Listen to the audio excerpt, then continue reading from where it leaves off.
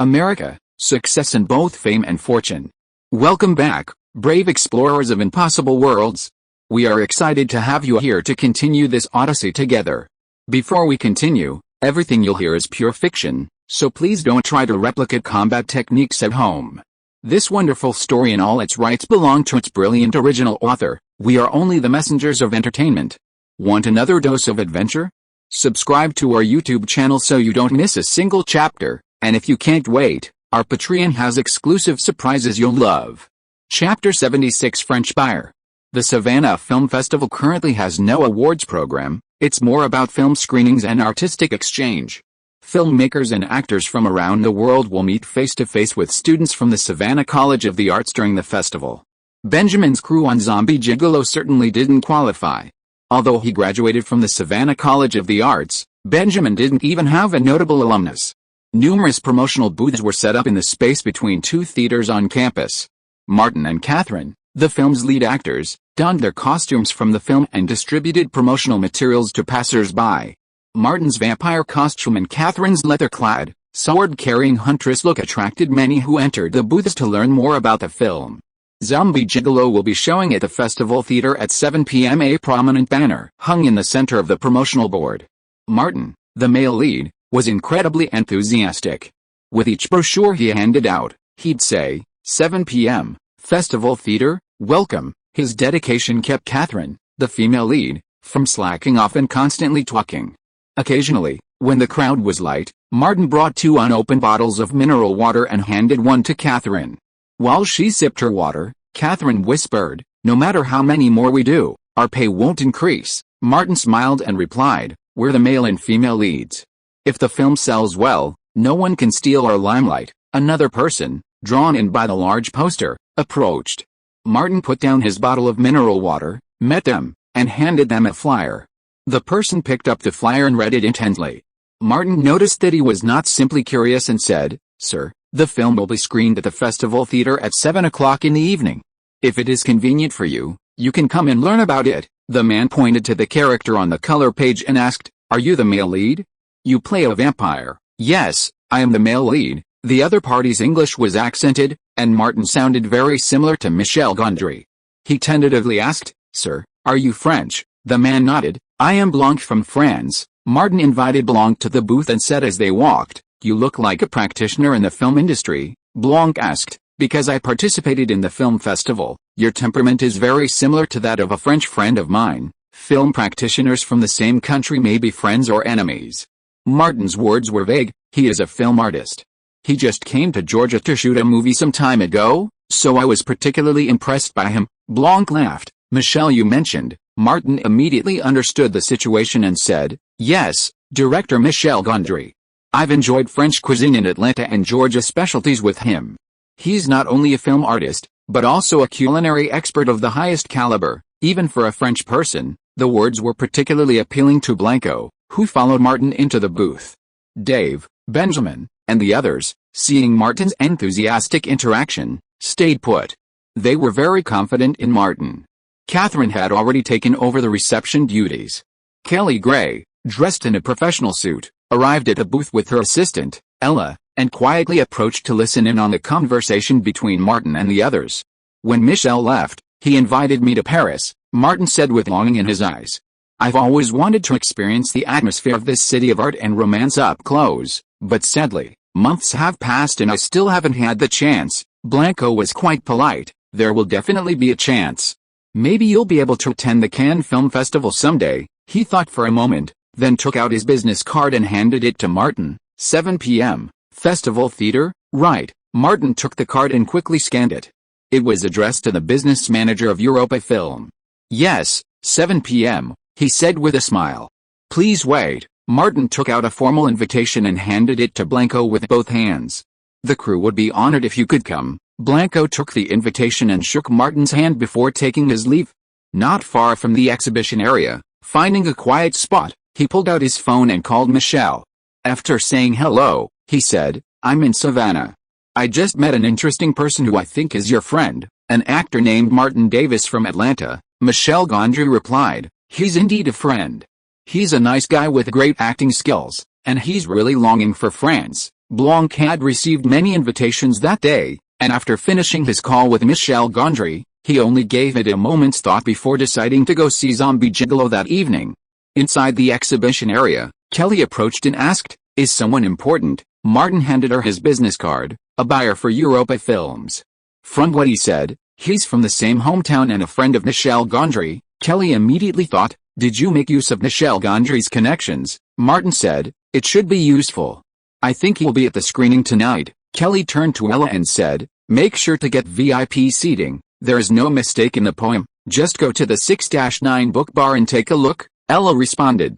Kelly said to Martin again, "One more buyer means one more hope of selling it." Martin quietly shook Kelly's hand, with concern in his voice that could not be concealed. "Don't put too much pressure on yourself, you are doing very well." Kelly turned over her hand and pinched his fingers. "You have a lot of ideas, think of a good way for me." Martin spread his hands helplessly. "We have to compete with hard power next.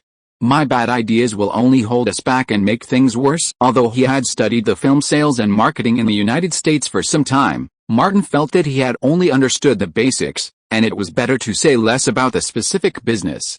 In the afternoon, Sophia and Vincent rushed over from Atlanta to attend the screening. Kelly Gray just greeted Sophia and Vincent politely, and did not interact much. All the staff of the Buffalo House Club came together. Bruce said to Martin, "The boss closed the door specially today and asked us to watch a movie together." Hart came over and said, "Old Bruce, this movie has nothing to do with you.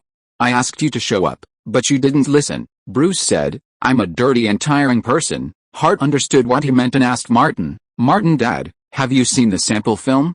How did I perform?" Martin said, "It was a miserable death. I was beaten to death by Catherine." At 5 o'clock, Sophia generously invited all the crew members to dine at a nearby luxurious buffet restaurant. The dinner was very sumptuous, and Martin only had a taste. The screening crew had to go on stage, so he rented a suit specially, and the suit was very fitting. It is also a must for actors to control their diet in advance when attending important occasions. 10 updates on the first day. Please give me a monthly ticket. Please give me a reward. Please support me. Friends who are the first to subscribe, please join the group. There will be a prize draw for the first subscription. Chapter 77 Fierce and Joyful. As the sky darkened, Kelly Gray led producer Dave, director Benjamin, lead actor Martin, and lead actress Catherine to the theater to greet the distinguished guests. Everyone was beaming. Thanks to Kelly Gray's connections, the crew had invited several deans from the Savannah College of the Arts. The most important guests, of course, were the buyers from various film distribution companies. Martin met 6 film experts and professional buyers from Focus Features, Warner Brothers, and Lionsgate. He also saw representatives from overseas distributors, including Indians, Koreans, Mexicans, and Brazilians. Those traveling on government-funded trips often do a lot of work. Soon, Martin spotted someone he knew, adjusted his suit, and strode forward. "Good evening, Blanco." "Welcome." Blanco shook Martin's hand and said, "I've contacted Michel, and he's raving about you. I can't miss a movie starring an actor Michel praised so highly." Martin led the group to the theater entrance, introduced Dave and Benjamin, and personally ushered them inside. The theater, seating over 800, was nearly full, mostly with ordinary audiences and students. There were only about 20 or so actual film buyers. Martin arrived at the crew's location and sat next to Benjamin. As the film was about to begin, he noticed Benjamin's hands and legs were shaking. Benjamin forced a smile. "Don't be surprised. It's my first time, so I'm nervous." "Me too," Martin said, catching his breath and ignoring the film's success. For him, simply getting it into theaters was a victory. Jeffs, from Lionsgate, and Warner Brothers buyer Breitner sat next to each other. They frequently represented their companies at film festivals and were old acquaintances. Jeffs asked, "Warner Brothers is interested in B-movies." Breitner replied softly, "B-movies have a built-in audience." The screen lit up, the lights dimmed, and the music began. In the Pack Beast House Club, a handsome, sunny man took the circular stage and began dancing to the music. The beginning was normal, a typical zombie dance with a few striptease elements. The DJ roared, "Zombie machine gun dance. Let the bullets fly through the dance hall." It was like machine gun fire, and countless patrons clutched their chests. Then, dollars were thrown everywhere, and underwear flew. It felt like a real nightclub. The audience in the theater couldn't help but mutter, "This is too much." They watched in amazement. With this frequency and speed, would it fly into the sky? B-movies are all about this kind of exaggerated effect. And it's all shot live. Many people noticed that the male lead's dancing wasn't very good, his skills were only average, but his superb zombie machine gun dance made him incredibly charming. In close-ups, the explosion of hormones overflowed the screen. Jeffs heard someone in the back ask his companion, "Where's the Beast's house? Are there really such gigolos? I want to experience it." The opening dance emphasized the film's sexual allure. Of course, the rest of the film featured another major attraction and element of B-movies, the splattering of blood. As all the patrons were mesmerized by the male lead's passionate dance, the music changed, and the male lead, Matthew, suddenly transformed into a vampire. Together with the other gigolos and the big-headed boss, they unleashed a bloody massacre on the patrons. Brains flew, limbs were severed, and blood flowed like a river. This was a sacrificial ritual. The House of the Beasts was the stronghold of vampire demons, who used their male beauty to lure customers, then drank their blood, offering sacrifices to the evil gods of hell. The opening scene wasn't particularly spectacular, but it kept the audience coming. B-movies are always awful, and Benjamin is no exception. A girl luckily escapes the massacre and finds two sisters, Maria and Anna, who possess special talents as huntresses. Anna suggests assembling a team to hunt the vampire demons again. As they search for companions, Maria goes ahead to explore the route and arrive at the club. Jenna Jameson, Jeffs frowned. Using her is certainly a gimmick, but if you really want to see her, there are plenty of films to watch. Breitner had a similar thought. Seeing Jenna Jameson and the lead actor in the same scene, he guessed a fierce fight would ensue. But he didn't expect the scene to be so unique. The lead actor and Maria had fallen in love. The latter wanted to use her special gift to drain vampires dry, while the former wanted to use the blood of beautiful women to please a special evil spirit from hell. On the stage, a fierce battle erupted. But the location and method of the battle were unexpected, even Jeffs and Breitner hadn't anticipated. The lead actor, clutching a chain dangling from the ceiling with one hand and holding Maria horizontally with the other, performed a flying trapeze. Zombie machine guns soared through the air. The scene, featuring both beautiful women and strong men, was a rather exaggerated performance, creating not only a bloody fight but also an indescribable sense of humor. Before the audience's eyes, two characters engaged in a life-or-death struggle, but this unique method of action unexpectedly brought them into a strange state of joy. Jeffs couldn't help but exclaim, "It's full of comedy." Breitner actually laughed, "Something's going on." As for the crude filming and production, that wasn't a problem. B-movies are always like that. The dimly lit theater was filled with a cheerful atmosphere. The fight didn't contain a single funny line or a single slapstick move, yet it was both fierce and hilarious. This kind of comedy is a specialty of the American cinema, with a wide audience. As expected, Maria's arrogant attempt to suck the hero dry ended in her own death, resulting in a tragic death. The plot remained cliched. The heroine, Anna, returned with a few helpers, discovered her sister had been murdered, and resolved to rid the Beast House Club of its vampires. They devised a detailed plan and stormed the club during daylight. They fell into a trap and were captured alive by the big head boss, the hero, and his troupe of dancing boys. Of course, the villains didn't kill the heroine immediately. The hero imprisoned her in solitary confinement. Impressed by his strength, she decided to use her own talents to seduce him into a head-on fight. The audience that could come here were mostly B-movie fans, and they were thoroughly entertained. The set design for the several fight scenes and the lead actor's unique performance were highly entertaining.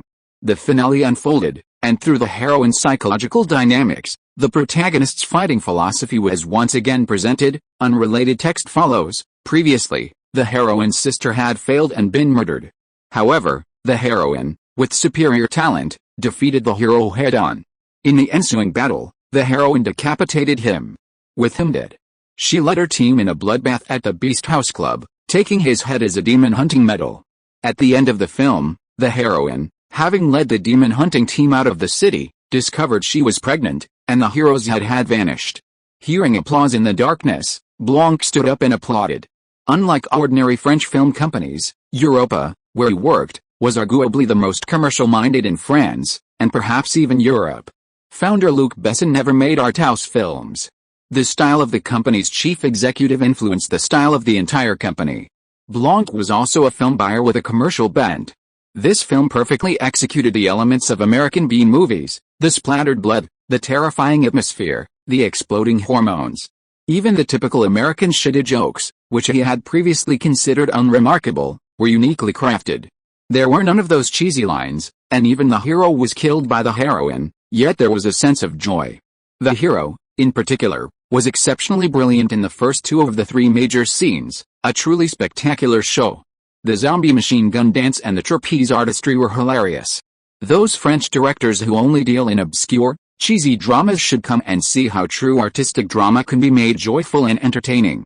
In the final scene, the hero was slightly overshadowed by the heroine, but it didn't matter. As the applause died down, Blanc considered how much it would cost to secure distribution rights for the film in France or Europe. If the North American and European rights were split, he estimated it could be under $2 million. This film definitely wasn't the advertised $6 million, the production cost couldn't have exceeded it. The film's credits rolled and the theater lights came on.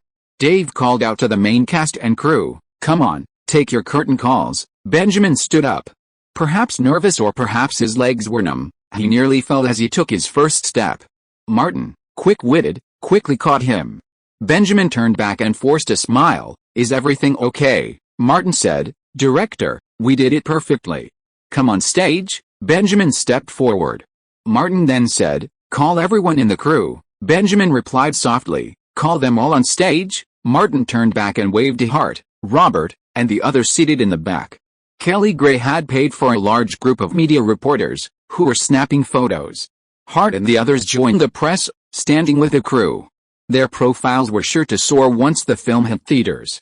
Hart and Carrington, along with their handsome ensemble, and Robert, the big-headed, took the stage in front of the screen. Led by Dave and Benjamin, the crew repeatedly greeted the audience. The audience erupted in applause again. The crew gathered again for a group photo with the media. The ceremony was full of ceremonial energy. Robert's smile was brighter than a flower. This film had fulfilled his long-cherished dream of becoming a background artist. He had a dozen lines in the film, and he had even managed to get a photo with the main cast. As soon as the film opened in theaters, he would be a huge hit among the Atlanta background artist community. As they left the stage, Hart hurried behind Martin and whispered, "Martin Dad, if you say so, I'll book a flight to Thailand tonight." Martin didn't want his transvestite daughter, saying, "Keep her, you need her for your livelihood." Hart chuckled. "I can double the price later." Carrington, who followed behind, scoffed, "Look at you, you're so ambitious, you're going to triple everything you say." 3 updates today, 9,000 words each. Future updates, barring special circumstances, will be fixed around 8:30 a.m. 2,500 first orders, not bad. Chapter 78. A Great Victory. The crowd in front of the festival theater gradually dispersed. Most of the buyers interested in the film had made appointments to discuss it tomorrow. Samantha from Focus Features walked last, accompanied by Kelly Gray. Samantha, approaching 50 and still looking remarkably well maintained, chatted with Kelly about the film. The lead actor's opening, middle, and closing scenes were truly memorable. "You had excellent taste in casting a fine actor," Kelly was delighted. "He's got great looks and superb acting skills. He might come from a humble background, but he's incredibly talented." Samantha's gaze suddenly flickered to the side of the theater entrance, gazing at the people there. The lead actor, dressed in a formal suit, stood out against the streetlights, like a beacon in the darkness, drawing the eye. Coming from Hollywood, she gazed directly at him. "Kelly, I'm going to highly recommend this film to our company." Kelly knew there were other considerations and waited patiently for the other party to continue. Samantha added, "Such an outstanding leading man. I'd love to meet him." Kelly, having worked in Hollywood before, understood the meaning behind this and declined without hesitation. "Sorry, he's going back to Atlanta with me soon." Samantha nodded slightly. "I'm sorry, Kelly. We'll work together again someday." Kelly's smile remained unaffected. "Sure. Bye." Samantha didn't want to discuss the film further and simply got in the car and left. Focus Features, where she worked, tended to produce and distribute films in an art house style. Her visit was more about a favor to her partner, Louise Mayer. Samantha had originally wanted to get laid, to see if the already good-looking leading man was as amazing as he was in the movie. She couldn't get him, but she wouldn't force it. Hollywood had no shortage of handsome men. Kelly cursed him inwardly, "Slut, bitch," and waved under the streetlight. As Martin approached, the car arrived, and they both got into the back seat. Kelly couldn't help it, "Those Hollywood bastards are always making trouble anytime and anywhere," Martin said. "If Louise hears it, she will fight with you." "You are no match for her," Kelly asked. "Whose side are you on?" Martin said frankly, "I will tear off all your clothes." Kelly didn't mention what happened just now, but said, "I have a beach villa." Martin hugged her and kissed her hard. "Rich woman, you finally have a conscience and are going to give me a house." Kelly dealt a firm blow to this unrealistic fantasy. "You think too much." She had another idea. "I plan to have someone renovate the highest lobby and install a chain." "How about it?" "Not very good." Martin understood what she meant and decided to tell the truth. After all, he was the one who suffered. "I was almost exhausted while filming that scene. I can't do it alone. I need to use machinery." "You can install a swing." Kelly leaned on him. "I'll ask someone to get the plan as soon as possible." More than 10 minutes later, the two entered the same suite in the same hotel. Martin couldn't understand why Kelly was so critical of Hollywood tonight that she called Louise mid-conference and put the call on speakerphone. Louise, on the other end, was so enraged she threw a bottle. The Savannah Film Festival was continuing for a week, and Zombie Gigolo had 3 more screenings, with media invited. The main creative staff remained in Savannah. Martin, eager to gain a comprehensive understanding of the operations and management of Hollywood films, approached Kelly Gray and joined the Zombie Gigolo studio in its negotiations with various distribution companies. Most of the film companies' bids were low, and the negotiations essentially fell through. Lionsgate and Warner Brothers were the only North American distributors still negotiating with the studio. These two companies had made it clear they were only discussing a buyout of the rights, not box office or copyright sharing agreements. Representatives of overseas distributors in Europe, India, South Korea, Southeast Asia, and Latin America were also negotiating a buyout. $3.5 million for full rights, said Warner Bros.' Breitner, forcefully. "If you're not satisfied, I'm sorry, big studios have no shortage of small-budget films. In fact, they're clamoring for distribution." Dave replied, "Please wait a day. We need some time to discuss." Martin, self-aware, provided only his ears and eyes, remaining silent throughout the negotiations. The studio then held a third negotiation with Lionsgate's Jeffs, who raised their offer to their maximum limit of $2.4 million. Since Lionsgate lacked international distribution capabilities, they only wanted North American rights.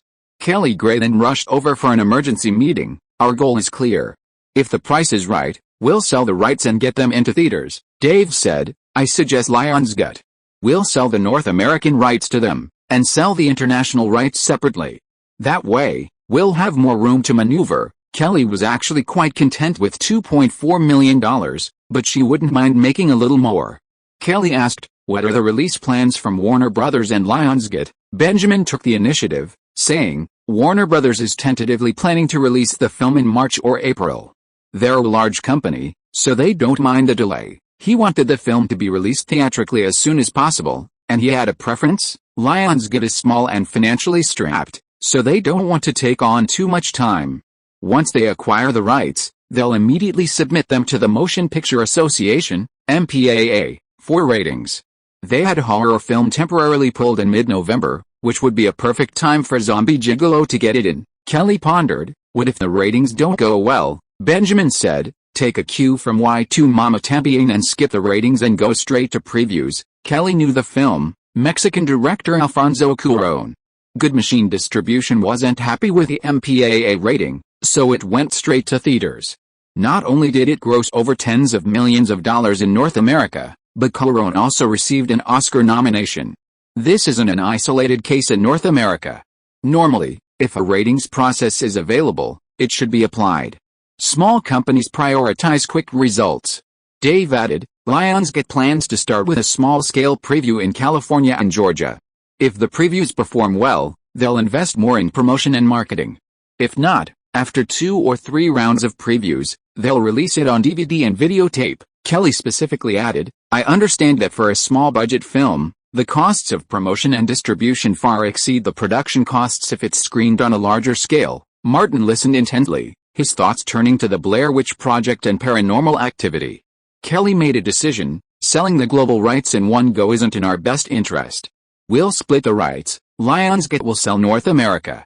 Europa is interested in acquiring the European rights, and we'll sell them to them. No mistakes. Grey Company urgently needed funds for studio renovations. The other overseas companies will have to wait and see how the North American previews go. Dave, tell them we'll send someone to talk to them. Dave, who had extensive experience with the entire project investment process and had a particularly wide range of overseas accounting responsibilities, said, I'll let them know right away. The Savannah Film Festival hadn't yet concluded when the studio officially signed a deal with Lionsgate, selling all North American rights to Zombie Gigolo for $2.4 million. A profit-sharing agreement was out of the question. For small-budget B-movies, distributors wouldn't invest in promotion and distribution without fully securing the rights. Negotiations between the studio and Europa Company lasted half the morning, and the latter purchased the European rights to Zombie Gigolo, including those in Russia, for $1.2 million. After the deal was signed, Blanco came over to chat with a seemingly invisible Martin. Your brilliant performance makes this mediocre B-movie truly exciting, he said to Martin.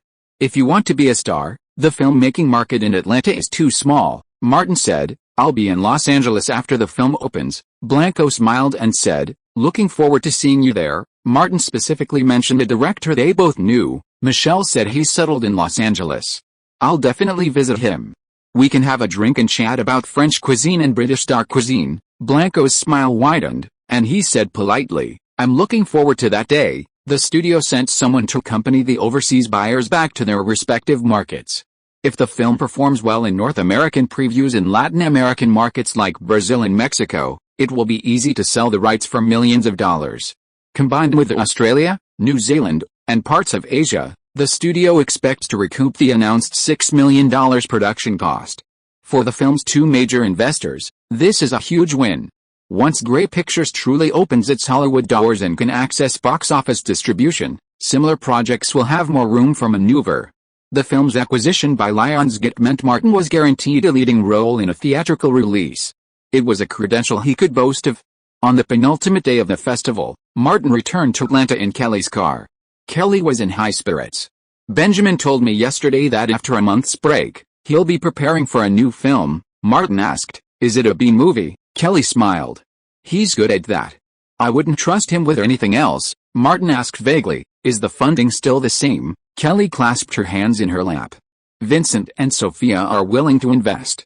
Why would I refuse such a good thing? Martin said casually. It looks like they'll be making a lot of money. Kelly raised her finger and lifted his chin. We'll have no problem supporting you. Martin couldn't help but laugh, but he didn't ask how much Grey Company had profited from this. Kelly remembered something and reminded him, remember to set aside some money for your film paycheck and the water bottle you got last time, so you don't run out of money when tax season comes. Martin, thinking of the legendary IRS and all that state and federal taxes, said, find me a reliable accountant. I'm uneducated on this stuff, so I don't understand. Kelly dug through her bag, pulled out a business card, and handed it to Martin. She can help you. Martin kept it. Kelly stretched, feeling good about her successful career, and she wanted to have some fun. Let's call Louise when we get home. Will that bitch go crazy and blow up Casablanca? Martin pinched her chin. I think you're the one who's crazy. Kelly thought back to the last time and felt hooked. Don't you think it's exciting? Martin thought to himself, artists really love to have fun. Chapter 79. Bringing money into the group is the right way. The next morning, Martin received a call from Bruce. Vincent and Sophia wanted to treat him to a drink at the Beast's house. Martin drove to West Street and entered the club. Bruce stood behind the bar, pouring drinks. Vincent took off his cowboy hat, waved to Martin, and when Martin sat down at the bar, said, here's to you. Martin clinked his glass with Sophia and they toasted together. Vincent put down his glass. A very wonderful movie, a very good investment. Martin smiled. Boss, I'm a grateful person. Sophia interrupted. You're a smart person too. Martin's eyes drifted over old Bruce's face.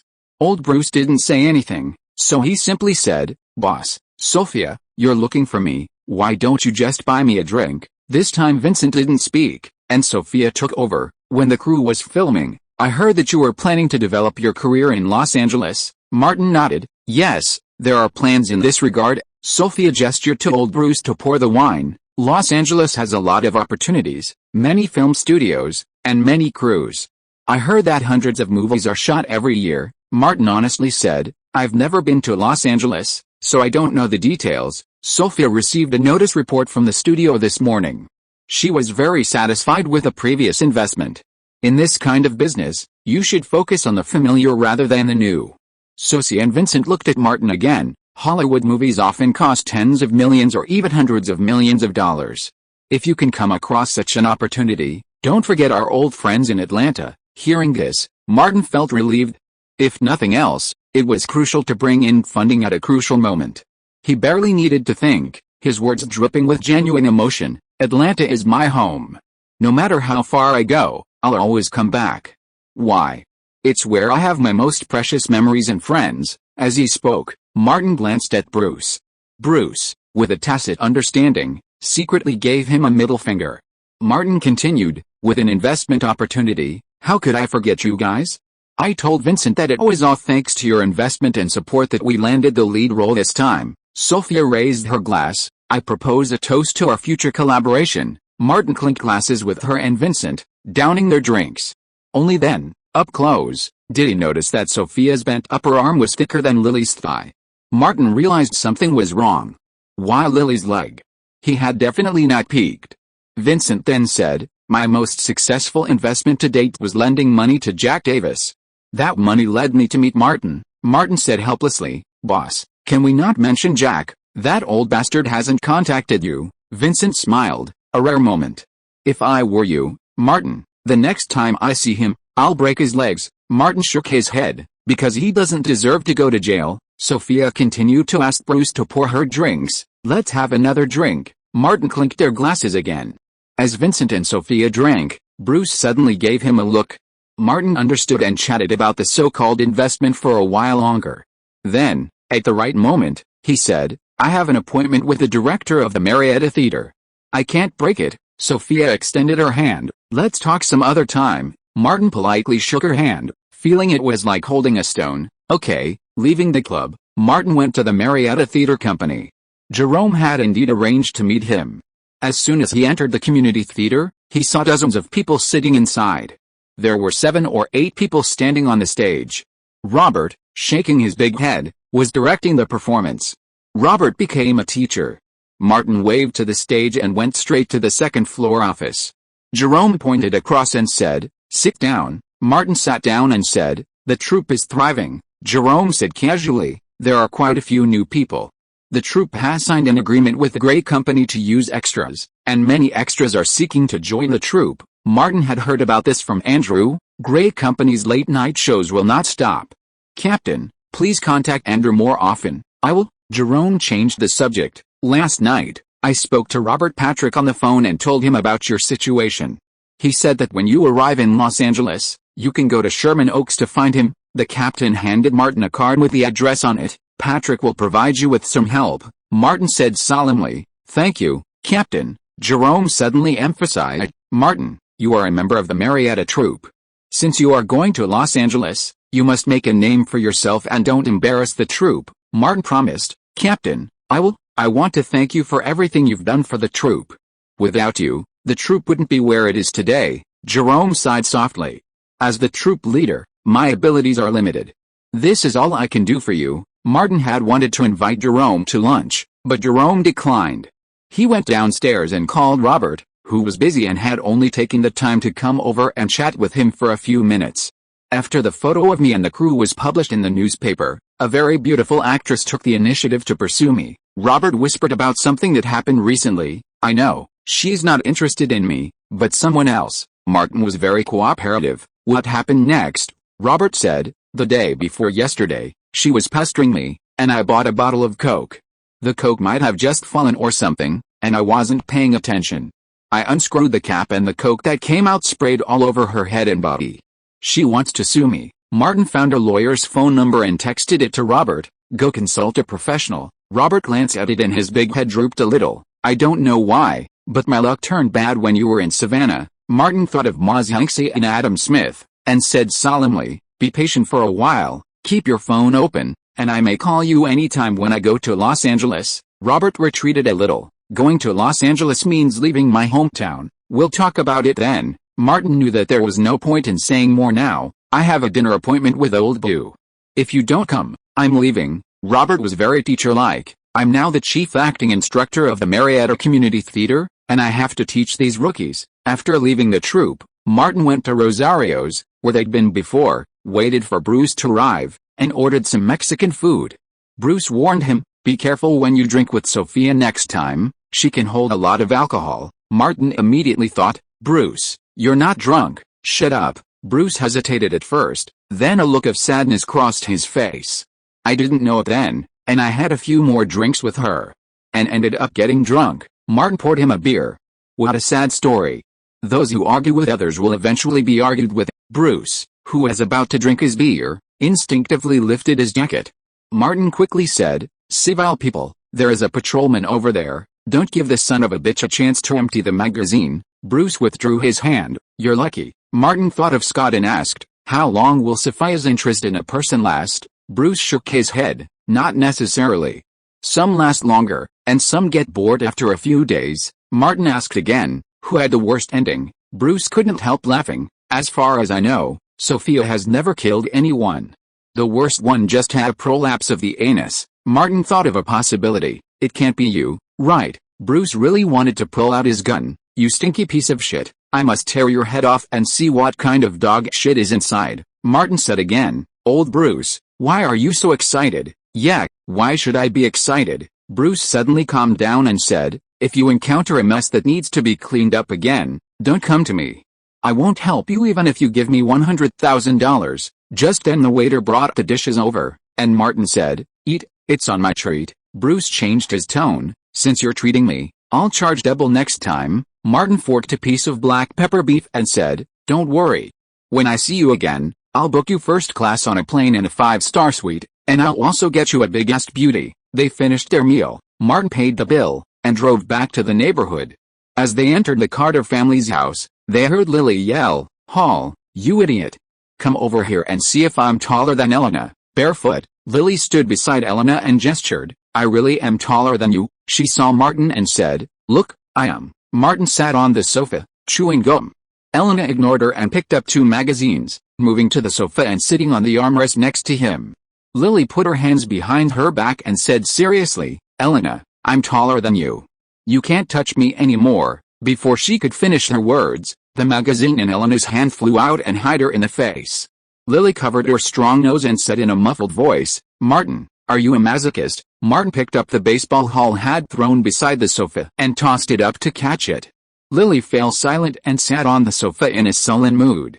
Elena gestured towards the room and said, "Go help Paul with his homework." It turned out that even though Lily had grown taller, she was still a younger sister, and could only submit to Elena's authority.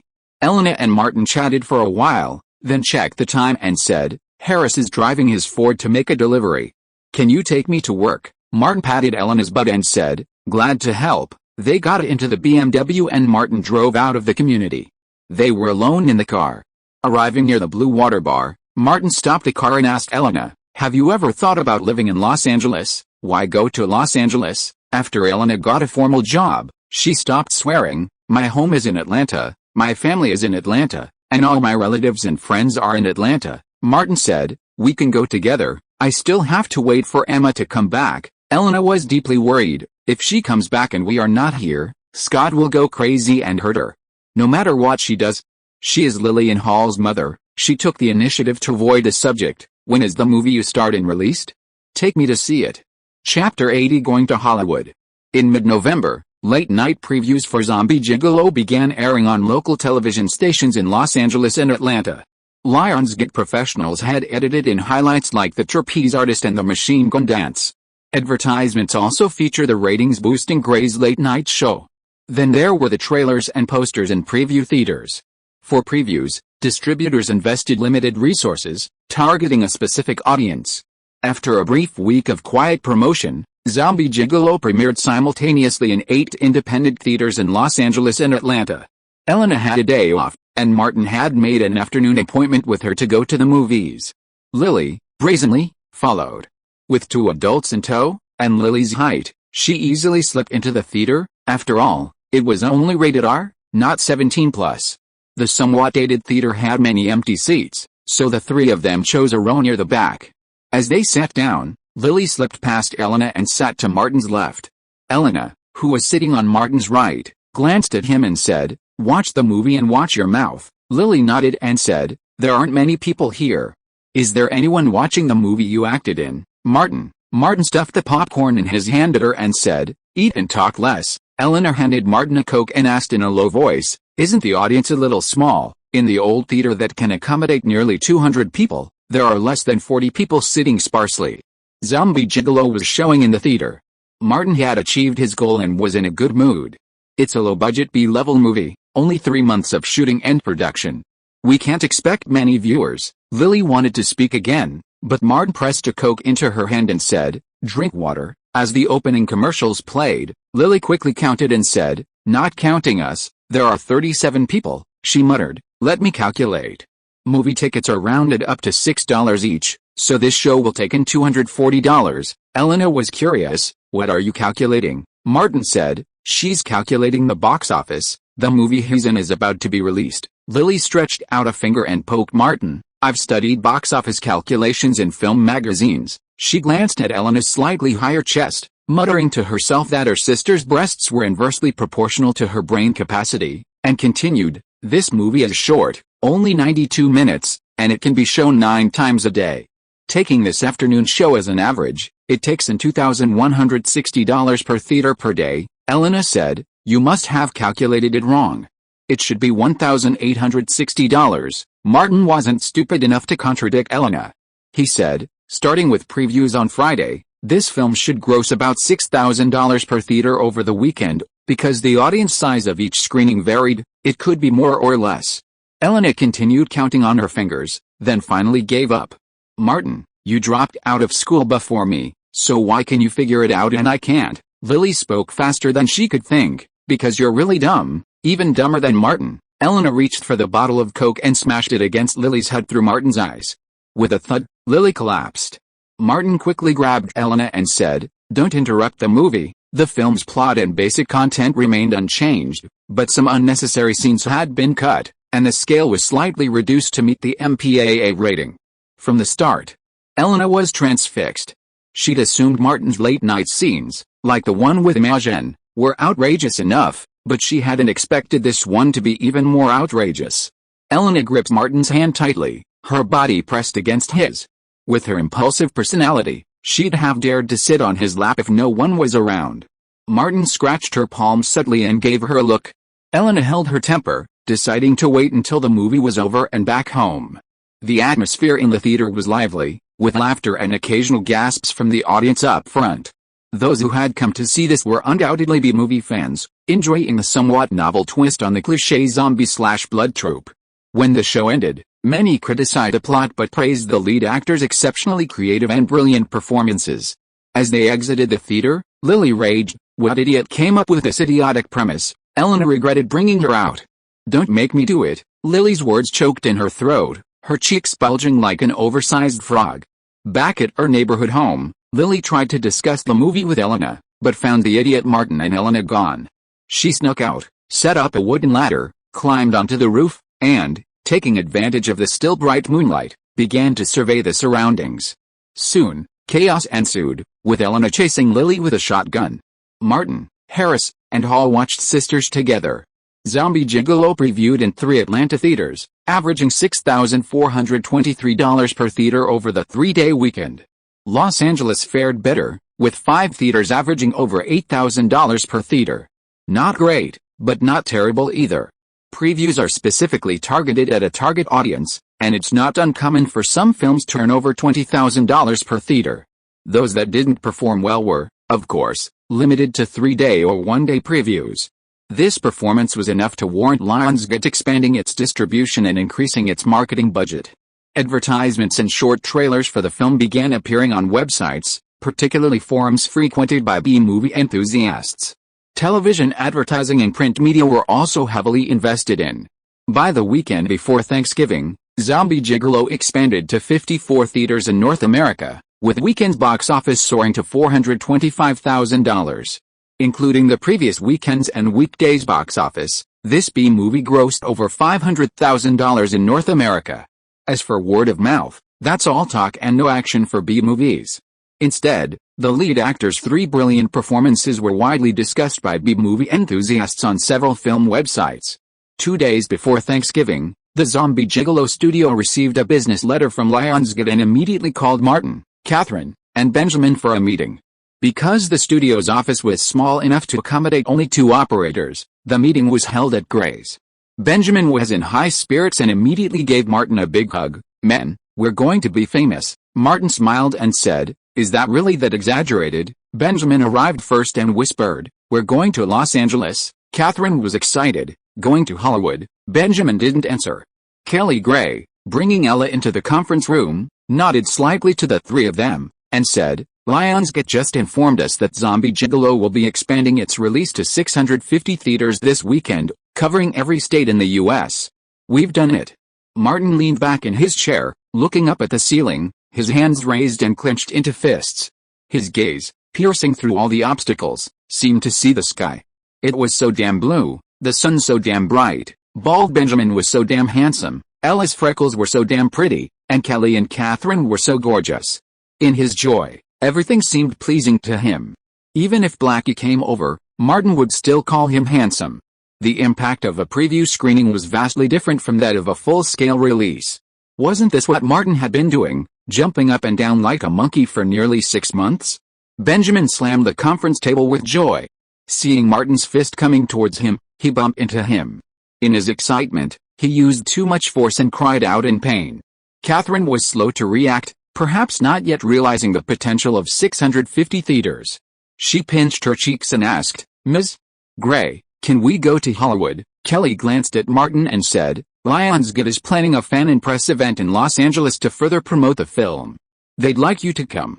They've booked the tickets. You'll spend Thanksgiving in Atlanta and leave early Friday morning. Can I go to Hollywood?" Catherine's first question was a question, then a confirmation. "Can I go to Hollywood?" She suddenly screamed, hugged her head of golden hair, stood up, and spun around. The allure of fame for an ordinary actor was as great as Catherine's excitement at that moment. Even Martin couldn't stop smiling at Kelly Gray. Why hide happiness? Actors are naturally expressive. After her loud scream, Catherine calmed down a bit and sank down in her chair, smiling sheepishly. "Sorry, I lost my composure.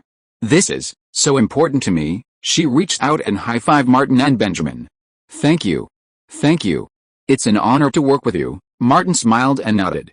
"Me too," Kelly then added. "Dave negotiated $5,000 for each of you with Lionsgate, but once you get to Los Angeles, you must cooperate with Lionsgate." Benjamin, overcome with emotion, even cursed. "As long as they don't mess with me, I'll absolutely cooperate." Then, fiercely, "Even if they do, I'll endure it." Kelly said to her assistant, "Ella, get some wine. We need to celebrate." Ella quickly brought over champagne and goblets, and they all drank together in the conference room. Benjamin and Catherine quickly left hand in hand. Martin and Kelly had lunch together and then went to her luxurious apartment. Kelly said, "Your wish has come true." Martin said, "Our wish has come true." Kelly didn't deny it. Martin had secured a lead role in a theatrical film, a significant qualification. Her company profited from the project, giving her more funds to invest in new films and the renovation of the studio at the Automotive Industrial Park. Martin thought for a moment and said sincerely, "Kelly, I wish you a speedy election as a senator." Kelly Gray smiled and said, "Martin, I wish you a speedy superstar." Chapter 81, The Trouble with Californians. Thanksgiving, a major American holiday, had the Carters sending out formal invitations early, and Martin had specially ordered a roast turkey. In the afternoon, Elena prepared dinner in advance. Martin called Harris, and together they went to the restaurant to pick up the roast turkey. In the car, Harris talked about the star business. "I hired a partner, and he helped create a website for the Atlantic Astronomical Society. All customers who purchase stars will have access to their records on the website." Martin agreed. "You're very thoughtful. This will increase customer trust." Harris said, "Sales are up 100% this month, and the Astronomical Society sold 24 stars." "Martin, I've converted your share of the income into shares. Please sign the agreement later." He mentioned it several times, but seeing his insistence, Martin replied, "I'll sign it when I get home." The two of them picked up the roast turkey and desserts, including pumpkin pie and chocolate pie, and returned to the Carters' home. Entering the living room, Martin noticed something off. Lily and Hall looked like they'd been crying, and Eleanor was sullen and silent. He put down his lunchbox and asked, "What happened?" Lily lowered her head and said, "Emma just called." "Which Emma?" Martin was stunned. Emma had been missing from his life for the past 6 months. Eleanor said, "Emma Carter, Scott's wife, my mother, your father's lover." Martin's mind raced. The relationship was so complicated. He asked, "Emma's back?" "Where's Jack?" Lily shouted. "That bastard Jack abandoned Emma." Martin looked at Eleanor. "Emma called from Hawaii and Jack took all her money," Eleanor said with mixed feelings. "Then he disappeared." Martin thought of something important. "She didn't borrow money from a loan shark, did she?" "No." Eleanor motioned for Martin to go outside with her. They went to the yard, and she said, "Tomorrow I'll go to the bank and transfer $200 to her, and book her a flight from Hawaii to Atlanta." She lowered her voice. "I don't trust her, but Lily and Hall would love to have a mother." Martin grabbed her arm and proposed again. "Since Emma's back, will you come with me to Los Angeles?" Outside the wooden fence, Scott sauntered over, legs splayed, an open bottle of tequila in his hand. Eleanor glanced at Scott and said, "I might go to Los Angeles in a few years, but I can't go now." Emma and Scott together would ruin them. It was a very conflicting feeling, needing parents while also being wary of them. Scott entered the yard and said, "What are you two losers doing here? Is Thanksgiving dinner ready?" Eleanor glared at him. "It's Thanksgiving. Don't make me kick you out." She went back to making dinner. Martin specifically reminded Scott, "It's a festive evening, so keep your mouth shut." Scott, not drunk or high, replied, "I'll try." Inside, Martin went to help Eleanor. Scott found a seat, but no one wanted to talk to him, leaving him to drink alone. Dinner was a feast. In addition to the turkey and dessert Martin had bought, Eleanor had also prepared macaroni, mashed potatoes, vegetable salad, and honey-glazed ham. Everyone gathered around the table. Scott tried to grab a knife and fork to carve the roast turkey, but Eleanor took it first. Martin understood that this signified his position as the head of the family. Dinner was silent, less lively than usual. Even Lily didn't want to talk. After dinner, Eleanor and her sister cleared the table. Martin, with a beer in hand, went out and sat on the steps, contemplating his upcoming trip to Los Angeles. In the 6 months or so he had spent in Atlanta, Martin had gained not only crucial connections and experience, but even more importantly, money. Without enough money, he would have had to work part-time in Los Angeles. Martin now had $130,000 in income from the kettle and $150,000 from the zombie gigolo role. A social investigator's salary was more than enough to cover daily expenses. The door suddenly opened, and Lily emerged, also carrying a bottle of beer, and sat down next to Martin. She clinked her bottle against Martin's, took a sip, and said, "It's not as good as your Bubble Beauty, even though it tastes weird." Martin stared at her. Lily, self-conscious, leaned forward and said, "Go ahead." Martin pushed her head back and said, "If you don't mess around, Eleanor's life will be 50% easier." Lily seemed not to understand. "You sound like Harris." Martin drank his beer slowly. Lily rummaged through her pockets, pulled out a crystal star, and handed it to Martin. "You're going to Los Angeles and probably won't be coming back. I hope you'll remember a girl named Lily Carter in Atlanta." Martin, under the light from the courtyard, examined the blue star. "Did you make this?" "Handmade," Lily gestured. "You forgot, I made a kettle, too." Martin accepted it. "Thank you for your lucky star," but Lily's words were more subtle. "It'll keep you lucky enough not to break your arm like Harris did." Martin was so angry he wanted to throw a beer bottle at her. Lily stood up. "I need to go back and review my lessons." "You review your lessons?" Martin was surprised. "Don't look down on me." Lily walked back, still talking. "If I work hard, I can skip a grade and get into school in Los Angeles." This girl kept saying these unreliable things, and Martin didn't bother to tell the truth from the lies. After finishing his beer, Martin felt someone staring at him from behind. He turned around and saw Scott leaning against the wall by the door. "Asshole, this is my last warning to you." Scott, preparing to return to the grocery store, approached Martin and said, "Your father, Jack, abducted my wife.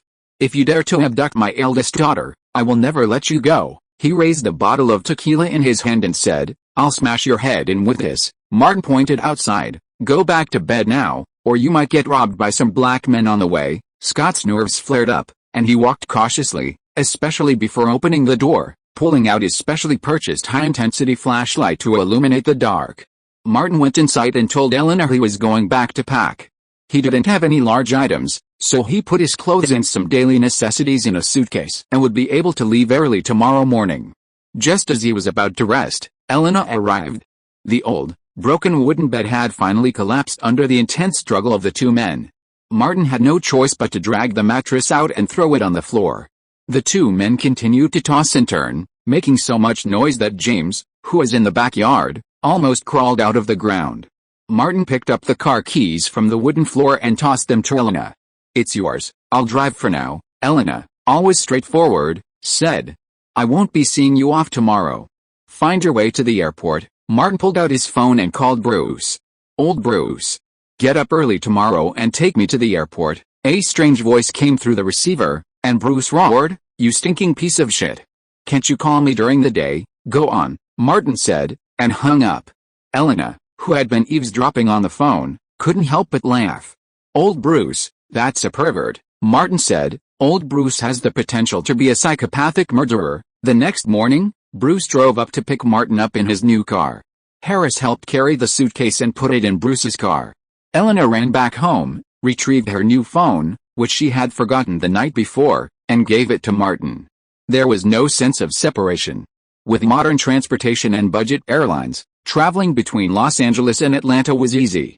Driving out of the Clayton neighborhood, Bruce asked, "Think carefully, what else did you miss?" Martin smiled and said, "As long as you have money, there's nothing you can't buy." Bruce sped up and said, "Atlanta would be a little more peaceful without a piece of shit like you." Martin shot back, "It would be 10 times more peaceful without a civilized person like you." Bruce shrugged, "Man, go ahead and wreak havoc on the Californians. Screw down all the fags, lesbians, stoners, perverts, and the like. Believe in yourself. You've got plenty of bad ideas and solutions." Martin replied, "If I can't solve it, I'll definitely call you a civilized person." The two arrived at Atlanta International Airport, and Bruce walked Martin all the way to the security checkpoint. Martin prepared to get in line. Bruce clapped him on the shoulder. "You're going to wallow in that stinking quagmire of Hollywood, man. Don't come back in disgrace." Martin repeated, "Civility, don't die. I won't answer your funeral call." Bruce waved his hand. "Let's go." Martin passed through security and arrived near the gate. He sat down and waited for a while. Benjamin and Catherine arrived. Catherine was dressed beautifully. Julia Roberts couldn't compare to her looks. The three of them knew each other well, so Catherine had no reservations. "I don't want to come back this time." Martin didn't need to hide it. "I want to stay in Hollywood, too. Maybe this is a good opportunity." Martin hadn't really told anyone except Kelly Gray about Louise Mayer and Robert Patrick. A man like him wouldn't share his connections with others. Catherine continued to imagine the glamour of Hollywood. Benjamin, by contrast, was more reserved. "I'll complete my contract with the Grays and then decide where to pursue my career." The good news of the wide release of Zombie Gigolo kept Catherine on edge. "If this movie becomes a minor hit, will I have a chance to land a big role?" Julia Roberts boarded the plane to stardom here. Benjamin warned, "You're a little too excited, too delusional." The announcement sounded, prompting boarding, and Martin called the two of them aboard. They walked down the aisle and into economy class. Martin's seat was right next to the window, the engines roaring, the runway rapidly receding. The plane soared into the sky, and from above, a sweeping view of Atlanta was visible. Whether it was heaven or hell, one had to connect through Atlanta. If you are listening to this novel on a channel other than Fanfic World, it means it was downloaded and re-uploaded without effort. We warmly invite you to visit our channel, Fanfic World. There you will find the original version of this story and many other novels of various genres. We look forward to seeing you dive into a world of incredible novels. Chapter 82 Vanity Fair. Built in the 1970s during the heyday of grindhouse cinema, the Los Angeles Dome Theater is a sanctuary for countless B-movie fans. The fan and press event for Zombie Gigolo was held there. The film was playing in a small theater. In the adjacent lounge, Blake, the publicity director from Lionsgate, reiterated the importance of caution to Martin, Catherine, and Benjamin. "You can be less talkative, but absolutely don't say anything out of turn. Don't rush to answer sensitive or awkward questions. We have people among the reporters and fans who will help you out." He looked at Martin and said bluntly, "Your role is the most exciting. The fans and reporters' questions will be focused on you. Can you face the cameras and them with confidence?" Martin arrived prepared. "No problem," Benjamin chimed in. "Our lead actor is Atlanta's top gigolo. He's seen it all, Blake reassured Martin, "Don't be afraid of entertainment reporters and online bloggers. They rely on us for their livelihoods." Catherine, ignored, felt a mix of emotions. Blake called his assistant and asked, "Have they announced?" The assistant replied, "The focus will be on the male lead." When the screening ended, Blake clapped his hands and said to Martin and the others, "Follow me." The four of them entered through the side door and took to the small stage together. Aside from the media reporters and entertainment bloggers invited by Lionsgate, everyone present today was avid B-movie fans. They applauded enthusiastically upon seeing the three main cast members appear. The theater was small, with only 100 or so people in total, so the fan interaction was close up, and many of the audience members flocked to the front of the stage. Benjamin and Catherine had never experienced this before, and before they could react, Martin had already taken the initiative and walked over to the edge of the stage. He sat down at the edge and said with a smile, "Don't crowd. We have plenty of time, so we can chat." Most of the audience gathered around him. Martin must control the rhythm and initiative, and asked, "Guys, is the movie good?" The man with glasses in the front laughed, "The plot is bad as shit, shoddy." He suddenly changed his tone, "But it is the most impressive B-level movie I have seen this year." Martin couldn't help but look at this person again. He highly suspected that this was an undercover agent arranged by Lionsgate among movie fans, who had complained about the biggest points in advance so that the people behind him would have nothing to complain about. He did his homework and said, "There's nothing we can do if we don't have money. We have tried hard to be innovative in this movie and come up with some new ideas and new tricks. B-movies are like us going on a budget trip by hitchhiking. It sounds impressive and looks interesting, but in fact we are all paupers." This made everyone laugh. A woman in her 20s said, "You acted very well. Your name is?" Martin reacted very quickly and said, "I'm Martin Davis, you can call me Martin." The woman said, "Martin, your scenes were great. They will become classics in B-movies." Another woman with glasses echoed, "This movie is all thunder and no rain, but you are the lightning in the rainy day, lighting up the entire night sky." Martin danced with joy. "Thank you. Thank you." He waved to the Lionsgate staff behind him, waited for them to come over, and said, "Can you find me a notebook and pen? I want to write down all these encouraging words." Even though the staff were experienced, they had never encountered such a request. Fortunately, they reacted quickly and quickly brought out a notebook and pen. Martin took it, thanked him, and handed it to the two women. "Would you mind writing those encouraging words to me? I lacked confidence when filming this movie. There were many scenes where I almost couldn't make it through. Sometimes I even doubted if anyone would appreciate my role or the show. Would anyone like it? Would my work have any meaning?" Moviegoers are mostly ordinary people, having encountered countless similar situations in their work and life, so they can relate to each other to some extent. It doesn't take much, just a little bit to spread the word. The woman with glasses took the notebook and pen from Martin first and quickly wrote down the words. Martin had been sitting on the stage, but he jumped down and asked, "Can you leave your name? It'll let me know who's encouraging me when I see it." The woman smiled and said, "My name is Rachel." "Martin, you did a great job, really great. I loved your zombie machine gun dance and your trapeze routine. I'll buy tickets to see it again and recommend it to my friends. This awful movie has a great protagonist." Martin said, "Thank you, Rachel. I'll always remember this day." The middle-aged bald man next to him took the pen and notebook and said as he wrote, "Martin, you've put so many wonderful ideas into this movie. It reminds me of the glory of B-movies from 20 years ago. Don't doubt yourself, have faith. You're a great actor." Martin asked his name, Rick. "If I ever become successful, it will definitely be thanks to your encouragement today." Reporters were snapping photos, and bloggers were recording the scene. Compared to the bustle around Martin, Benjamin and Catherine were a little quieter.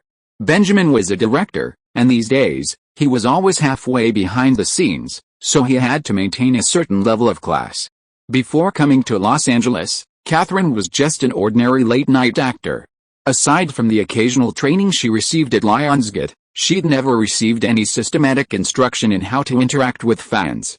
Seeing Martin steal all the limelight, Catherine grew anxious, and the more anxious she became, the less she could handle the situation. From the side of the stage, Blake kept his eye on Martin. A staff member delivering notebooks and pens approached Blake and whispered, "Boss, Martin Davis is asking for autographs from fans." Blake said, "I see. This young actor has some ideas." He felt he'd learned something. I never thought you could even engage fans through reverse signing, the staff member suddenly realized. When a star actor on screen asks for autographs and messages from fans, it really boosts their appreciation for the actor in the film. The person we've got here today is a B-movie enthusiast, Blake said. Go over and observe carefully. Then, go back and compile a report for me. The staff member paused, wondering if he was just asking for trouble. Martin controlled the flow effortlessly, communicating with the fans seamlessly. The reverse signing was a minor gimmick, but disguised as an inspiring gesture, it offered little resistance.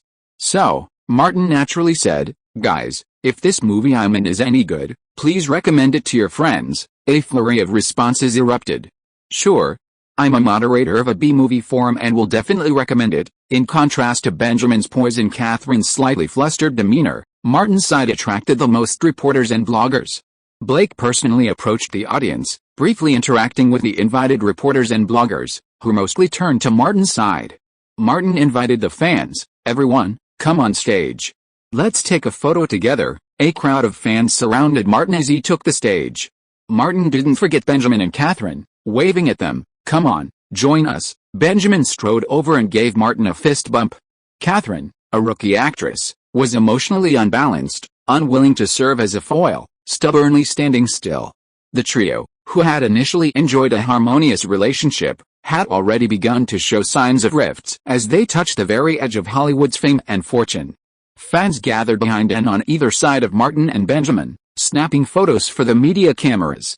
Next came the interviews with reporters and bloggers. When Blake approached, Martin whispered something to him. Blake glanced at the atmosphere and nodded in agreement.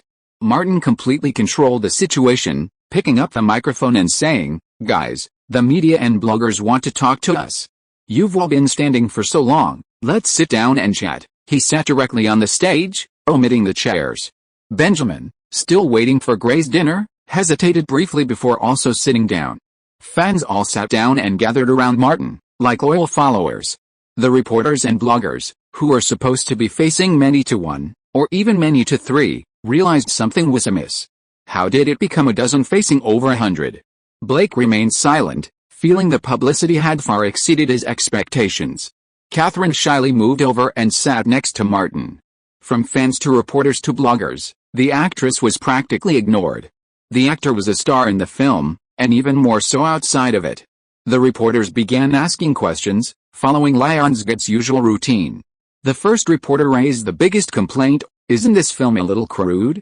It feels like you're using a grand framework to tell a small story set in a tiny club." Benjamin was prepared, saying, "If it had a grander scale, like a massive battle between the church and a vampire demon, it wouldn't be a B-movie." Another reporter asked, "The film uses some new concepts and novel designs, like the flying battle between the male and female protagonists, and the life and death struggle between the male and female protagonists.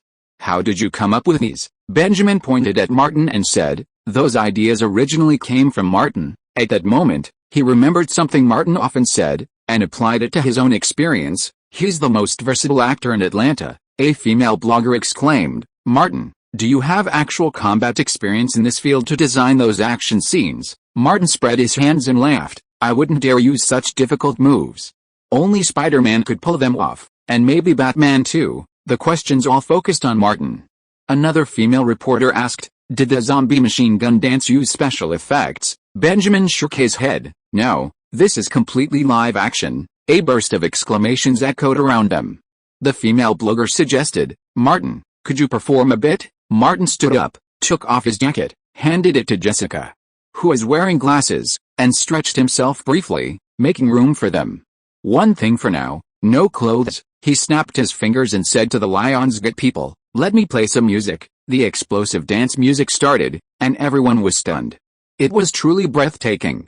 Here comes the third 9,000-word update. Please vote. Please subscribe. Please support. Chapter 83: Challenge Your Abilities. After the fan meeting, Lionsgate specially held a miniature reception at a nearby hotel to entertain media reporters and entertainment bloggers. Like other industries, the production, promotion, distribution and even reviews surrounding the film and television industry are all business. Martin, Benjamin and Catherine received a $5,000 publicity fee from Lionsgate, so naturally they had to cooperate with Lionsgate and also attended. In addition, A senior executive of Lionsgate named Michelle came specially. Blake introduced Martin and the other two. Michelle just shook hands with Martin and Benjamin, and then turned her attention to Catherine. Catherine had not spoken to Martin since the theater, and it was obvious that she had a prejudice against him. "Did you offend Catherine?" Benjamin asked with a glass of wine. Martin knew it, but he wouldn't say it. After all, Benjamin and Catherine had a negative relationship. "I'm not sure, maybe it's her period." Benjamin didn't think much of it.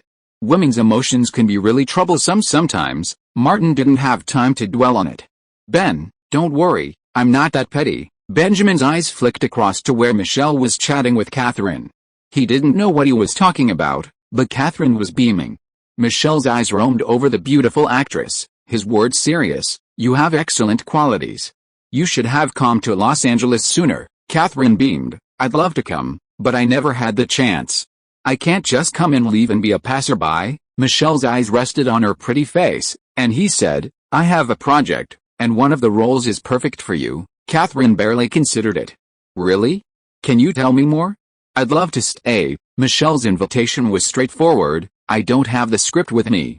If you're interested, you can come take a closer look at it and we can work together." For the audition for the female lead in Zombie Gigolo, Catherine stripped down. Faced with an invitation from a Lionsgate executive, how could she refuse? "No problem." "When?" Michelle smiled. "After the reception, I'll meet you in the hotel lobby." The reception ended quickly, and Martin prepared to leave for his hotel. Benjamin said, "Tell Catherine to come along." He found Catherine at the banquet hall entrance. Martin, also on his way out, followed behind. "Sorry, Ben, I can't go back now." Catherine had already made her choice. "Lionsgate has given me an opportunity, and I need to discuss it in detail." Benjamin immediately understood what was going on. "Where?" "At the hotel, or at his house," Catherine bluntly stated. "Michelle has a script and a role, and I can't miss this opportunity." Benjamin warned, "You're being silly. Hollywood isn't that simple." Catherine's mind was preoccupied with fame, and she ignored him. She apologized and headed for the elevator without looking back. When Martin and Benjamin arrived at the hotel lobby, they saw Catherine leaving, arm in arm with Michelle. Benjamin couldn't help but exclaim, "She's so silly." Martin said, "Once she's chosen, you can't pull her back." Benjamin sighed. The two got into the Lionsgate car and headed back to the hotel. Their hotel had a bar, and Benjamin suggested, "Have a drink with me." Martin could see Benjamin was a little depressed. There were not many people in the bar. When he arrived at the bar, Benjamin asked, "What would you like to drink?" "It's my treat." Martin tried to ask, "Ben, you are not really in love, are you?" Benjamin quickly denied it. "We have just lived together for a few months." Any man who is kicked out by his female companion and then watches her fall into the arms of another man will not feel good, even if there is no love between them. The bartender heard what Benjamin said and said, "I recommend a new cocktail to you, Louise's penicillin, which can heal a wounded soul." He pointed to a poster and introduced it specifically. "This is the famous work of Los Angeles bartender Louise Mayer." Benjamin looked closer and was surprised. "Isn't she a producer?" "I'm not sure," Martin said to the bartender. "Give me a bourbon." Benjamin asked for the penicillin and gestured to the poster with his eyes. "Are you in touch with her?" Martin neither denied nor admitted. "I heard from Kelly that after the crew of Eternal Sunshine of the Spotless Mind left Atlanta, she went to Morocco. It seems that she is collaborating with Warner Brothers and other companies in Mollywood on a big production. Kelly doesn't know what it is exactly. Hollywood movies always like to have code names." The bartender brought the penicillin. Benjamin took a sip and frowned slightly. "It is indeed very healing." Martin clinked glasses with him and said, "Ben, look at it more positively. In the future, there will be so many beautiful women coming to your door that you brothers will not be able to hold your head up." Whether it was the penicillin or Martin's words, Benjamin felt a little better. "Brother, you're such a talker. If I were a woman, I'd definitely fall for you." "Don't," Martin interrupted, looking at his bald head. "I want to live a few more years," Benjamin said. "If you don't have strong connections, why not return to Atlanta? You've already made a name for yourself there." Martin added, "If I can't make it, I'll definitely come back to you." "No need," Benjamin said. "You have Jenna's contact information, right? The San Fernando Valley is just north of Los Angeles. With your talent, becoming a multimillionaire might be a stretch, but a millionaire is definitely within reach." Martin frankly said, "This was one of my fallback plans." After a few drinks, The two of them didn't stay out too late and went back to their rooms. Martin carefully kept the autograph book, hoping it would be useful later. The next morning, when checking out, Martin noticed Catherine hadn't returned. A Lionsgate employee came to take her luggage. Benjamin was heading back to Atlanta. Before leaving the hotel, he specifically asked Martin, "What are your plans?" Martin replied, "Let's find a place to settle down first." Unrelated text follows. The weekend after Thanksgiving, a post by a female film and entertainment blogger was forwarded to a movie forum by B-movie enthusiasts, generating quite a bit of attention. It's rare to find a B-movie that made me buy tickets twice like Zombie Gigolo. The film itself is mediocre, with plenty of flaws like shoddy production and cliched plots, but the lead actor delivers a godlike performance. Below are Lionsgate licensed movie stickers and a short clip of Martin performing a zombie machine gun dance and a trapeze routine in the film. Lionsgate wasn't idle either. One shouldn't underestimate the creative talents of professional marketers. They teamed up with a well-known blogger and a movie forum moderator to post a video of Martin performing the zombie machine gun dance on a popular movie forum. Initially, people ignored it, dismissing it as boring. Not long after the video was posted, some people actually posted a challenge video, but the tempo and amplitude were noticeably off. With some people taking the lead, the number of challengers began to grow, and so did the discussion. Maintaining the tempo and amplitude for that long is simply impossible. That's just a clip from the movie Zombie Gigolo, not reality, doubters quickly emerged. As the voices of doubt grew on the forum, someone posted a video of Martin performing the zombie machine gun dance at a fan meeting. "It's real, this actor is amazing. Is his waist mechanically modified? I worship the man with 4 kidneys." The buzz grew significantly. While not as much as the buzz surrounding popular movies, it still garnered some attention. And with attention comes box office success.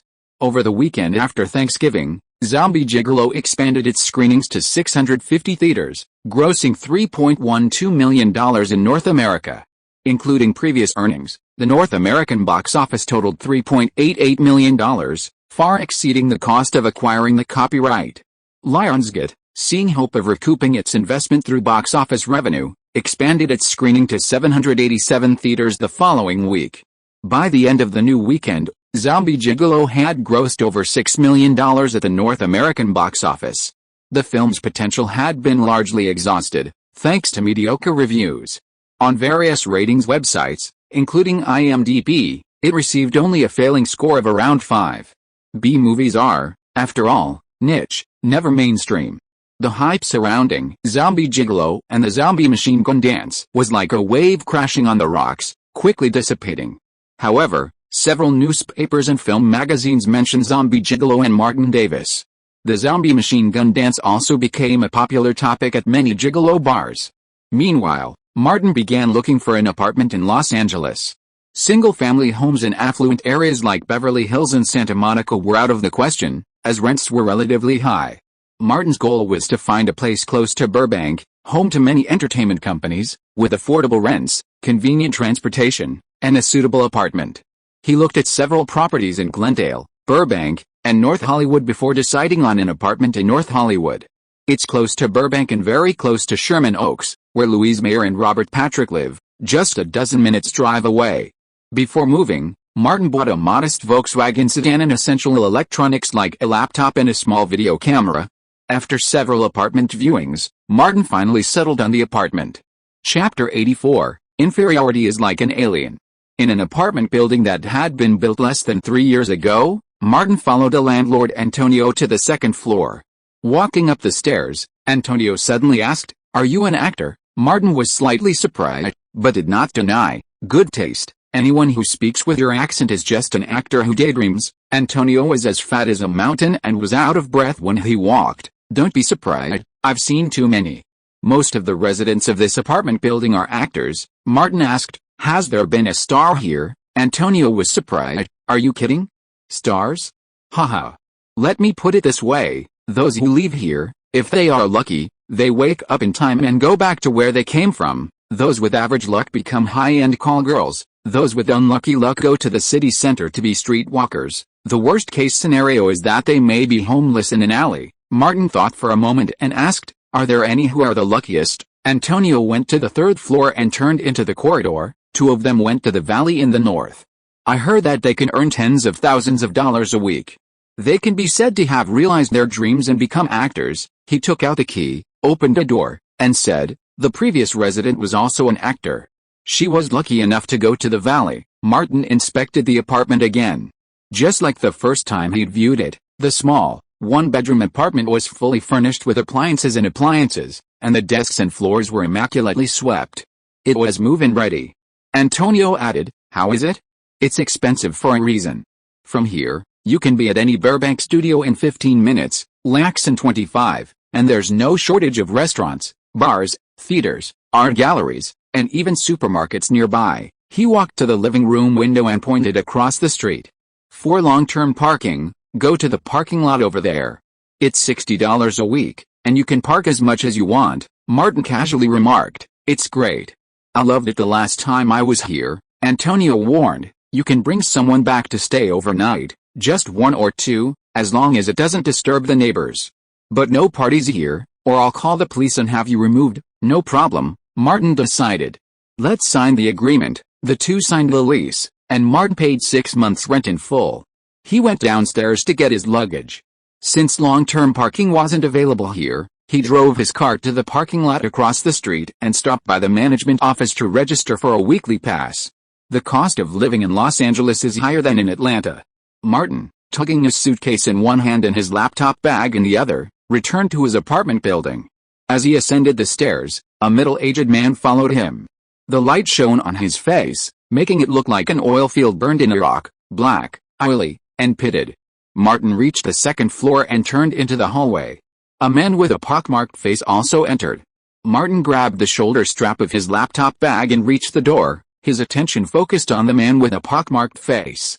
The man with a pockmarked face, however, walked across the street and knocked. "Jessica, open the door. I know you're in there. Don't hide from me." The door opened, and a blonde woman emerged. "Jessica moved out a long time ago. She's not here anymore," while the man with a pockmarked face continued to nag. Martin had already opened the door, entered the apartment, and closed it behind him. The noise outside had died down considerably. He packed his luggage, organized his belongings, and cleaned. He felt like something was missing. Martin quickly realized that he wasn't used to not having Eleanor helping him with the chores. He checked the time, calculated the time difference, and called Eleanor's cell phone. The call went through quickly. "I've rented a place and settled in," Martin asked. "How is it going over there?" Eleanor's voice was weary. "Everything's fine. Emma's back. Scott had a fight with her this morning." She didn't want to dwell on her family's troubles, instead saying, "I've checked with Emma. Jack might be in Australia or New Zealand." Martin didn't care where Jack was. "He'd better not come back," Eleanor added. "There's a lot of events going on in Atlanta over Christmas, including a bartending competition I'm planning on entering." Martin left Eleanor with a number of cocktail recipes, "Wishing you the championship." They talked for a few minutes, then hung up. Martin retrieved his bag containing important items. Inside, a hardcover notebook contained the most important addresses and contact information. Louise Mayer was still in Morocco and wouldn't be back in Los Angeles until Christmas break at the earliest. Martin would call her every few days to chat about life and cocktails. Kate Winslet was staying in London and had temporarily passed. Martin would find a suitable time to visit Robert Patrick. The same was true for Michel Gondry and Blanc. Then there was the agency Louise Mayer had introduced him to, William Morris, WMA. Coming to Los Angeles meant Martin had to say goodbye to Atlanta's sloppy work model. The California Talent Act, at least for now, was a requirement. Actors, directors, and other types of work had to go through an agent. Martin had asked Louise about this during their last phone call, and Louise had already recommended his profile to William Morris. Of course, a small-time actor like him couldn't expect to secure the contracts and resources of a high-ranking agent. It was impossible. An agent was essential, having one would save him a lot of trouble. Since Martin was new to Hollywood, an agent could also help him quickly navigate Hollywood. Martin found the number Louise had left, called, introduced himself, and arranged a meeting for the afternoon. William Morris was located in Century City, Beverly Hills. After lunch, Martin changed into a suit, and drove there. He arrived at the front desk a few minutes early, gave his name, and was escorted into the open-plan office lobby. Inside the cubicle sat men and women in suits, incredibly busy, their phones constantly clutched. The receptionist led Martin to the innermost partition of the hall, where a man in a gray suit, no older than 30, sat. Upon seeing the two, he gestured for them to wait. He spoke rapidly into the phone, perhaps unsuccessfully, and hung up with a thud, cursing, "Bitch, Thomas, looking for you," the receptionist said, then left. "Who are you?" Thomas Lane asked. "Martin Davis," Martin said simply. "I called this morning, and they told me to come see you." The following appears to be unrelated text fragments and should likely be omitted. Thomas suddenly remembered, the young actor assigned to me, like an examiner. He leaned back in his swivel chair, folded his arms, and sized up Martin. "Young man, where did you study acting? What roles have you played? Who recommended you to this company?" Martin was pulling out his documents. Thomas said quickly, "Don't show me that useless stuff. You need to learn to save time," Martin answered truthfully. "I started as an extra when I was 16. I've taken acting lessons from so many people I can't even count them all. I just starred in a B-movie called Zombie Gigolo." Thomas frowned slightly. Coming from a humble background, his resume was awfully poor. Just then, his phone chimed with a text message, and he reached for it to read it. Martin continued, "My referrer is Ms. Louise Mayer." Thomas looked up sharply. "Louise Mayer? Ms. Mayer from Pacific Pictures?" Martin nodded. "Yes, she is." Thomas tossed his phone back on the desk and gestured to a nearby swivel chair. "Sit down and talk." Once Martin sat down, he held out his hand. "Where's your personal information?" "Give it to me." Martin, unfazed by the experience, handed it over, his expression and demeanor unremarkable. Thomas examined it closely. It hadn't looked impressive at first, a background actor in a late-night drama in Atlanta, followed by minor supporting roles. There were tens of thousands of people with that kind of resume in Los Angeles. But when he saw the lead actor in Zombie Gigolo, Thomas felt the name was familiar. Without asking further questions, he swiveled his chair towards the computer, his hands rapidly tapping away on the keyboard. Information about Zombie Gigolo appeared on the screen. It was a theatrical film released by Lionsgate, and it grossed millions of dollars in North America. The lead actor was named Martin Davis, who looked exactly like the man across from him. Interestingly, being the lead actor in a theatrical film was a fantastic resume for a young actor. He clicked on a video he searched for, and it happened to be two of the film's lead actors' scenes, a zombie machine gun dance and a trapeze routine. It was followed by an impromptu dance routine from a fan meeting. After the video finished playing, Thomas subconsciously lowered his head to look at his lower abdomen, a deep sense of inferiority tearing out like an alien. He then looked at the young man across from him. He had outstanding looks and a calm demeanor, as if he had an aura of contempt. Thomas quickly composed himself and put on a smile. A leading man in a theatrical film. The reviews weren't great, but the box office was good compared to the investment. "You're off to a good start." At this point, Thomas thought of a possibility. While Pacific Pictures was small and never produced independent films, it often participated in various collaborations. Louise Mayer's relationship with this person couldn't be simple. They were both in Hollywood, so some things were obvious with a little thought. Louise didn't care, and Martin certainly wasn't one to hide it. He brought this connection directly to the table, saving a lot of trouble. "I've been in Atlanta, and Louise recommended me to Los Angeles. I don't have an agent or agency, so she put my profile at William Morris." Thomas understood now that he wasn't being assigned a new, unnecessarily burdened client, but a potential client. "Since you're new here and don't understand the industry, I can introduce you. Let's start with the agency contract," he elaborated. "WMA follows the industry's standard, with a 10% commission. Newcomers sign for 1 year for the first time, and 3 years thereafter." Martin had already learned all this in detail, so he listened carefully. The biggest advantage of Hollywood agency contracts is that there's no indenture. The relationship between actors, agents, and agencies is complex, and how they interact depends on the power dynamic within the industry. For example, when things get to the point where Leonardo DiCaprio fired CAA and chose to use a manager instead of an agent, there's nothing he can do about it. After learning more about the situation, Martin called Louise again and subsequently signed a 1-year contract with William Morris. Chapter 85 Director Role. After signing the agency contract, the two returned to their work cubicle. Thomas remembered something and asked, "Are you a member of the Screen Actors Guild?" "There's no Screen Actors Guild or affiliated organization in Atlanta," Martin said simply. "I've never joined." Thomas opened his computer and searched Martin's past projects. Late Night and Zombie Gigolo were both non-union projects. Noon Sunshine of a Beautiful Mind was a union project, but Martin hadn't applied for membership during filming, so it couldn't be used as proof. He said, Los Angeles is different from Atlanta. From the leading actors and actresses to the supporting roles at the bottom of the list, most of them use union members. It's difficult for non-union members to get significant roles, Martin asked. Can't apply now, Thomas explained. You have to have played a major role in a project that has an agreement with the Screen Actors Guild. It can be a movie, a TV series, or a music video, or you have worked in it for 30 consecutive days. You can apply while you are working. Martin immediately grasped the key point. Get union membership first. Yes, it's a prerequisite for your development. Thomas thought for a moment and asked, are there any arrangements with Ms. Mel? Weeze's resources had to be used at a critical moment, and Martin would not use them for such a small matter. There are no arrangements with the agency? It shouldn't be difficult for an excellent agent like you. It is the agent's responsibility to seek job opportunities for clients. Thomas said, I'll check the company to see if there are any suitable opportunities. The public resources allocated to Thomas would be less if they were used. He also had his own considerations. You should also look over there. Let me know if there are any suitable opportunities and I will negotiate, Martin emphasized. Ms.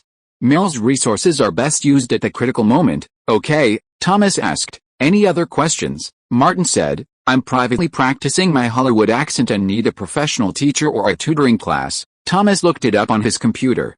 It's inside Paramount Studios. The instructor is from the USC School of Cinematic Arts. He's quite professional. The new weekend session is a bit pricey, 1 hour per class, with 12 students, and the fee is $400, Martin said naturally. Money's not a problem. Sign me up. Thomas was slightly taken aback. This must be the job of the other party's assistant. He was an agent for a big company, and the other party was just... Never mind. I just came from Atlanta and don't know the rules. Thomas shook his head, thinking it would be just this once. He picked up the phone and called the training class, mentioning William Morris's name. They said they would reserve a spot. Martin wrote down the address and phone number, planning to register later. Thomas searched the intranet for resources and asked Martin, besides acting, do you have any other specialties? Martin, needing no modesty, replied directly, horseback riding, bartending, shooting, archery, dancing, boxing, swordplay, driving, wirework, makeup, fireworks. Thomas found it hard to believe, considering the man before him was so young. Are you sure? Aside from shooting and the newly learned dance, everything else was the product of years of Martin's past life? He had completely evolved. You might not know, but they call me the most versatile actor in Atlanta. Thomas was skeptical, but remembering that Louise Mayer had introduced him, and the dance videos online that had made him feel deeply inferior, he forced himself to believe it. He checked the time and realized he'd spent nearly 3 hours on a minor actor. He quickly said, that's all for today. Keep your phone open. I'll call you anytime, Martin politely said, then walked out of the partition. He saw many people like him along the way. Ordinary actor clients, naturally handled by ordinary agents. He was relatively well off, while Thomas had been working in the mailroom for at least a year. After leaving William Morris, Martin drove to Paramount Studios, whose ochre-colored arches and double wrought iron gates often appear in film and television. Training classes were held on weekends, and the tuition was prohibitively high for ordinary actors. Registration required a one-time fee of $4,000 for 10 classes. The studio offered not only language classes but also various acting classes, some hosted by celebrities, with staggering fees. The cost of competing against hundreds of thousands of ordinary actors was incredibly high. After leaving the studio, Martin called Michelle Gondry, who was busy with post-production on Eternal Sunshine of the Spotless Mind, due to be released next March. Michelle Gondry and Martin agreed to meet again after that. On his way home, Martin received a call from Thomas, informing him that he would audition for a film at Warner Brothers Studios at 9:30 the following morning. It's a small role in the series, mostly in the background, with a few lines, Thomas instructed. The casting director is a client of the company. I've spoken to him and his agent. Martin asked, what should I prepare? Do you have a role or script for the audition? Thomas said, get a good night's rest, don't go out, and make sure you have enough energy for tomorrow.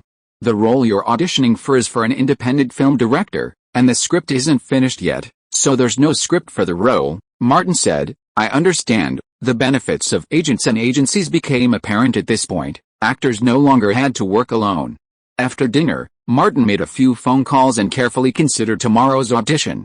The next morning, as the sky was barely brightening outside, Martin was sound asleep when suddenly there were knocks on his door and shouts. Awakening, he covered his head and tried to go back to sleep, but the knocks continued. Martin stood up and instinctively reached for his gun in the bedside table, but found nothing. He immediately woke up, realizing he had left all his guns in Atlanta after the flight. Jessica. Jessica. Martin heard the shouts clearly. He put on a t-shirt, picked up his phone, and went into the living room. He opened the door slightly and, using the voice-activated light in the hallway, spotted the man with the pitted face from last time, tapping on the door across the street. Before Martin could say anything, the man turned and glared at him fiercely. None of your business. Get out. As Martin closed the door, he said, I've called the police, they'll be here soon. With a bang, he shut the door, locked it, and stepped away. Following Bruce, Martin had learned a lot about home defense. Fuck, the pitted face cursed, quickly leaving. Hearing no sound from outside, Martin opened the door a crack. As if in slow motion, the landlord, Antonio, clutching a shotgun, rolled down the stairs into the hallway. Unrelated sentence fragment. 1691. Asshole, don't the hell leave. Antonio's fat face trembled, and he shouted towards the stairs, if you come here to make trouble again, I will blow your head off. Martin opened the door and reminded before coming out, it's me, Martin. Antonio said, don't worry, this is a gun of friendship, I won't shoot my own people. Many tenants were woken up by the chaos and came to check the situation. Martin came to Antonio and said, you are too slow. Everyone has left, there is no way, he would not come out until everyone left. Antonio gasped and said, I heard the sound, got up from the bed, put on my clothes and found the gun. It took time. The door of the room diagonally opposite opened at this time, and a blonde woman came out and patted her trembling chest. I was scared to death. Antonio tilted the gun in his hand towards the woman and asked, don't you know him? The woman quickly dodged. No, he is looking for Jessica. You know, Jessica moved out half a month ago. In the corridor on the other side of the same floor, a male tenant with glasses said, Antonio, at a security door on the first floor. The security in Los Angeles is too bad. Do you know how much it will cost to add a door? Will you pay for it? Antonio looked around at the other tenants, or should we share it among you? When money was mentioned, no one spoke. Antonio finally caught his breath, his belly heaving less rapidly. This kind of thing only happens occasionally. The tenant's gone. This is a busy area in North Hollywood, and the LAPD patrols frequently enough, another person said. Do you believe those idiots? A few years ago, 2 people beat the crap out of those bastards right here. Antonio waved his hand. Alright, go back and get some rest. It was still early, and the crowd gradually dispersed. Antonio, clutching his gun of friendship, strode back to the 3rd floor. Compared to the slow pace he'd taken when he came up, his speed was more than doubled.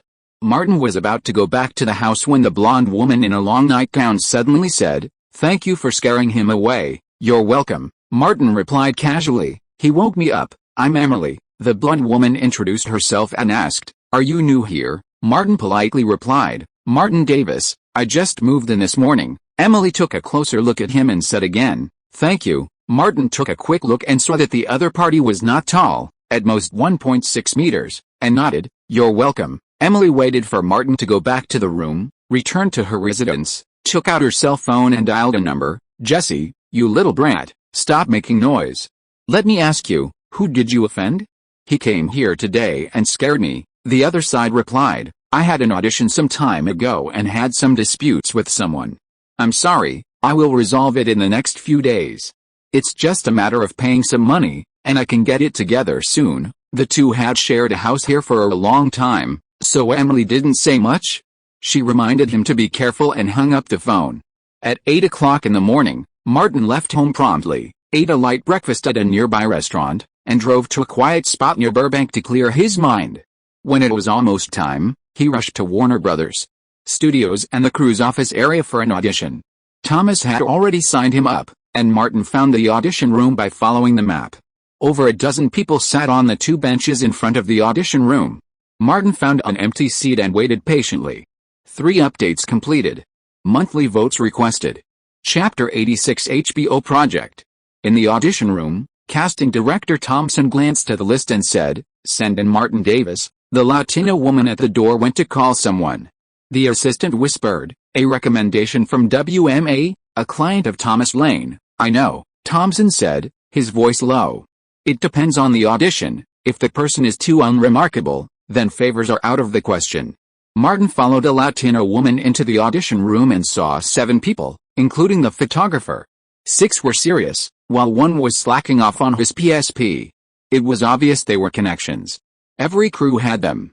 Martin recognized Thompson and went over to shake his hand. "Director," Thompson nodded slightly. "You're auditioning for the role of an independent film director. There's no script yet. You'll be acting a part." Martin went to the blackout curtain, gathering his emotions for a moment, recalling Benjamin's maddened behavior and quickly putting himself in his shoes. This was the director he knew best. $1 million. Another $1 million and we can get this movie started. Martin had seen many independent film directors struggling with funding, their faces filled with excitement, helplessness, and frustration. "Hey, tell me, who can come up with $1 million? Who the hell can invest $1 million in my project?" He hysterically raised his voice. "As long as he pays, I'll sell my ass to him. I'll kneel down and blow him 10 times. Thompson thought the company was relatively reliable and the actors they recommended were good actors. After Martin finished his performance, Thompson said, "Not bad. Go back and wait for news." Martin thanked him and left the audition room. Thompson asked the people around him, "What do you think?" The assistant understood his point and responded enthusiastically. It portrayed the struggles and helplessness of an independent film director. The woman next to him said, "Of the 7 people who auditioned, he's the best. His acting is excellent." Thompson made his decision, but he still had to put on a show. "Go ahead, let the next one in." Martin emerged from the audition room, checked with a receptionist, exchanged his phone number, and left the small office building. Walking to the parking lot, he thought for a moment, pulled out his phone, and dialed Robert's number. "Hey, man, what's up? Why did you think of calling me?" Robert's high spirits were palpable in his voice. "I'm teaching acting to the newbies," Martin said bluntly. "Excuse me, go get a bottle of Coke, either a glass or a can, and put it on the table facing Los Angeles." Robert was surprised. "Why?" Martin explained, "I just had an audition for a very important role. It's crucial for my chance to join the Screen Actors Guild." Robert understood. "Dude, Coke won't work." "I know. Regular Coke won't work," Martin emphasized. "I want one that Robert has blessed." "Okay, I'll do it." Robert, numb, hung up the phone, went to the theater merchandise counter, bought a can of Coke, and then went to his office on the 2nd floor. He moved his desk to the west and placed a can of Coke on it. After a moment's thought, he found some olive oil, smeared it on the can, made the sign of the cross, took a picture with his phone, and sent it to Martin in a MMS message. Martin felt strangely relieved after receiving the MMS message. He then called Benjamin again. "Director, nothing much, just wanted to say thank you." A woman's laughter echoed through the receiver, followed by Benjamin's words, "Thank me for what?" Martin replied, "Congratulations on getting out. I won't disturb your happiness. Bye." Martin made his final call to Thomas. His agent seemed busy, so the call took 2 tries before going through. Thomas replied simply, "Just wait for the notification." Without waiting for Martin's response, he hung up. On Friday morning, Martin received notice from the production team that he had been awarded the role. That afternoon, he and Thomas met at the entrance to Warner Brothers Studios and went to the small building where the crew was located. Thomas, dressed in a suit and tie and carrying a black briefcase, would have been a typical stockbroker in New York. In Los Angeles, he would have been an entertainment agent. "You're not a union member, so your pay won't be high, $3,000 at most," Thomas said quickly as they walked. "Don't worry too much about the pay right now. Getting the opportunity and the role is more important than anything else. Filming will start soon, and once it does, you can submit your union application. That'll allow us to pursue more significant roles," Martin said. "You're a professional." The 2 of them arrived at the office building. Martin waited in the break room while Thomas went to discuss pay with a producer, returning in less than 10 minutes. He told Martin, "Your role will be $2,800 per episode. You'll appear in a maximum of 2 episodes. Transportation, meals, lodging, and insurance will be covered according to the crew's normal standards. If you have no problems, Sign the contract.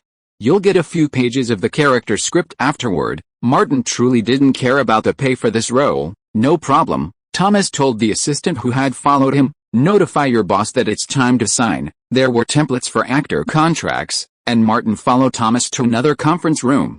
He took the contract from the assistant, reviewed it carefully, and signed it. Thomas asked, "Is there a problem with the contract?" Martin shrugged. "It's the contract I signed, so of course I have to read it." "Good, remember that," Thomas emphasized. "Don't trust anyone." Thomas's words weren't pleasant, but they made sense. Martin had seen many celebrities being scammed by those around them, like a certain person.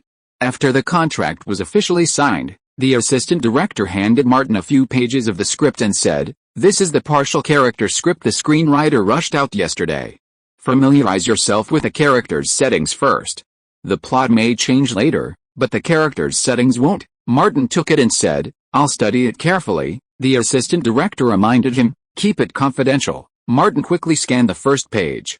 The title of the film was marked with a codename Star. Considering his directorial role, the temporary codename was Star. Also, HBO was printed in the corner of the contract. No mistake. This was Warner Brothers Studios, and HBO was a subsidiary of Warner Brothers. Martin couldn't help but have a bad association. Blood and naked bodies flew everywhere.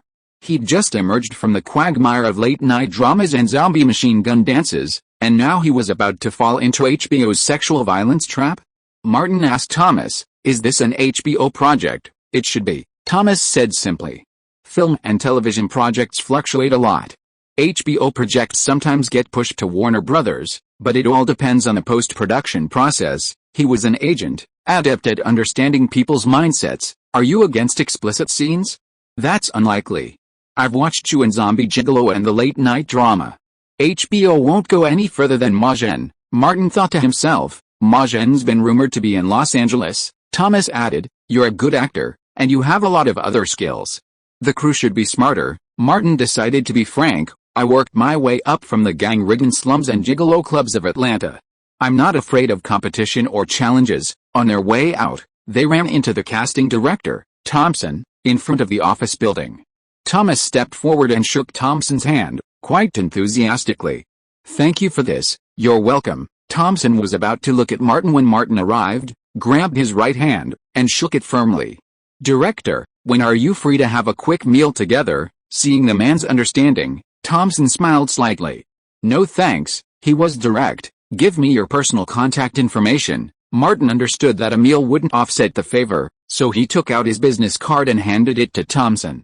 "Call me if you need anything." Thomas put the card away, nodded to Martin, and turned to Thomas. "Where did you find this new guy?"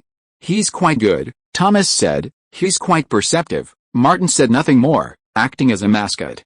Thompson walked towards the office building. "You guys are busy. I have to get to work." Thomas had a vague feeling that the new hire assigned to the company this time was no ordinary person. An agent's status is directly proportional to the number of clients they manage. If Thomas could recruit Tom Cruise, he would immediately become a senior partner at WMA. As they were leaving, Thomas said, "Martin, you're quite clever and have connections. If you just cooperate with me, I guarantee you'll be a star." Regardless of Martin's thoughts, he said something sweet. "Boss, I believe in your abilities. We can be a perfect team." Arriving at the parking lot, Thomas drove off first. Martin got in, but didn't start the car immediately. He pulled several pages of the character script from his bag and began to peruse it. The first page was quite normal. An independent director gathered a bunch of ordinary actresses for a pool party, letting them have all the fun. It wasn't a big deal. HBO wouldn't go that far. But the director was ruthless, and it's possible a bunch of people were messing around. Those who know HBO know. The second and third pages were similar. The male lead went to see the director, who emerged from a crowd of women, and the two sat there chatting. The fourth and final page was a conversation between the male lead and the director, about a movie. The independent director was going to make a movie, and the male lead wanted to play the lead. The independent director admired him, but he had one request: the male lead had to blow it for him himself. This was the dialogue between the two, but whether the male lead agreed or not was left unwritten. Martin guessed the screenwriter probably hadn't thought it through yet. It's not even the age of LGBTQ activism yet, and HBO's script is so extravagant. Martin tried to recall. Ang Lee's Brokeback Mountain was a landmark event, and it definitely hadn't been filmed yet. Hollywood, after all, isn't European cinema. Even if similar scenes existed, they wouldn't be filmed. Martin wasn't worried. He collected several pages of the script and went to the Burbank Film Archive library, searching for autobiographies and interviews with independent film directors. Even though it was a small role, Martin prepared with 100% commitment. Chapter 87: Men Must Protect Themselves. On Saturday afternoon, an accent class began at Paramount Studios. Martin arrived early. A dozen desks, each equipped with headsets, were neatly arranged in a room less than 30 square meters. Martin randomly sat down at a table and glanced around. Most of the people were in their 20s. "Hi, man, my name is Mean." Next to him was a dark-skinned man with a thick accent, almost bleached skin. "You look familiar. What roles have you played?" Martin shook his head. "All background characters." "Oh, cool." Mean lost interest in the conversation and turned his gaze to the door, drawn to the two women who entered. The blonde was short, but had a well-proportioned figure, with a firm bust and a curvaceous hip. The brunette was tall, long-legged, and her skin was a pale white, like Snow White. Acting is a profession where exceptional or unusual looks are more common. Mean waved to the two women. "Sit over here, beauties," but they moved around him and took the empty seats on Martin's other side. Emily, the blonde, looked slightly surprised to see Martin. "I didn't expect to see you here." Martin nodded. "Good afternoon," the brunette asked. "Who's he?" "My new neighbor in the North Hollywood apartment complex," Emily introduced. "This is Martin." "Martin, this is Jessica." Jessica, sitting slightly behind him, saw Martin as a bright and handsome man and said, "Hey, handsome, can you give me your phone number? I'm Jessica Stojadinovic, model and actress." Martin, seeing she looked familiar, didn't refuse. He gave her his number and introduced himself as Martin Davis, actor. Emily also wrote down Martin's number and called him. "Neighbor, do you remember my name?" "Of course," Martin thought to herself. Antonio wasn't lying. There were indeed some actors living in the apartment complex. Professor Griffin, the instructor, arrived, and the first class began. Before class began, he specifically asked, "Have you ever had trouble with your accent?" Mean was animated. "I lost a big role because of my accent. I could have been the next Will Smith." Everyone laughed. Mean, a master of his natural weapons, half-jokingly said, "Are you laughing at a black man's inability to succeed?" The nuclear weapon unleashed, and the entire room fell silent. Griffin quickly got to the point. "First, let's talk about the Hollywood accent. It's a fictional accent that incorporates some British cadence, adding a touch of charm to the bland American accent. Mastering it will enhance your core competitiveness," he briefly explained, then said, "Let's begin the class. Everyone, including Martin, listen intently. This wasn't just a casual education. Each class cost a whopping $400. To be recommended by an agency, Professor Griffin had the real deal." Time flew by, and just as the hour was up, Professor Griffin dismissed the get out of class without wasting a minute. Martin packed up his textbooks and tape recorder, shouldered his bag, and left. As he left the room, Jessica caught up with him, asking, "Why didn't you wait for us?" Emily followed. Martin said, "I'm sorry, I have something to do, so I left in a hurry." Emily caught up with him. "Thank you for what you did that morning," Martin reminded her. "This is the third time you said thank you." Jessica understood. "Is this what you said? The handsome guy who helped you scare Igor away?" Emily said, "I'm scared." "Jessie, have you solved it?" "I don't want to see that ugly guy again." Jessica put her bag on her shoulder. "I paid off the money I owe him, and he won't go there again." She took Emily's arm. "I have no money left. Can I move back in with you?" The two had rented together before, and Emily couldn't do anything about her. "It's up to you." When they arrived at the parking lot, Jessica turned to Martin. "Handsome, we will be neighbors from now on. Want to have a drink?" "I'm very sorry, I have something else." Martin stopped in front of the car and said, "I'm going to Burbank." Without waiting for the other party to speak, Martin opened the door and got in the car, waved through the car window, drove out of the parking lot quickly, and rushed to Warner Studios to pick up the new role script. The project was finalized, officially titled Entourage, and will premiere on HBO next summer. The first season is planned to be 8 episodes, each under 30 minutes long. As Martin anticipated, the series will feature numerous explicit scenes. Meanwhile, Jessica got into Emily's car and headed to her temporary residence to pick up her luggage. As she was carrying her luggage, she casually bought a copy of The Hollywood Reporter on the street. After getting in the car, Emily asked, "Can you understand it?" Jessica was quite disdainful. "Australian girl, don't bully me just because I'm young. I dropped out of the Delaware College of Art and Design, and you went to country ballet school." She picked up the newspaper and shook it. "It's a favorite of industry insiders. I advise you to read more books and newspapers to keep up with industry trends." Emily shook her head. "Reading these is useless.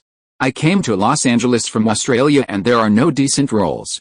I can't even find anyone to sleep with even if I want to." Jessica said, "If sleeping alone can solve the problem, I will be an Oscar winner this year."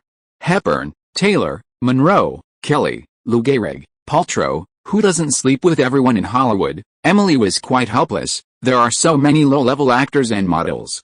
In Los Angeles, who isn't an actor? Jessica opened the newspaper, read a few pages, and then pushed the newspaper in front of Emily. Look at this person. Isn't this Martin Davis? Bitch, are you looking for death?" Emily quickly pushed her away. "If you want to die, take off your pants and jump out of the car. Don't hold me." Jessica pointed to a picture in the newspaper and said, "Martin Davis, he's starring in a theatrical movie called Zombie Gigolo. It just left theaters in North America and has grossed $6.74 million there." She looked closely. "Martin Davis is the leading actor," Emily said. "It's not uncommon for leading men to make $100 million in Hollywood." Jessica was young but had a lot of ideas. "We know those leading men, but they don't know us. Martin Davis is our neighbor." Emily suddenly pulled over, slammed on the brakes, snatched the newspaper from Jessica's hand, and began to read it intently. The palm-sized picture and the palm-sized description showed that Lionsgate must have spent a lot of money to get a film like this into The Hollywood Reporter. Jessica asked, "What do you think?" Emily closed the newspaper. "What can I think?" Jessica was direct. "Didn't you complain about not having a way to get him to take off his pants? Now there is one," Emily said. "He's just an actor." Jessica tapped her chest. "You're a few years older than me, and all the nutrients you need to grow your brain have gone here. The homes of those directors and producers are no secret. Try taking off your clothes in front of them, and the police will be here to arrest you in minutes." Emily asked, "Have you tried it, bitch?" Jessica didn't admit or deny it. She just said, "The first step to success is the hardest. If he succeeds in one movie, he'll soon have a second important role. If he helps us a little, we'll have the first step. Do you think we can find a better opportunity in the short term?" Emily thought for a moment and said, "We can't just go to someone's house and take off their pants. Those who offer themselves are worthless. We need to make a plan." Jessica took out a pen and wrote on a notepad as she spoke. "What's the plan? Seduce the male neighbor? Make the male neighbor fall in love with me? How can I make the male neighbor rape me?" Emily considered. "We have to make him take the initiative. Only when he takes the initiative can we gain the upper hand." Jessica tore off a piece of paper from her notepad and tossed it at her feet. "Think quickly. Is there a particularly good idea?" Emily said. "Let's go to the supermarket first." At Warner Brothers Studios, Martin received a new script for his role. The independent director setting remained unchanged, and the plot was similar to the previous one. It was all about explicit scenes. He was most concerned that the male lead didn't mess around for the director. The two characters were merely verbal sparring partners. Filming was about to begin, and Martin would join the crew next week.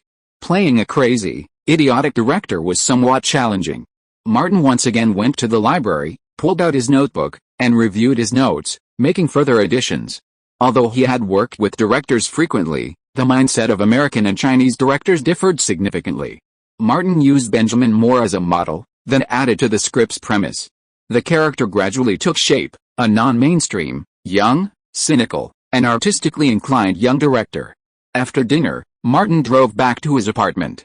She ascended the stairs to the second floor, and just as she turned into the hallway, the apartment door on her left creaked open. Emily, wearing low-slung jeans, emerged, bag in one hand and car keys in the other. Seeing Martin, she beamed. "Martin, just back." Martin nodded and casually asked, "Going out, going shopping?" Emily's fingers slipped as they passed each other, and the car keys fell to the ground. She let out a startled cry, then glanced at Martin turning back and quickly bent down to pick them up. Her low-slung jeans fell even lower, only half covering them. The moment Martin turned back, he saw the black, I slipped tea back, sinking deeply into the chasm. Then, Martin turned back and casually walked to the door, took out his keys and opened it, as if he hadn't seen anything.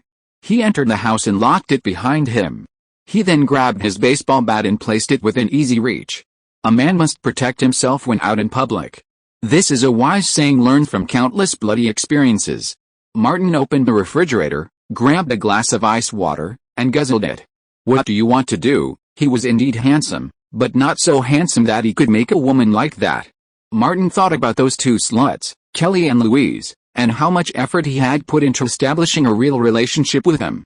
After a moment of calm, Martin called Kelly and Louise separately. Then opened his laptop and connected with them for a video chat. It wasn't anything special. Martin just told them about the crew of Entourage. Louise completely agreed with Thomas that joining the Screen Actors Guild was essential for landing serious roles. Chapter 88 Teacherma. On Malibu Beach, the crew rented a vacation home and its accompanying beach to film the artist's extravagant lifestyle. At noon, Martin, dressed in casual shorts, sat beneath a parasol by the pool in the resort's courtyard.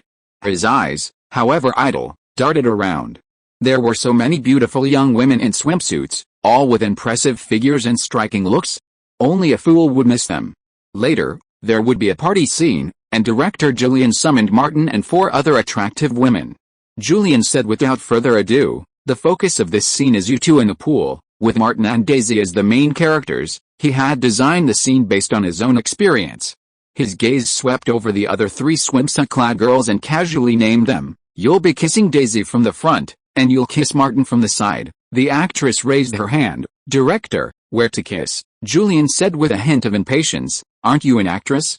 Do I need to teach you something so simple?" He looked at another girl. "You'll push Martin from behind." Finally, the girl, having learned from her previous experience, replied. "Okay," Julian said, "you two will get acquainted here.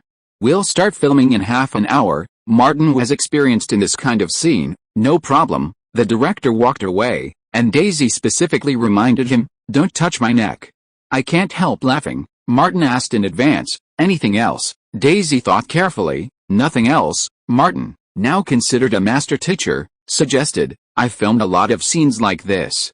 I'll control the rhythm, and you can follow my lead." Daisy said, "Okay." The crew quickly prepared, and at Julian's command, all departments began to operate efficiently. The artistic atmosphere on the set suddenly heightened, as if Ken and Venice were beckoning.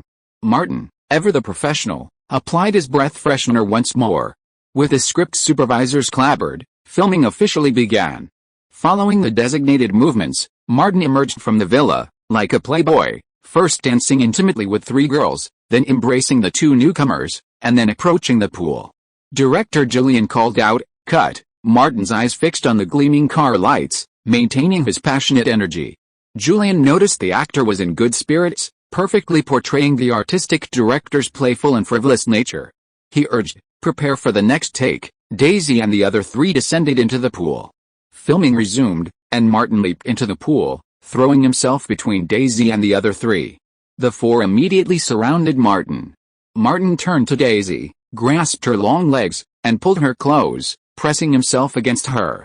The powerful movement caused Daisy to let out a gasp, her body and expression momentarily stiffening. As expected, the director called for a stop. Martin whispered, "Is there a problem? Tell me what's wrong." Daisy replied, "You're too strong." "No, it's not your fault. It's my fault. The accident affected me." Martin noticed her gaze drifting downward. For the sake of the film, he didn't mind sacrificing himself for the sake of art. He deliberated for a moment. "Daisy, if you don't mind, and it would be helpful, you could try this beforehand." "Really?" Daisy agreed, reaching out and touching Martin's abs. After a while, Martin climbed out of the pool and went to the adjacent dressing room to dry off, touch up his makeup, and change into a new pair of swimming trunks. This time, the shoot went smoothly, with the 5 of them tangled up in a tight circle. After filming, Martin climbed out of the pool and donned a bathrobe. Daisy swam over and offered her hand. Martin smiled and said, "Thank you. I was just doing what I had to do." The crew went back inside to shoot the next scene. Wine bottles, cigarette butts, plastic bags, and even water pipes were scattered everywhere. Julian called Martin over. "You lie down among them, get tangled up in their bodies, understand?" The artist's life, Martin said, knowingly. I understand. He reached the edge of the carpet, and Daisy patted him. Martin, you rest your head here, Martin said. Work? Sorry. As soon as he lay down, he was surrounded by a crowd. He didn't know which two actresses were secretly taking advantage of him during the photoshoot. For artistic reasons, Martin endured it and didn't report them. After this, he broke free from the softness and saw Thomas. Thomas accompanied him to the lounge. You've adjusted quickly. Martin sat down in a chair and said casually, no big deal. Thomas showed him a document. I've got the relevant credentials. You'll go to the Screen Actors Guild tomorrow morning. The production has already sent an official letter to the union, Martin said naturally. Are you busy? If not, come with me. I'm not well educated, so I don't know a lot and could be easily deceived. Thomas's first instinct was to refuse, but remembering that Martin had Louise Mayer under him, he endured it. Okay, let's meet at the Union Gate at 9 o'clock. With irrelevant qualifications and credentials, joining the Screen Actors Guild still required money. Martin paid a $3,000 initiation fee and the first $116 annual dues, officially becoming a member of the Screen Actors Guild. Union officials also gave Martin a guide to protection fees. For those earning less than $200,000 a year, the annual fee was $116 plus 1.85% of their income. The percentages increased in tiers, capping at $6,566. The money was well worth it. If there were any problems, the union would send someone to intervene. Coming out of the union, Thomas said, You've got your ticket to a big role, boss. It's time to get moving. What was Martin looking for in an agent? He began to offer his advice. I knew the day I signed that you're a highly capable agent who can bring me tons of work. Thomas felt he'd chosen the wrong client, but that's an agent's job. In the afternoon, Martin returned to the set to continue filming. Still at the resort, this time Martin was filming a scene opposite the lead actor, Adrian Green. The two briefly exchanged scenes, sitting in front of a long-haired woman. At the start of filming, 7 or 8 beautiful women falling from the back served as the backdrop, and the swaying headlights of the car added to the artistic atmosphere. Martin lay crouched on top of Daisy. Dude, you're a star. You're into this film of mine. What do you like? Art, Adrian said. It'll affect my image. Martin patted Daisy, who pushed him up. He walked over to Adrian and put his arm around his neck. You're a star, I'm an artist. We're equals, so I'll play the guy you're trying to praise. Adrian was surprised. Martin tapped his chest. You've met a good match. Adrian broke free, twisting his body back and forth, hesitating for a moment. Damn it, I'm in. I want a leading man. Martin grabbed him back and put his arm around his neck. Big star, we're going to win a big award. You're going to be the best actor. The director called for a stop. Agreed. Martin, the slut, didn't accept the robe the crew assistant brought him. He just wore shorts, flexing his mermaid curves and flexing his page as he headed for the rest area. Adrian frowned. He felt bad about the scene. He'd been outplayed from start to finish. In terms of the role, he was a bit weak. In terms of performance, he was completely dominated by his opponent. A burst of laughter came from the lounge, and Adrian found that there were a dozen or so sluts sitting around that guy. He walked towards the private lounge and asked his friend Tony, who was also in the same play, where did that exhibitionist come from? Wait a minute, Tony was like a follower, asking a few well-informed people in the crew, and when he came back, he said, a newcomer from WMA, from Atlanta, this is his first Hollywood role, country bumpkin. Adrian was from New York and had completely different concerns. Tony took out his phone. He's from the same agency as us, I'll call and ask. Adrian looked over to Martin. The two were not much different in age, and he thought their appearance was not much different either. They were also in the same agency. What was the company's stupid agent thinking? Making things difficult for him?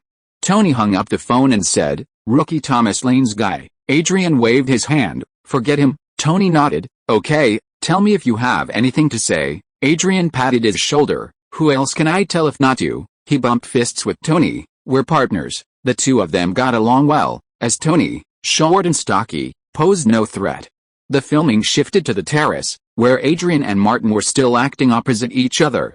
The more Adrian filmed, the more he felt something was amiss. His opponent was a flirtatious, slutty character. He was a living, breathing recreation of the character in the script. Acting can be subjective, but in this role, Adrian felt it most clearly. He was being crushed to the ground, his body reduced to nothing, and he could only passively follow along. After another take, director Julian didn't approve it.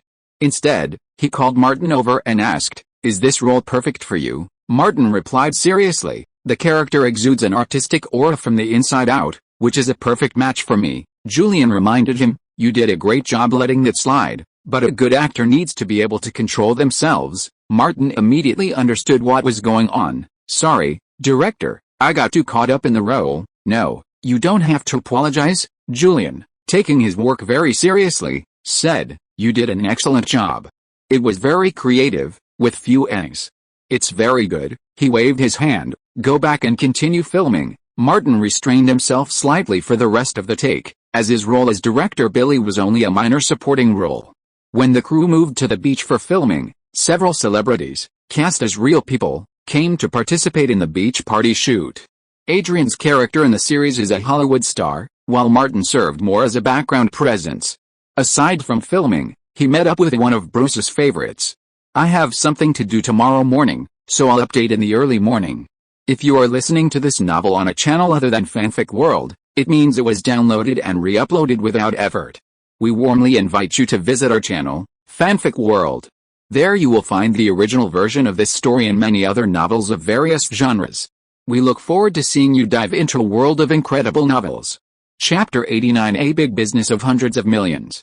On the golden beach, music blared, laser lights danced and shimmered, and scantily clad men and women shimmered in a dazzling array of colors. Dozens of beautiful young bodies twisted wildly, like a dancing serpent. Director Julian called a halt, wrapping up the final scene of the day. Martin quickly glanced around and spotted the short, blonde woman. He borrowed a Polaroid camera from someone he knew on the crew, then approached her. Scarlett Johansson, wearing tight hot pants and a cropped t-shirt, was talking to someone.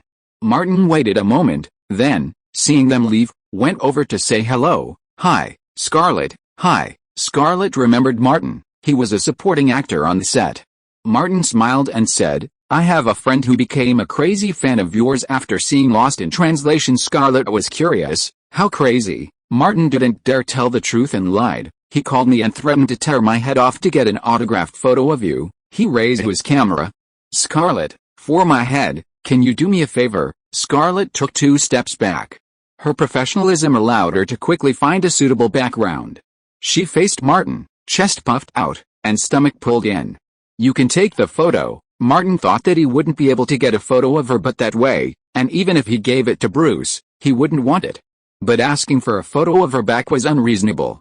He tentatively asked, "Can we take a side profile? My friend says you look best from the side. Marilyn Monroe is way behind you." Scarlett helplessly spread her hands, half-turned, and habitually posed to highlight her curves. Martin quickly took the photo.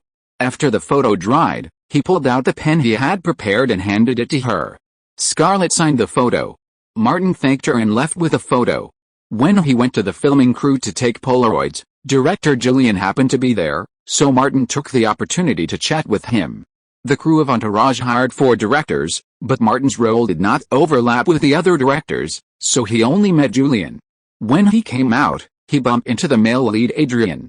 Adrian took the initiative to say hello. "Hi, Martin, do you want to go to the beach for a while?" Martin smiled and replied, "I'm on my way there, how about a drink together?" Adrian nodded. "Wait until I'm done." "Okay." Martin continued to walk forward. The two passed each other, and the smiles on their faces disappeared almost at the same time.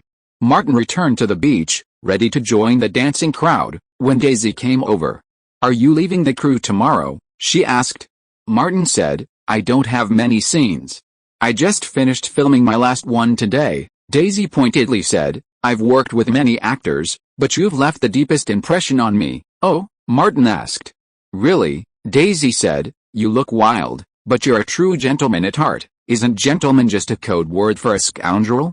Martin admitted frankly, "That's not wrong." Daisy was straightforward. "Gentlemen, would you like to watch the stars together tonight?" Martin suddenly thought of the Astronomy Association. Stars?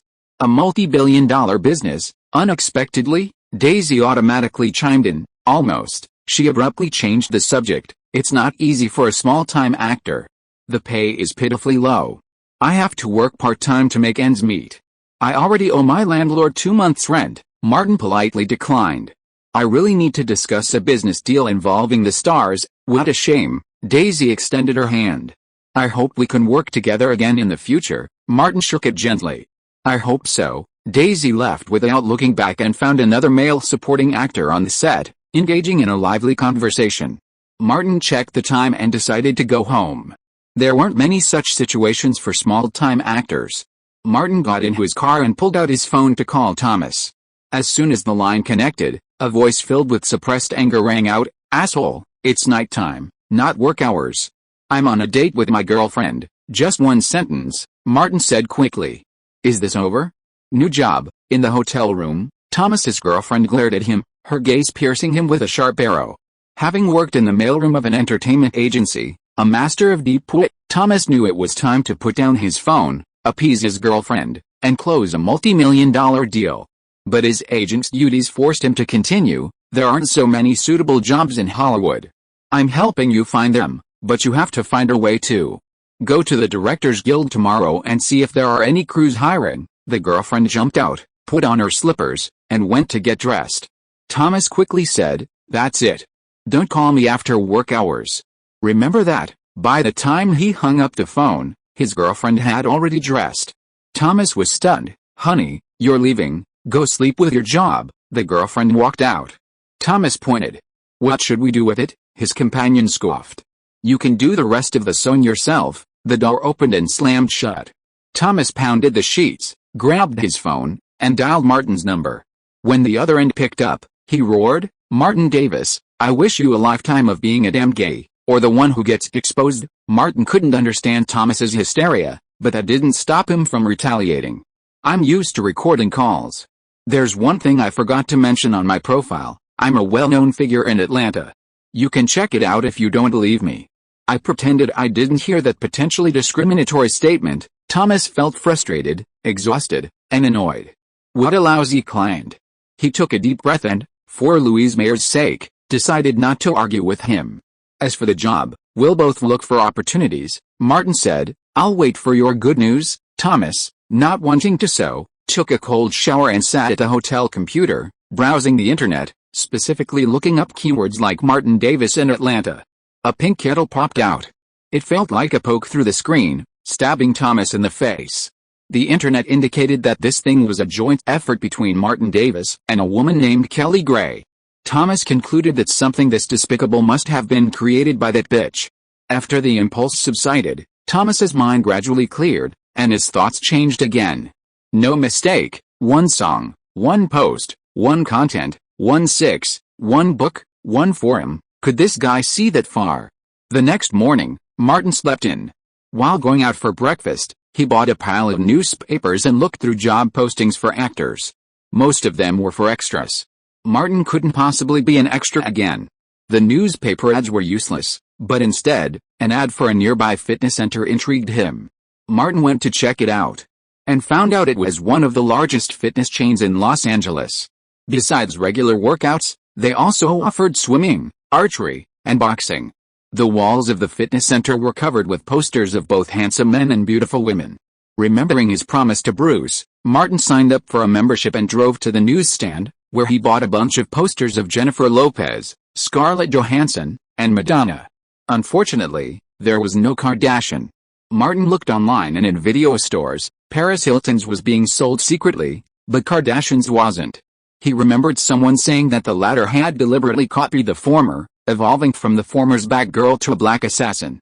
No, she'd evolved into a socialite. Her entire family's fame spread worldwide.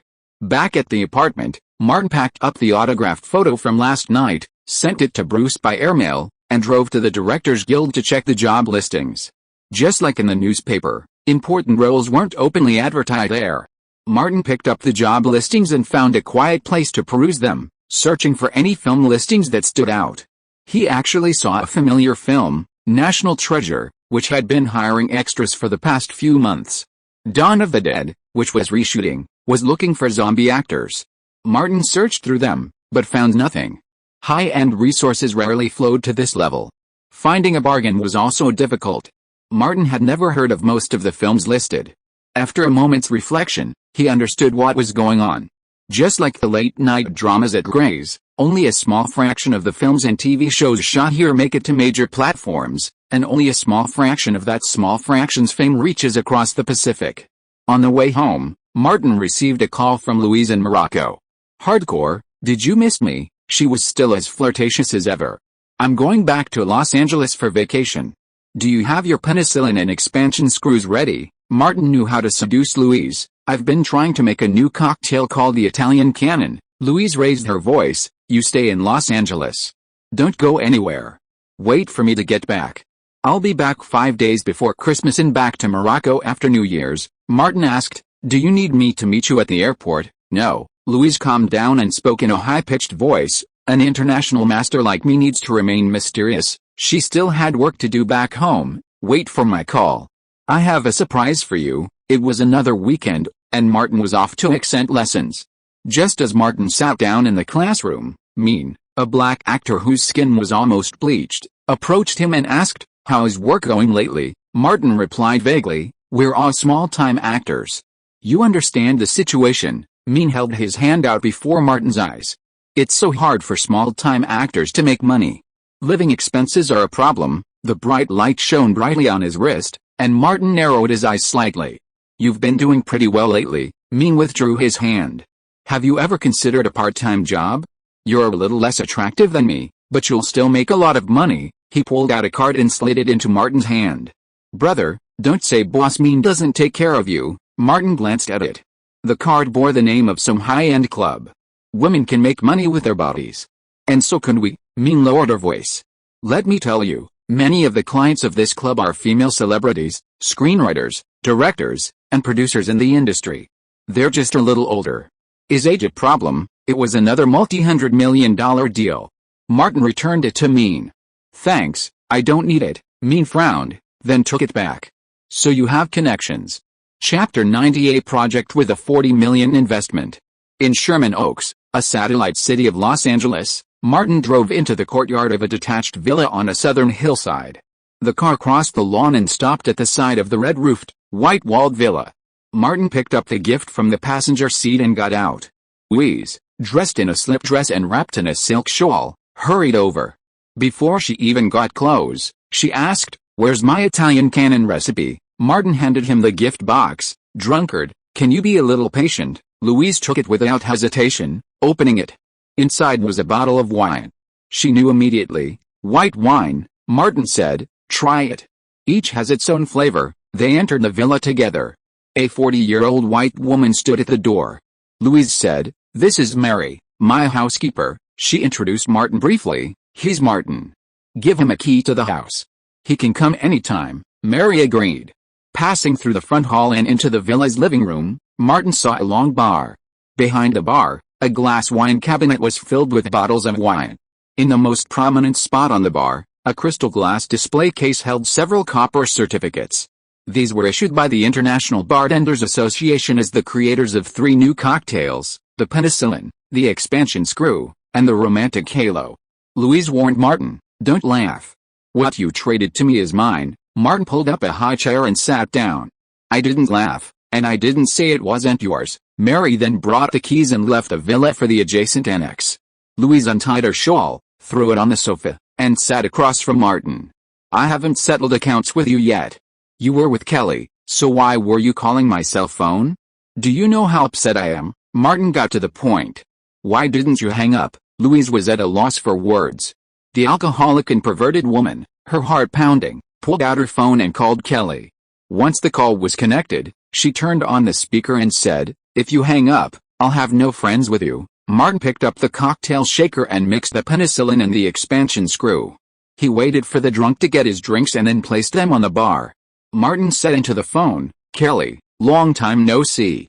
Suddenly, a saying occurred to me, life is such a mess, so make sure you look good." Kelly's voice came over the phone. "Martin Davis, Louise Mayer, you two bastards." After a long moment, Louise's phone ran out of battery and automatically shut down. A moment passed before the two of them were quiet enough to finally talk properly. Martin took out a pen and paper, scribbled on 2 slips of paper, and said, "The Italian Cannon is a modified version of the French 75, so it's a bit picky." Louise said, sprawled across the bar, feeling lazy and unwilling to move. Martin tore off a piece of notepaper and handed it to Louise. The recipe for Italian cannon. Remember the mixing process? Louise picked it up with her fingers and stuffed it into a drawer next to her. She jumped down, put on her suspender skirt, and lay on Martin's arm that was across the bar. How is Los Angeles? Martin smiled. Except missing you. Everything else is good. Louise knew he was coaxing her, but she was happy to hear it, so she asked, how's your Hollywood accent going? Martin changed to Hollywood accent. I've been taking classes and practicing. It's much better than before. Listen to it, doesn't it taste like a big star? Being a star is easy, Louise deliberately sighed. It's hard to become a bartender master. Martin supported Louise's prone body with his left hand, and tore off a second piece of notepaper with his right hand. This is a rocket. The raw materials require some thought. I guess you will need to go to a special supermarket to purchase them. Why do the names of your cocktails always evoke something else? Louise straightened up, walked out of the bar, picked up her black-rimmed glasses, and put them on. Her drunken, perverted demeanor vanished.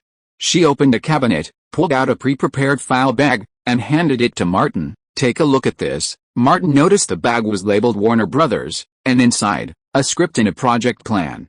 Look at me, drunk and forgetful. Louise took the project plan and put it back in the cabinet, saying, I'm back on vacation, and I'm working on a new project for a compilation film. It's a Warner Brothers initiative, and Pacific Pictures is planning to participate. The script had no title, only the codename House. Martin flipped through it quickly. It was a typical American horror story about a young, underrated man on a road trip. The story primarily took place in a wax museum in an abandoned town. Louise said simply, it's a remake of Warner Bros.' House of Wax. The Hilton lady has found some investors and will be bringing in some money. At this point, she started to act frivolously again. Have you seen her tapes? Tell me honestly, how are her skills? Martin had indeed seen them. It seems her eyes and breasts are not the same size. Louise was curious. Let me take a look sometime. We'll watch it together. Martin was still flipping through the script and asked, there are 2 important male roles. Apply for whichever you like. Louise gave a brief overview of the project. The film's public budget is $40 million, and the actual investment. You've worked on Zombie Gigolo. This kind of film can be made for a small amount of money, and you have the experience of being the leading actor in a North American box office of nearly $7 million, so you're very competitive. Martin closed the script. The key is you, Louise reminded him. Pacific Pictures is only the 4th investor besides Warner Brothers, Fox, and the lady. I'm involved in an epic production in Morocco. I won't have the energy to take care of the crew when I return to North America. If you want to get the role, you have to work hard. She wouldn't give Martin any unrealistic fantasies. I can't guarantee you'll get the role, but you're definitely the strongest contender. Martin picked up the script and asked, shall I discuss this with my agent? Sure, Louise agreed. Martin remembered what Louise had said just now. You've invested in an epic film? In collaboration with Warner Brothers, Louise said. That film is almost finished. Forget it. That's not what I meant, Martin explained. I heard someone say Warner Brothers and Brad Pitt are collaborating on a new Trojan horse. Louise shook her head. You were talking about Troy. I invested in another one, about Alexander the Great. Martin wasn't completely hopeless, so he asked, is all the money invested? Of course. Louise went to get a glass and poured a glass for herself and Martin. So, I'll be watching over the crew. Martin didn't know what to say. In fact, nothing he could say would be appropriate. He had no qualifications at all. Louise toasted Martin and said, come on. Let's take a shower first, then watch the Hiltons bitch. Martin picked her up and asked, do you have the tape? Louise clung to Martin and said, I got it a long time ago, but I never watched it. Not long after, a special film began playing in Louise's private screening room. Louise pulled out Martin's phone and called Kelly. When the call went through, Kelly yelled, you bastards, turn on the speaker if you want. Martin turned on the speaker. Louise was going to Brentwood for dinner with her family that evening. As darkness fell, they got into a Bentley and left the villa. Martin took the script and headed straight for Century City. An agent was essential for securing such a crucial role. Although it was dark, Martin had always considered Thomas a highly professional agent. He certainly wouldn't mind meeting at this time to discuss work. He called Thomas midway through the conversation. In a high-end restaurant in Century City, Thomas very gentlemanly pulled out a chair for his girlfriend, and waited for her to sit down before going across the table. He asked someone to reserve a table for him and apologized. Amanda turned her head to look at the night view outside the window, and said softly, "I'll give you a chance and see how you perform." Thomas loosened his tie and smiled. The waiter brought the menu, and Thomas asked Amanda to order. Just as they finished ordering, Thomas's cell phone rang suddenly. Amanda's face drooped. Thomas hardened his heart and hung up the phone. But in less than 10 seconds, the phone rang again, and the name on the caller ID was Martin Davis. "There may be an emergency," Thomas quickly explained. "I only ask one question, just one question." Amanda was not an unreasonable person, and nodded slightly. Thomas answered the phone, nipping at the fuse burning in his chest. "Let's get to the point." Martin, a man of great wit, didn't waste any words. He got straight to the point. "It's a very important job to discuss. The lead actor in a $40 million project, co-produced by Warner Brothers and Fox, with Pacific Pictures participating. It's an opportunity Louise Mayer fought for me," he emphasized. "I just got the script from Louise." "Thomas, we've already secured the initiative." Thomas immediately realized how crucial this opportunity was to Martin, and to him. Without hesitation, he said, "Where are you? Let's meet now." At this point, a sudden realization struck him. Things weren't supposed to be this way. He had clearly taken time out tonight to apologize to Amanda before heading to the hotel. Thomas covered the phone's receiver. "Amanda, let me explain." Across from him, Amanda put on her coat and, despite being in a fancy restaurant, gave Thomas the finger. "We're done." Thomas glanced at the phone in his hand, then at Amanda, who was quickly leaving, hesitant. Martin's voice echoed through the phone again. "A $40 million production, a leading man. We can't miss this." Thomas cursed Martin in his heart 1,000 times. If he could kill with his mind, Martin would explode right there. Love or career, bootlicker or success, which choice should he make? Thomas was still hesitating when Martin's voice rang out again. "Where are you?" "I'll come find you." A brilliant newcomer trained by a well-established entertainment agency, Thomas made the manly choice. He pounded the armrest of the sofa and said, "I'm in Century City, get over here." What a fucked up life, what a fucked up client. Chapter 91. Me and my agent. Arriving at the restaurant, Martin, led by the waiter, found the partition where Thomas was, pulled out a chair and sat down. Seeing the table full of sumptuous meals, he smiled embarrassedly. "You are too polite. We just want to talk about some things and treat me to a big meal." Thomas held the fork in his left hand and held the knife in his right hand. He wanted to poke 100 holes in the handsome face of the bastard opposite him to see if the brain matter inside was emitting a foul stench. Martin wiped his hands, tied his napkin, and picked up the knife and fork. "Thank you for the dinner. Let's eat and talk." Thomas stared at Martin, and the knife and fork fell on the steak, cutting with all his strength. What you said had better be true. He no longer had love, and could only make up for it with his career. Martin had done his homework on Louise. Warner Brothers is remaking House of Wax, and Fox has confirmed its involvement. The project has received the green light, with several companies involved, including Pacific Pictures. Warner Brothers subsidiary Silver Pictures is producing, with Joe Silver and Susan Levine attached as producers. Thomas knew the key figures in the industry. Joe Silver is the founder of Silver Pictures. He's been in poor health in recent years and has rarely been directly involved in production. The real head of the production is probably Vice President Susan Levine. Martin had seen Susan Levine's photo that afternoon. She looked familiar, but he couldn't place her. He must have glimpsed her in the entertainment news in a past life. "I want to know Susan Levine's personality and preferences, which male roles she has personally cast, and what they have in common." Thomas paused, his hands furiously cutting the steak. The jerk across from him had interrupted his line. This was clearly the agent's responsibility. Martin took a bite of the cake, finding it cloyingly sweet. He warned, "I don't like sweets. Don't order them next time. I appreciate your offer, but please be considerate of my taste when ordering. I prefer meat." Thomas cut into the steak again, the tray creaking under the weight. He felt like countless wheels were rolling on his face, yet he couldn't cry out. He muttered, "I'll remember that." Martin was delighted and continued, "The director Warner Brothers has confirmed is Jaume Serra, a Spanish national who has never directed a feature film before. I need to know more about him." Thomas automatically took note. Martin added, "The project has not yet determined the casting director. If it is confirmed, I want to be the first to know his name, the acting style he appreciates, and the people and things he hates." Thomas decided not to care about the other party stealing the lines, and said, "The decision on the male lead lies in the hands of the producer. There are many factors that influence the producer's choice. The most typical one is the recommendation of the partner. Louise Mayer has already put you ahead," Martin said. "The casting director can choose to say good or bad things. Maybe a bad word will affect the producer's impression." Thomas agreed. "He can't decide, but he can ruin things." Martin took a plate of barbecue and said before eating, "After Christmas, the crew will be officially established, so you should hurry up. Don't worry, these are what I am good at." Thomas and Martin have the same interests in this regard. Martin raised his glass and clinked glasses with Thomas. "You are still talking to me about work so late, and you even offered to treat me. I admire your professionalism." He poured soup to him without leaving any trace. "Thomas, I am lucky to meet a professional agent like you." Thomas's blocked cardiovascular system finally unblocked a little, and he drank the wine in the glass in one gulp. "This opportunity is so good, we must seize it," he said fiercely. "Martin, if something happens to you, I will take you to a super party for middle-aged and elderly women in the circle, and let you know what horror is," Martin discussed with Thomas while eating.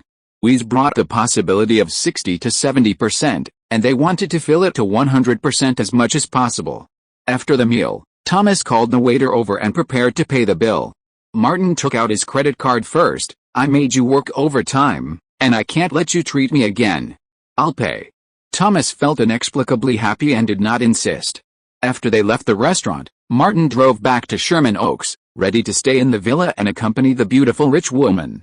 Life is so fucking good. Thomas started the car, hesitated for a moment, turned around, and drove towards the company's location, deciding to work overtime to collect information.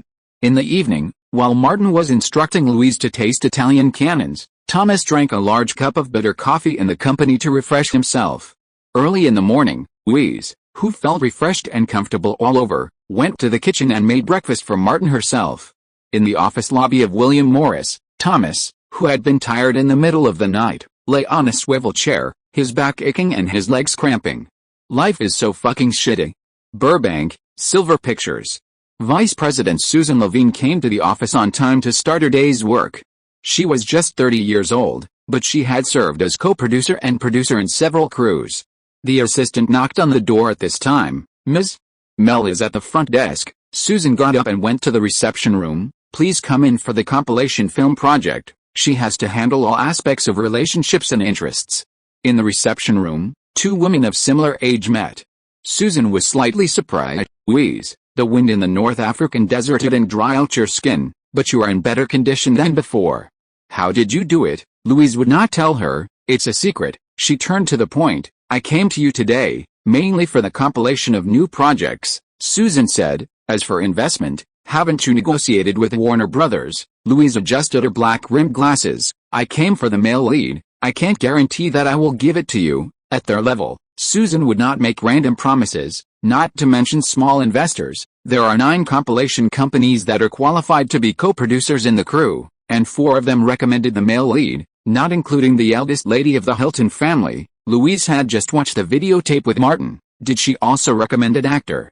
Susan reminded. "She brought money into the group, and the actual investment is higher than your Pacific Pictures." Louise nodded. "I won't make things difficult for you.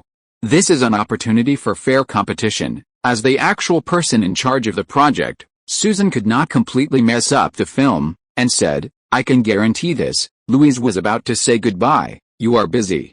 I won't disturb you. Let's go out for a drink in the evening." "I'm not free these days. Let's talk about it after Christmas." Susan couldn't help but ask one more question. "I'm curious, who is worthy of you to go there in person?" she hinted. "Is it very special?" Louise smiled. "Very special. You won't understand." Going downstairs and getting on the Bentley, Louise said to her driver and assistant Nikki, "Go to the Bartenders Association. Bartender Louise has just mixed a brand new cocktail, and she is going to continue to make a name for herself through the Bartenders Association." On the way, Louise contacted the editor-in-chief of Esquire magazine again, and was going to be on the magazine again. No mistake, just one post, one content, one book, one bar. Bartenders, like artists, need to spend money to be promoted. Atlanta, the home of the beast. It was not yet time to go to work, and Ivan entered the hall with a pile of mail.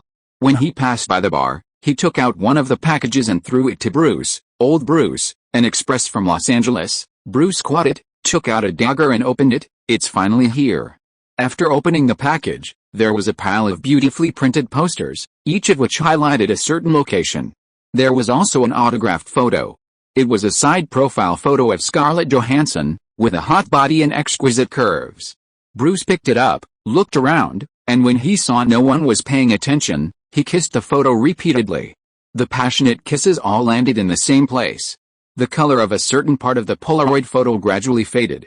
Bruce had had enough of his pleasure, so he took out his cell phone and called Martin. I received the things, I'm very satisfied, our debt is written off. Old Bruce, slow down, Martin said deliberately on the other side. Be careful of lead poisoning, otherwise you won't be able to go out the back door. Bruce put the photo away. The shit you spew out is always hot and smelly. Martin responded, have you smelled it? After a few words of habitual exchange, Bruce hung up the phone, but the phone rang again. He glanced at the caller ID and answered, do you have something to talk to me about? I'm outside the club where you work. Come out to chat. Wait for me 5 minutes. Bruce packed his bag and walked out of the club gate. He saw Lynch's private car and got on the passenger seat. Lynch, what do you want me to do? Want to fight the British? Lynch from the DIA glanced at his old friend and said, I got intelligence that those black guys in the South City who were busted last time have connections with Mexico. They suffered heavy losses and dared not retaliate against the DIA, but sooner or later they will find out about you, Bruce said coldly. I will twist their heads off and stuff them into their asses. Lynch said, no matter how powerful you are, how many can one person deal with? Bruce asked, what do you want me to do? Join the DIA.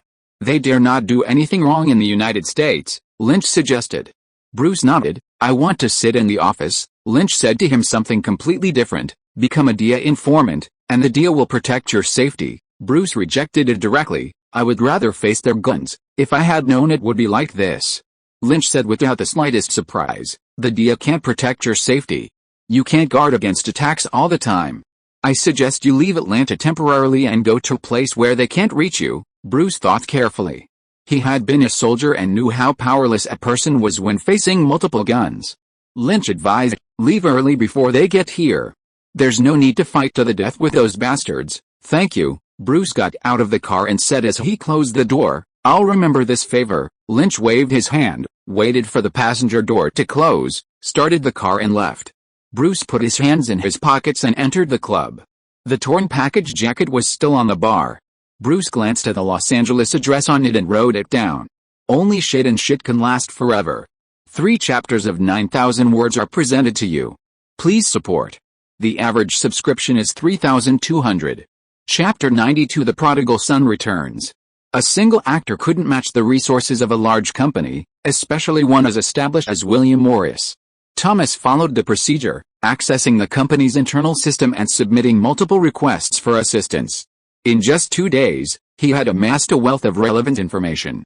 Susan Levine was particularly prominent. She was a rapidly rising female producer, and at 30, her future held boundless possibilities. William Morris maintained a detailed inventory of Susan Levine's resume, including her colleagues, friends, and past collaborators. On the day before Christmas, Martin and several other tenants were helping Antonio set up the rooftop for a Christmas Eve party when they received a call from Thomas. Come to the office and we'll discuss this in detail. Your site isn't suitable. After some time with Thomas, Martin felt it was time to crack the whip and get the donkey to work harder. Hey, men, I'm not saying anything, but the lobby is so messy, and you don't have your own office. How can you have a good conversation? Thomas was devastated. He was silent for a full 20 seconds before he managed to piece his broken heart together. With some duct tape, he said, speak of a place, and I'll go. Thinking of Martin's sturdy physique and his own slightly bald yet handsome face, he quickly added, hotels won't work. Standing at the edge of the rooftop, Martin held on to the railing and said, Tiago's Cafe in North Hollywood, I'll buy you coffee. Thomas accepted. Martin put away his phone and approached a ball-like landlord. Antonio, I have work to discuss, so I can't help you. Remember to come back tonight for the party. Your ticket is for drinks or food. Antonio, a happily single, overweight man, had even thrown a small party for his tenants on Christmas Eve. He asked Martin, have you found a job as an actor? Martin replied vaguely, I'm trying, but I can't say for sure. Antonio rummaged through his pockets and pulled out a business card from his business card holder. He handed it to Martin. "I've had quite a few male actors as tenants, and I've used most of them." Thinking the landlord was being helpful and had special connections, Martin took it. Then he looked down and saw it was a personal physician's card. Antonio said, "He specializes in proctology, and he's nicknamed the hyena." Martin instinctively reached for his coat, trying to be polite for once, but the polite person's card was in Atlanta. Antonio meant well. "He's really good." Martin collected the card and waved. "I'll bring some wine tonight." They walked downstairs to the coffee shop and waited for 20 minutes before Thomas arrived, laptop on his back and briefcase in his arms. Martin ordered coffee, and they quickly got to work. Thomas pulled out Susan Levine's file and handed it to Martin. "The company has concluded that she's Jewish and graduated from USC. USC alumni and Jewish people have advantages," Martin said cautiously. "I'm not Jewish. I didn't finish high school." He quickly flipped through Susan Levine's profile. Under the personal life section, it was clearly stated that Susan Levine's current boyfriend was Robert Downey Jr., who had just been released from prison last year. Big shit. Martin went back to the photo and finally remembered, this was Robert Downey Jr.'s wife. He asked, "How did Downey win her over?" "I'm not exactly sure," Thomas recalled. "I remember there were rumors in the industry that she was moved by Downey's return to prodigal status after experiencing all the hardships of life." Martin spoke frankly. "Downey's experience is called experiencing all the ups and downs of life." "I came from a shit pile, didn't I?" Thomas said. "That's how it is. Rich second-generation celebrities who do those awful things are called experiencing the hardships of life, but living a slightly normal life becomes a worthwhile return to prodigal status. Don't get too carried away. When you become famous, your experience in a shit pile will naturally become an inspirational legend, something you can even sell." This made so much sense that Martin couldn't argue with it and continued to look through the information. Susan Levine's rise to powerful producer status was relatively recent, with only 3 official films to her credit: Ghost Ship, Ghostman, and Cradle of Death. She personally selected 3 lead actors, Desmond Harrington, Robert Downey Jr., and Tom Arnold. Martin asked for their information again. Thomas took it out and handed it to him, saying, "A young man, a middle-aged man, and an old man. According to this pattern, she should choose a child or a dead person this time." Martin asked, "Anything else?" Thomas yawned and rubbed his dark circles. "The company provided the information, and we will analyze it ourselves." He drank coffee to refresh himself. "I have been working overtime for 3 consecutive days, and my head is a mess. Don't ask me. People who are good at manipulating opportunities can always find the most special things from seemingly ordinary people and information." Martin flipped through it and said, "So that's how it is? 3 prodigal sons who have returned?" Thomas asked. "The other 2 have also been in jail?" "You put yourself in jail first." Martin circled the 3 documents with a pen, pushed them to Thomas, and said, "Harrington was a troublesome guy in his youth. He was forced to drop out of school because of fighting, worked as a bartender for a while, joined a street money gang, and then came to his senses and became an actor. Tom Arnold's situation is similar. He worked as a security guard in an underground bar and sold money and drugs." Thomas grasped the key point. "What makes Downey different from them is that he comes from a good background and family." Martin looked back at Susan's resume. She transferred schools twice in high school. In order to get into USC, her father, an alumnus, made a large donation. Thomas's reaction was quick. Susan graduated from USC with excellent grades and was recommended by many renowned professors. That made sense. Martin said, "Personal experience shapes preferences." Thomas. "How much influence does preference have on a producer's professionalism?" Thomas was quite cautious. After careful consideration, he asked, "If the basic qualifications are similar, would you choose someone you like or someone you dislike?" He warned, "It's best to confirm. If you make a mistake, it will be very troublesome." Martin fetched Harrington's information. He grew up in Savannah, Georgia. "I'll try to contact him." He wanted to move forward, so he had to let Thomas carry the burden. "Everything else on the crew is up to you," Thomas added. "Zomi Sarah is a new director. He's only shot music videos and commercials before, and he doesn't have any say in the main characters." Martin said, "Let's get moving, men. Time is running out." Thomas nodded, grabbed his briefcase, and left the cafe, heading for Warner Brothers. He had lunch with Mary Gale, a potential casting director. Martin sipped his coffee and continued reading Harrington's profile. Then he pulled out his phone and called Robert Patrick's personal number. They agreed to visit after Christmas. At noon, Martin went to Sherman Oaks to have lunch with Louise, specifically to discuss Susan Levine. "We are both rich girls. It's normal to be lawless during the rebellious period." Louise knew a little about it. Some of them just sink into depravity, and some return to the right path. "I heard Susan mention that she was quite violent during that time, but fortunately she came to her senses in college." Martin expressed his idea. "I plan to think of some way in this regard," Louise said. "It's a very targeted design. You can try it." She turned and asked, "I'm going home tonight. How are you spending Christmas Eve?" Martin said, "The landlord threw a simple party." Louise had no similar experience. "The landlord is a nice person." Martin did not make a direct judgment. "Antonio gave me a business card of a private doctor. The private doctor specializes in anorectal medicine." How could someone in Hollywood not understand the meaning? Louise couldn't help laughing, and after laughing, she deliberately said, "I think you need it." She was very curious. "I'll go to your apartment tomorrow." "I've never lived in that kind of small apartment." Of course, Martin would not refuse. "You're always at my service." As darkness fell, the lights on the rooftop of a North Hollywood apartment building turned on, the Christmas tree lit up, and Christmas music played. Mariah Carey was once again in copyright harvesting mode. Many single tenants brought wine, desserts, and other items to the rooftop party. Martin brought several bottles of wine. Antonio changed into a red suit and stood under the Christmas tree, looking like a fat Santa Claus. Seeing Martin, he asked, "Have you been to the doctor?" "He's quite good, isn't he?" Martin pulled his shirt back and said, "You should be thankful this isn't Georgia." "Hi, classmate, so you live here?" A familiar voice rang out, and Mean, whose skin was almost pale, appeared before Martin.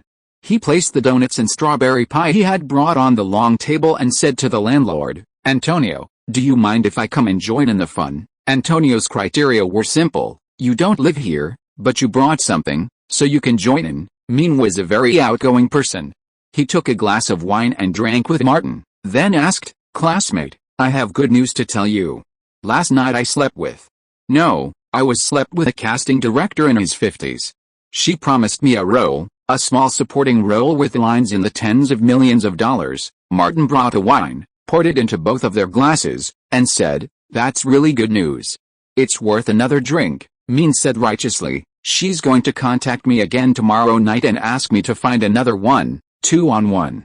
Classmate, we get along well, so I told you this way. If the way you're looking for doesn't work out, I suggest you consider it." Martin was quite polite. "Thanks for the suggestion, but I found another opportunity." He clinked his glasses gently with Mean. "I wish us all success," Mean said. "When I become famous, I'll throw a party with 20 young, beautiful women." He was constantly hooking up with women in their 40s and 50s for the sake of his career, and his interest was rapidly fading. If he continued for another 2 years, it might end sooner than later. Martin left the party early and, when it was almost time, made a series of phone calls. Kelly, Elena, Robert, Jerome, Lily, and the others had all received their Christmas gifts, which had been mailed in advance. Chapter 93. People are afraid of comparison. Entering the small apartment, barely 80 square meters, Louise's eyes were filled with curiosity. The cramped space was crammed with furniture and appliances.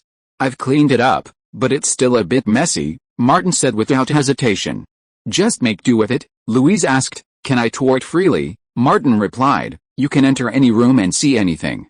Everything here is open to you." There were only 2 bedrooms, and the master bedroom, with its large bed and wardrobe, had practically no space left. The other bedroom had been converted into a study. Louise sat down on the master bed when a sudden, rolling sound from upstairs, a strange sensation she had never experienced before, like a cat's paw, removed her black-rimmed glasses. The debauchery of the drunkard and pervert returned. "Martin, if I sing loudly here, will everyone in the building hear me?" Martin approached, inviting her. "Let's give it a try." The apartment building's soundproofing was actually quite good. Her singing quickly spread throughout the building. Perhaps due to the new surroundings, her voice was particularly loud. As it turned out, no one bothered her about the noise. This time, the couple's consciences got the better of them and they didn't call Kelly. After they finished, Louise lay there, unwilling to move. "I'm hungry. Get me something to eat." "I've never used the kitchen, and I don't have any food stored there." Who among the bachelors wanted to cook?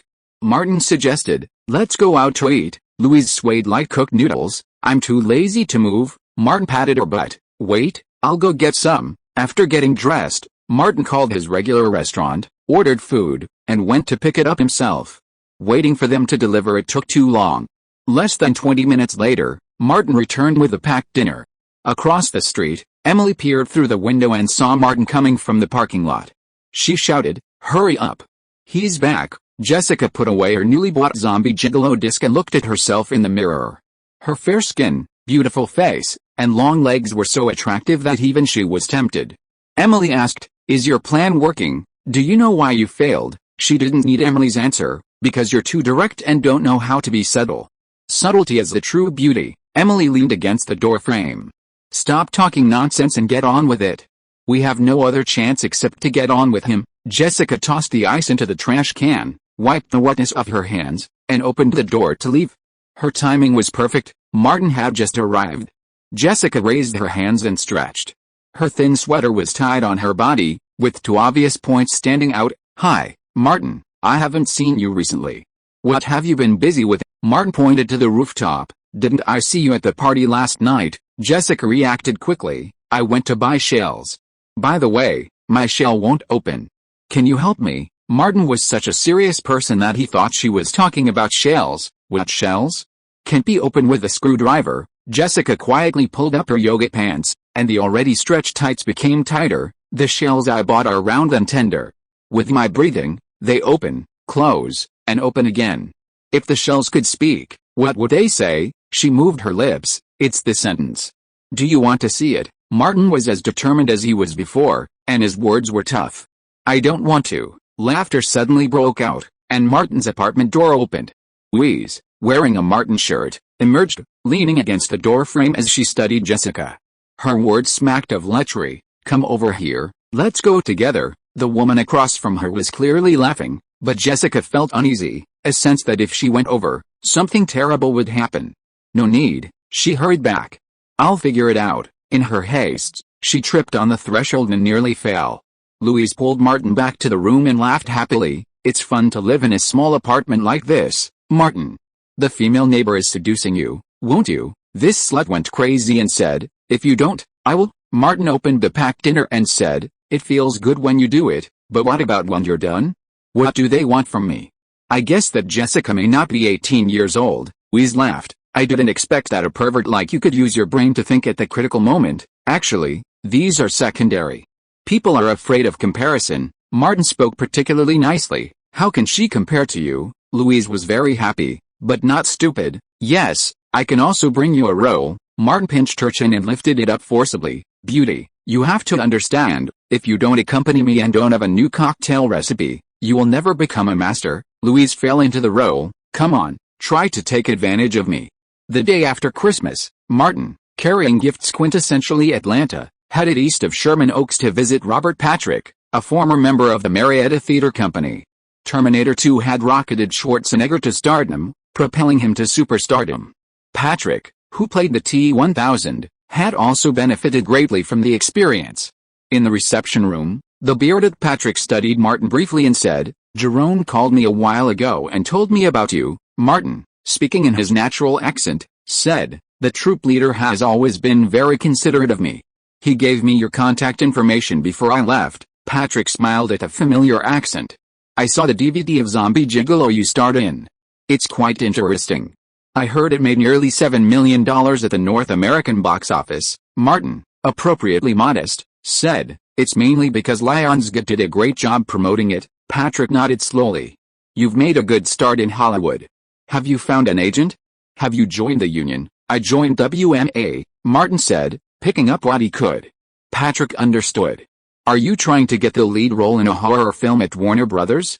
"I have some connections there, but they're not enough to get the lead in a multi-million-dollar project. In Hollywood, where celebrities are the most sought after, Patrick also owns a film and television company, but he couldn't invest in it just because of Martin.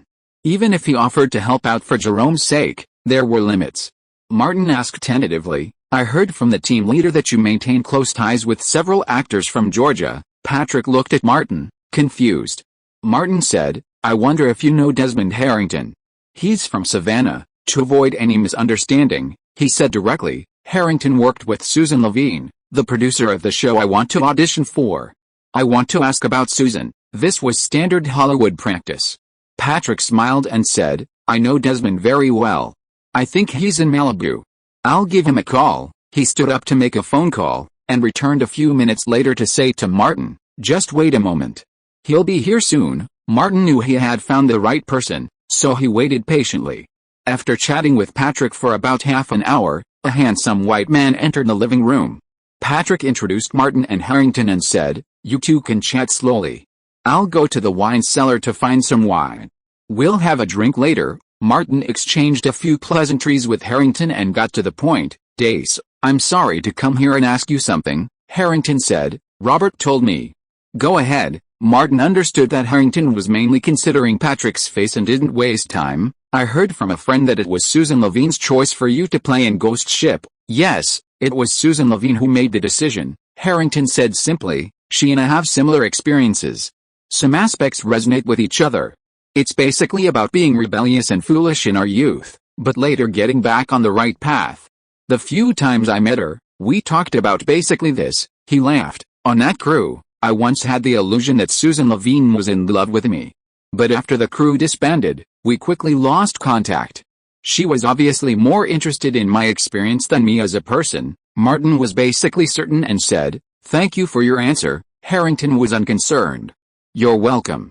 I hope it helps. Martin exchanged contact information with him. Patrick quickly returned with a bottle of wine, which Martin helped open. The three of them chatted and drank in the living room, the atmosphere becoming increasingly harmonious.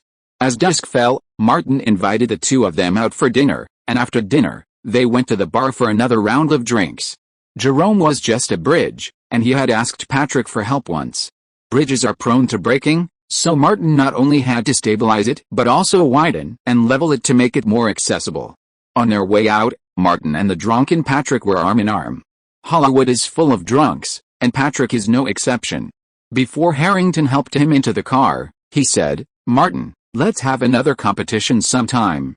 I can handle Cameron, Schwarzenegger, and Hamilton, but you can't. Martin, drenched like a super drunk, was quick to react and said, no need to wait another time.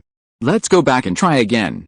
Robert, I tell you, I know a Robert who's known as the biggest drinker in Marietta, and he can knock him out in an hour. Harrington shoved Patrick into the car, then asked Martin, do you want me to call a designated driver? No, Martin waved, swaying towards the car. Next time, I won't stop until at least one of them is down. Harrington drove off, turning off Sunset Boulevard. Martin, not drunk at all, shook his head, got into his car, unscrewed his bottle of mineral water, took a sip, and pulled out his phone to call his agent. Why do you always call at night? Thomas's disgruntled voice was heard on the other end as the call was connected. Martin pretended not to hear. Susan Levine can confirm it. Thomas immediately forgot what he had just said and said, good, we have grasped the key. He informed Martin of the news. Tomorrow, the crew will be officially established. Chapter 94 The Biggest Rival. Before the new year, Warner Brothers held a press conference, officially announcing its multi-year investment in a remake of House of Wax, with a production budget of $40 million. Anyone who's read the script knows this figure is quite exaggerated. The actual investment and the amount of capital involved remain unknown to outsiders. Robert Zemeckis and Joe Silver were credited as producers, but Susan Levine was in charge of the actual production. Warner Brothers had a well-established production preparation process, with key behind-the-scenes personnel, from the director to the director of photography to the casting director, signing contracts that very day. Before Louise returned to Morocco, she specifically arranged to meet Susan Levine for drinks. Martin drove her there. The lead actress has been confirmed. Elisha Cuthbert, a former child star who was invited by Hillary Clinton to interview the White House, Louise said from the passenger seat, sharing her latest updates. She's got a lot of buzz, a strong upward trajectory, and she's quite popular with the audience, Martin said. I'm vying for the role of her twin brother. Louise was one of the investors, so she was naturally well informed.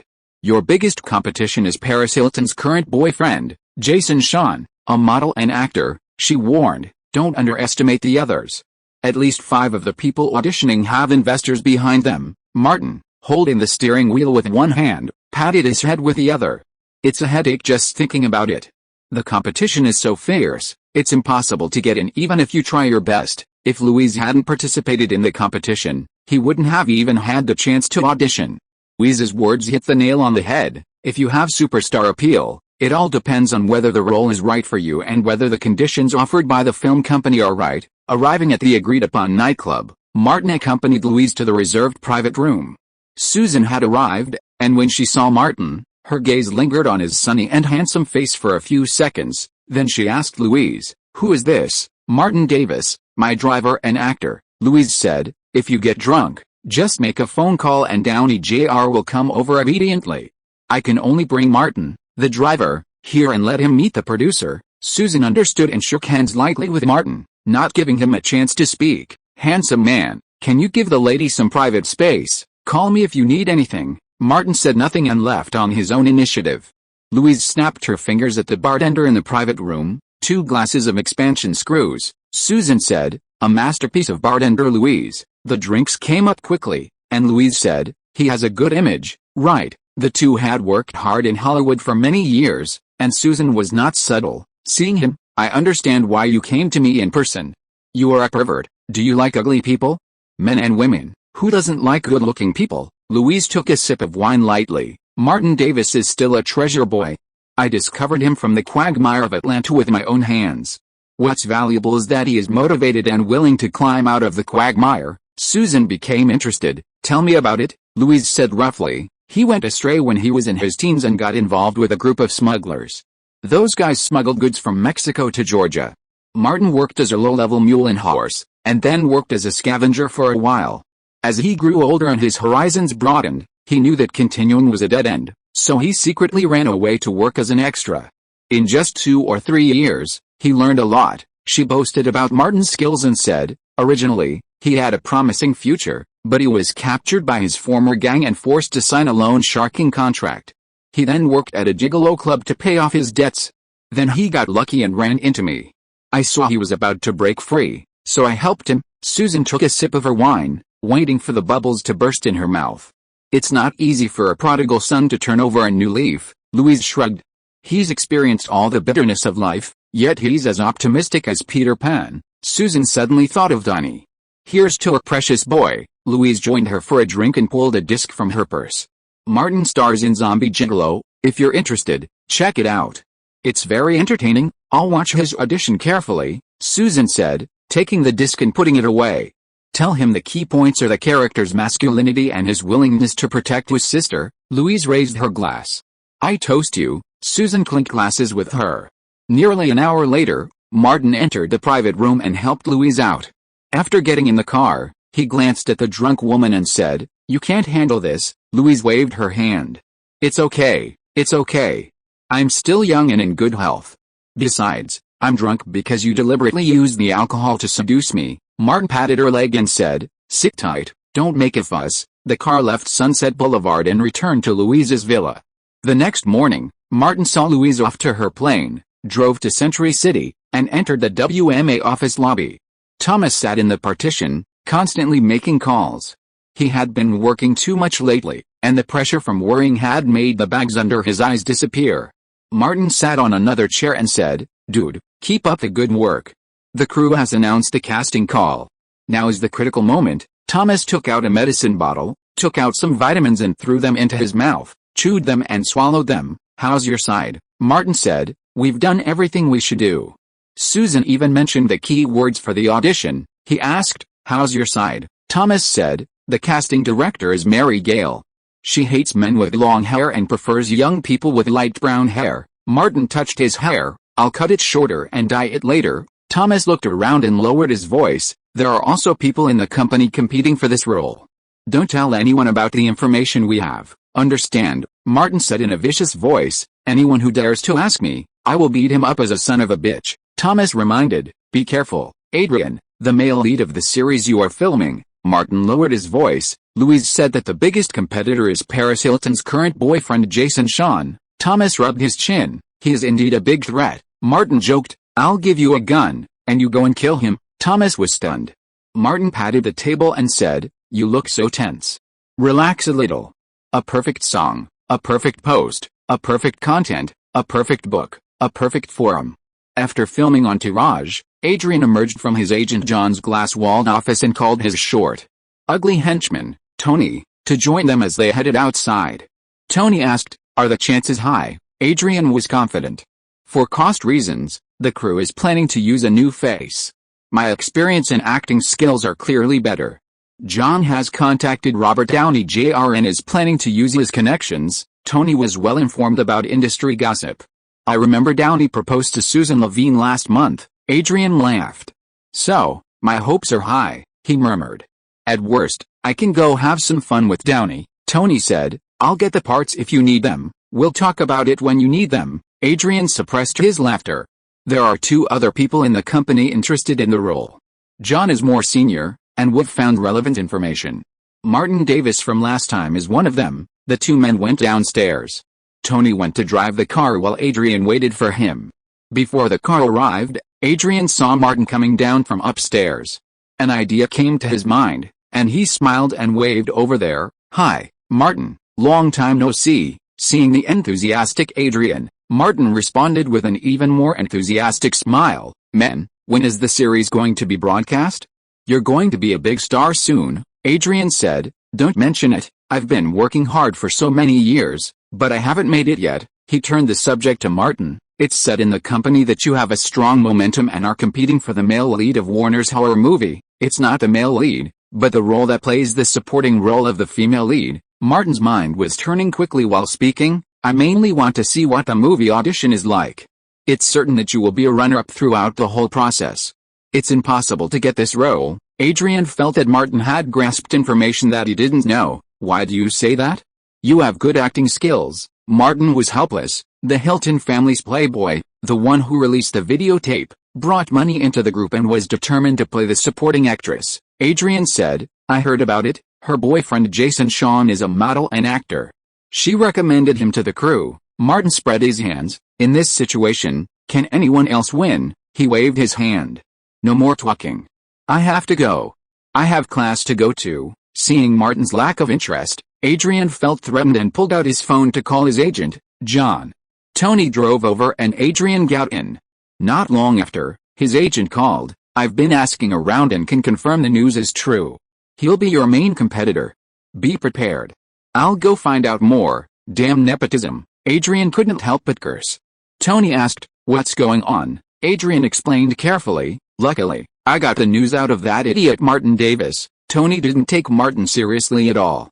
After all, on the set of Entourage a while ago, Martin Davis had only played a minor supporting role. He asked again, "How much will our chances of winning be reduced?" Adrian thought about it carefully and said, "At least half." He tapped the chair lightly. "The audition will start soon, and we don't have much time left. We have to think of a way that Jason Shawn doesn't care about the videotape." Tony couldn't stand it. "He actually plays with a slut like Paris Hilton. He's rich." Adrian raised his hand to stop Tony from speaking and thought carefully. In 2004, just after the New Year holiday, the crew of the show officially named House of Wax announced the audition time and sent audition notices and short role scripts to the actors who passed the selection. The male lead is named Nick Jones, the twin brother of the female lead. Including Martin, after the initial screening, there are still more than 20 actors competing for this role. For those who can pass the first round, basic acting skills, ability and appearance are not a problem. Chapter 95 Audition Storm. A black sedan pulled up in front of the North Hollywood apartment. Thomas was about to reach for his phone when Martin emerged, pulled the passenger seat, and climbed in, saying, "Let's go, Warner Brothers." It was the final round of auditions for the day. Thomas started the car and headed for Burbank. As he pulled out of an intersection, he realized something was amiss and quickly realized, "Why aren't you driving?"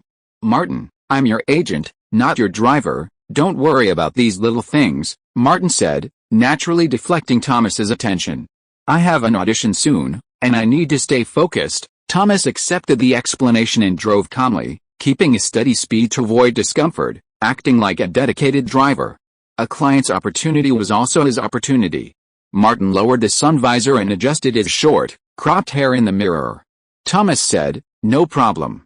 Mary Gale hates the Beatles and prefers men with clean, crisp, short hair." The car arrived at Warner Bros. And parked in the parking lot.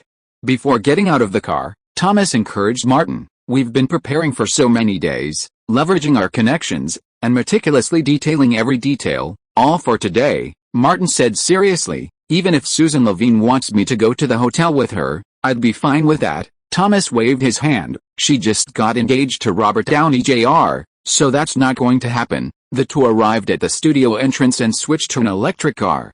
Halfway through, Martin pulled out his phone and made a call. Robert, it's me, Martin. I need you for something. Inside the Marietta Community Theater, Robert saw the call and walked toward the merchandise counter at the entrance. As he walked, he said, I know. Coke, right? I'll get some now. It's on the table facing Los Angeles. Martin smiled. Thanks, old friend. Robert bought a can of Coke and went to his office. His desk had officially moved to the west, where he always kept a can of olive oil. A can of smeared olive oil was placed at the far west end. Martin and Thomas arrived at the crew's residence and entered the small studio. In the waiting area outside the audition room, 6 or 7 young actors in their 20s were waiting.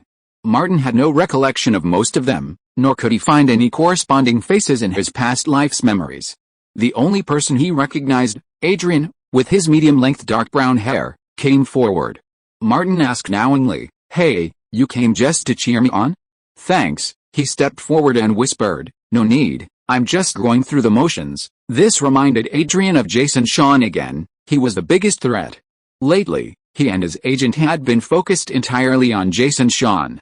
He'd even done some research and found out that the funding Paris Hilton brought into the production was even greater than Pacific Pictures. Adrian smiled and said, Not only to cheer you on, I came here to see the auditions for the lead role in a commercial film. Martin looked at the guy's smiling face and wanted to punch him in the face, but when he saw his medium-length hair, he raised his fist and bumped it with him. Go for it, man. Adrian felt nauseous at the sight of the handsome face across from him, but he suppressed his nausea and said, Brother, let's go for it together. Martin and Thomas found a seat. The latter said, See? It's not that I'm not working hard. The competition within the company is just as fierce. If you don't demonstrate your value, the company won't invest more resources in you. Martin knew he couldn't just crack the whip. He had to hook a carrot. I got it thanks to Louise Mayer's connections.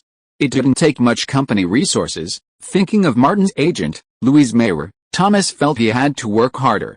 Clients sign contracts with the company, and it's not uncommon for dissatisfied agents to switch.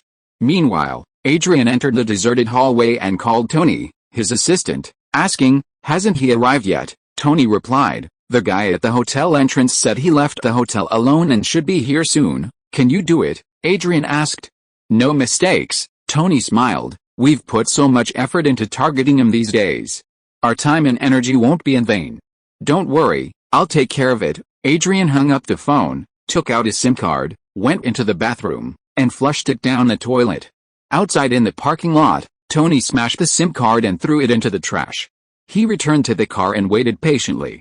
The audition schedule provided by the production crew stated Martin's audition time was 10 a.m.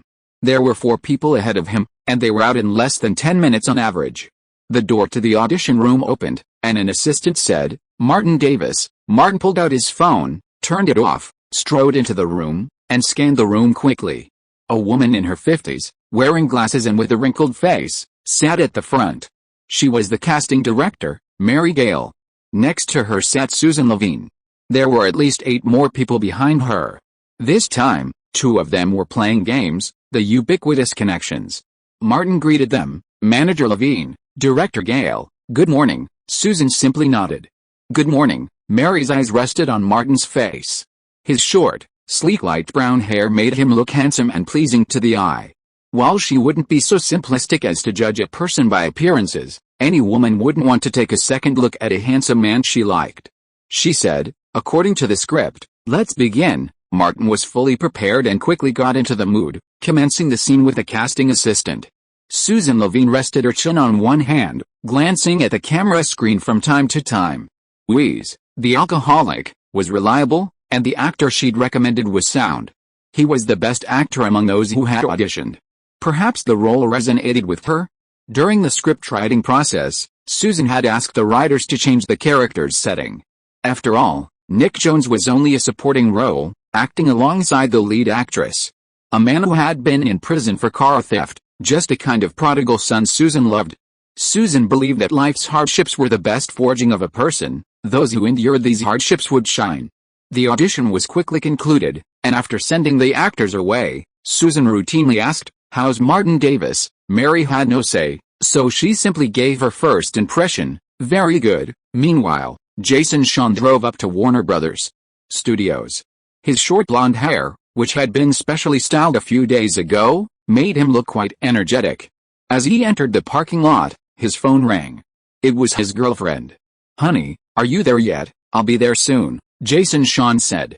"Don't worry, I'm fine on my own. I really don't need you to come with me," Paris Hilton added. "Okay, call me when you're done."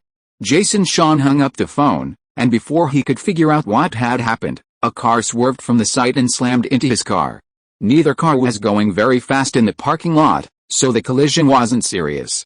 Jason Shawn checked the time, opened the door, and got out. A short, stocky man got out of the car across from him. "How did you drive?" Jason Shawn went to check the collision. "Forget it, just leave." Tony couldn't leave. Pointing at him, he said, "You ask me how I drive? I'm going to ask you how I drive. You were on your phone and you hit me." Thinking of his upcoming audition, Jason Shawn held back for the moment. "I don't argue with people like you. Just give me a number," Tony barked. "This is a new car. Repairs will cost at least $3,000. Jason Shawn estimated it would only cost $500.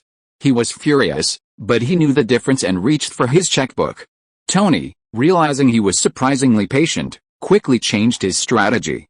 He rapped, "I've seen Paris, her head's bulging, different sizes. I've seen Paris, she's like a bitch, lying there waiting to be fucked. I've seen Paris, she loves giving blowjobs, smearing her face and chest. I've seen Paris." Jason Shawn knew immediately who the short, clumsy, and fat man was singing about and what the lyrics were describing.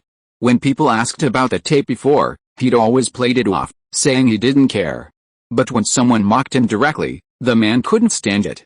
Jason Shawn lunged forward, punching Tony in the face. Tony's obese body fell backward, thudding to the ground. "Asshole, you damn fat bastard." Jason Shawn lunged forward, kicking him hard. Tony quickly shielded his head.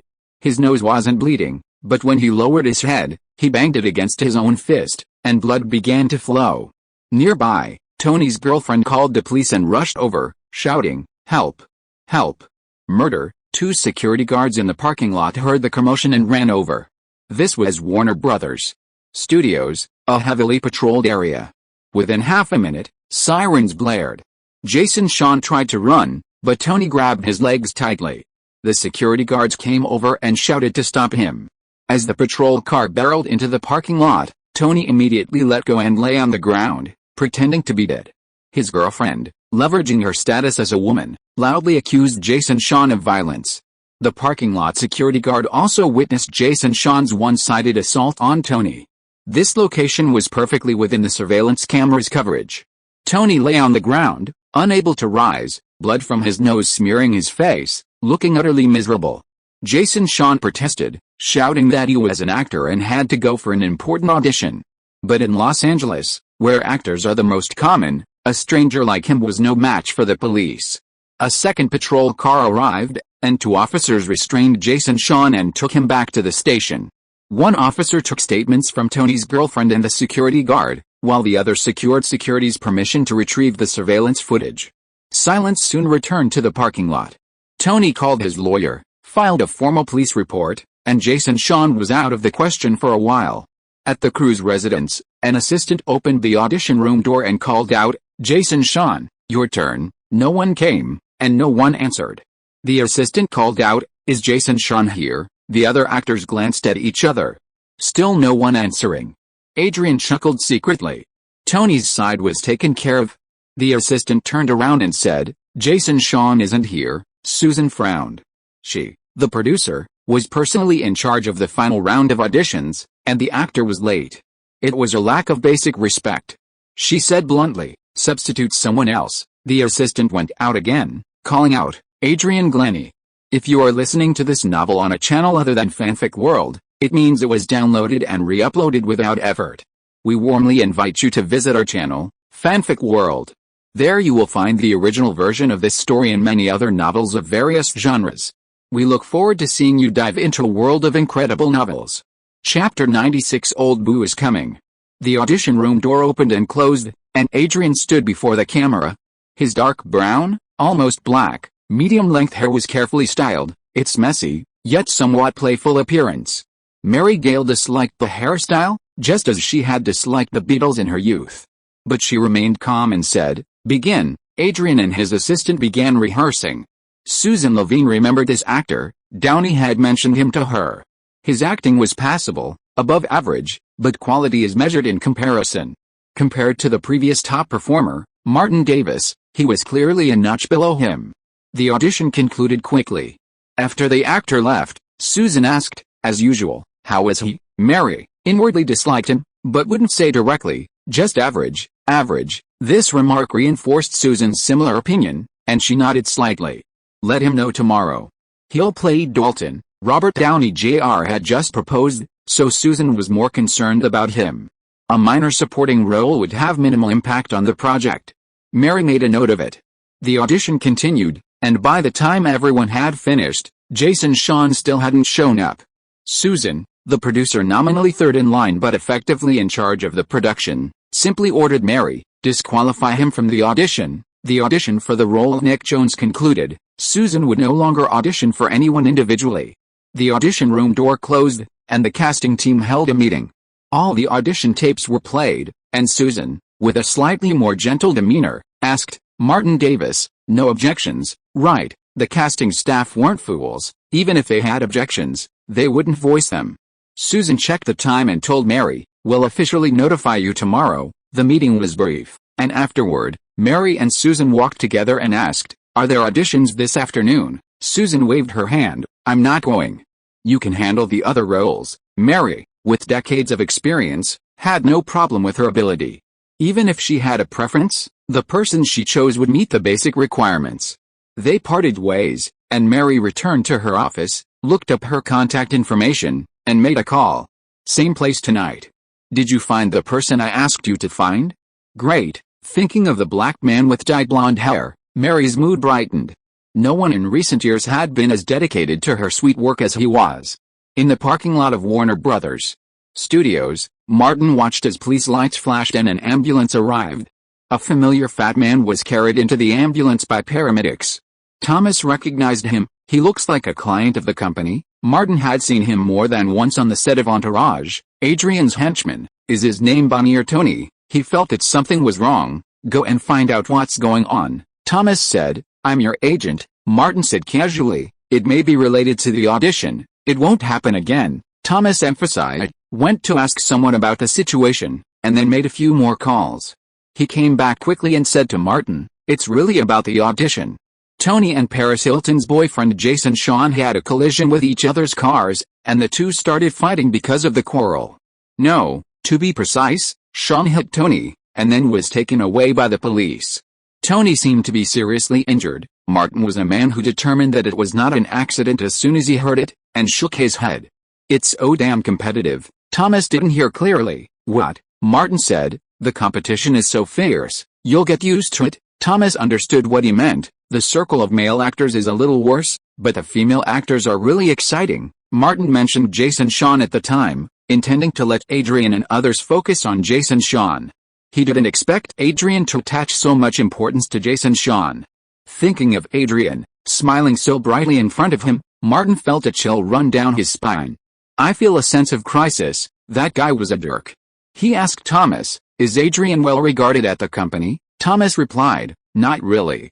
He's one of the newer guys." Martin debated whether to call him. He pulled out his phone, only to discover it hadn't been turned on since he turned it off. He quickly turned it on and was immediately flooded with text messages indicating 3 missed calls. Just as he was about to call back, the ringtone rang. Martin answered the phone, and Bruce's voice was still as unpleasant as ever. "You stinking piece of shit. When I'm not looking for you, you're a real pain in the ass, and when I'm looking for you, I can't get through, because I can smell you from Los Angeles." Martin shot back sharply, "The shit from your brother's body wafted from Atlanta to Los Angeles." Bruce said, "I'm in Los Angeles." Martin was surprised. "What? Old Bruce, you're in Los Angeles?" Bruce said, in the parking lot in front of the Bank of America on Valley Boulevard in North Hollywood. You have less than half an hour, and I'm robbing the Bank of America and telling those sons of bitches you're the mastermind." Martin hung up the phone and called to Thomas. "Drive to the Bank of America in North Hollywood." "Hurry, I'm not your driver," Thomas muttered to himself, got behind the wheel, and drove Martin straight to North Hollywood.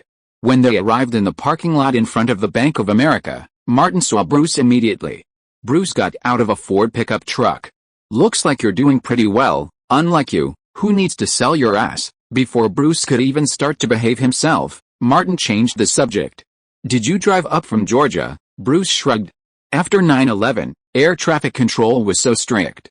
"It's easy to leave traces." He pointed his chin at Thomas. "Who's this?" "Your new recruit," Thomas thought. Where did this country bumpkin come from? "He's full of foul language and stinks." "My agent, Thomas," Martin introduced briefly. "Thomas, this is Old Bull, my brother, a professional street sweeper," he added. "If you ever kill someone and it's hard to deal with them, just call Old Bull. Pay the right amount and he'll take care of it for you." Thomas nodded at Bruce and said to Martin, "I won't bother you anymore." Martin reminded him, "If there's any news from the crew, let me know immediately." Thomas got in the car and hurried off. Martin got on the passenger side of the Ford pickup truck and pointed to the apartment in the north. "Go there." At the same time, he reminded, "Put your stuff away. This is California, where gun control is strict, not Georgia." But Bruce said, "I was stationed in California when I was in the Army. I have both a gun license and the concealed carry license here. Who am I? I won't give that son of a bitch a chance to empty the magazine." The car drove into the parking lot. Martin helped carry the luggage and took Bruce into the apartment building. Bruce went up to the second floor and curled his lips. "I thought you lived in a big villa in Malibu or Beverly, so I came here just to stay with you." Martin opened the door and said, "You can stay with me temporarily. You can choose one of the 2 bedrooms, considering that Louise might come to sing when she returns to Los Angeles. After all, she finds it very exciting. When the apartment building is vacant, I will rent one for you." Bruce threw down his suitcase and sat on the sofa. "Don't you want to be with me forever?" Martin opened the refrigerator, took out a can of beer and threw it to him. "I can smell the stench on you from thousands of kilometers away." "Old Bruce, there is another key question.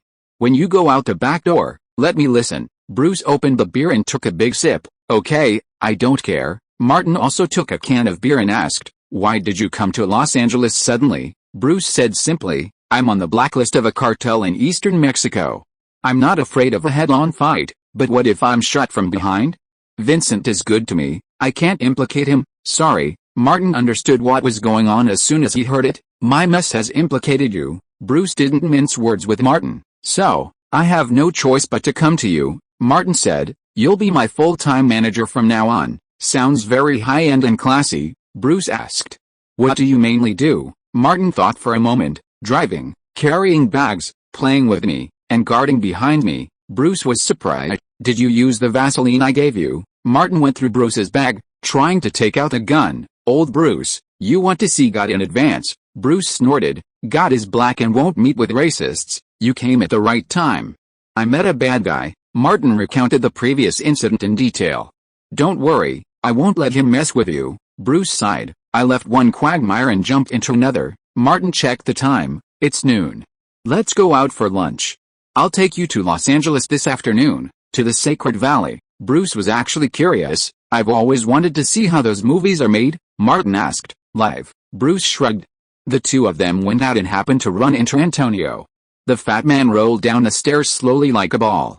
When he saw Bruce, he asked Martin, "Is he a producer?" Bruce said first, "Yes, I'm a producer in Hollywood." Antonio patted Martin's arm and said, "Go to the hyenas early. Don't wait until you can't stand it anymore." Martin glared at Bruce and looked at the landlord. "He likes fat men, so I brought him here specially." Antonio was shocked and turned around to go upstairs. "Don't mess around. I have a gun," Martin said. What man doesn't have a gun? He was worried that the landlord's heart could not bear the physical pressure. "I'm just kidding. He's my friend, Anthony. If you have a vacant house, please help keep it for him." Antonio turned around, his chest trembling. "Much bigger than Jessica's." "No problem. I'll let you know if a house is available." Martin and Bruce went downstairs, found a place to have lunch, and went to the San Fernando Valley together. Partway through, Martin called Jenna Jameson. Her company, officially launched after the new year, was filming its first production and welcomed them to visit.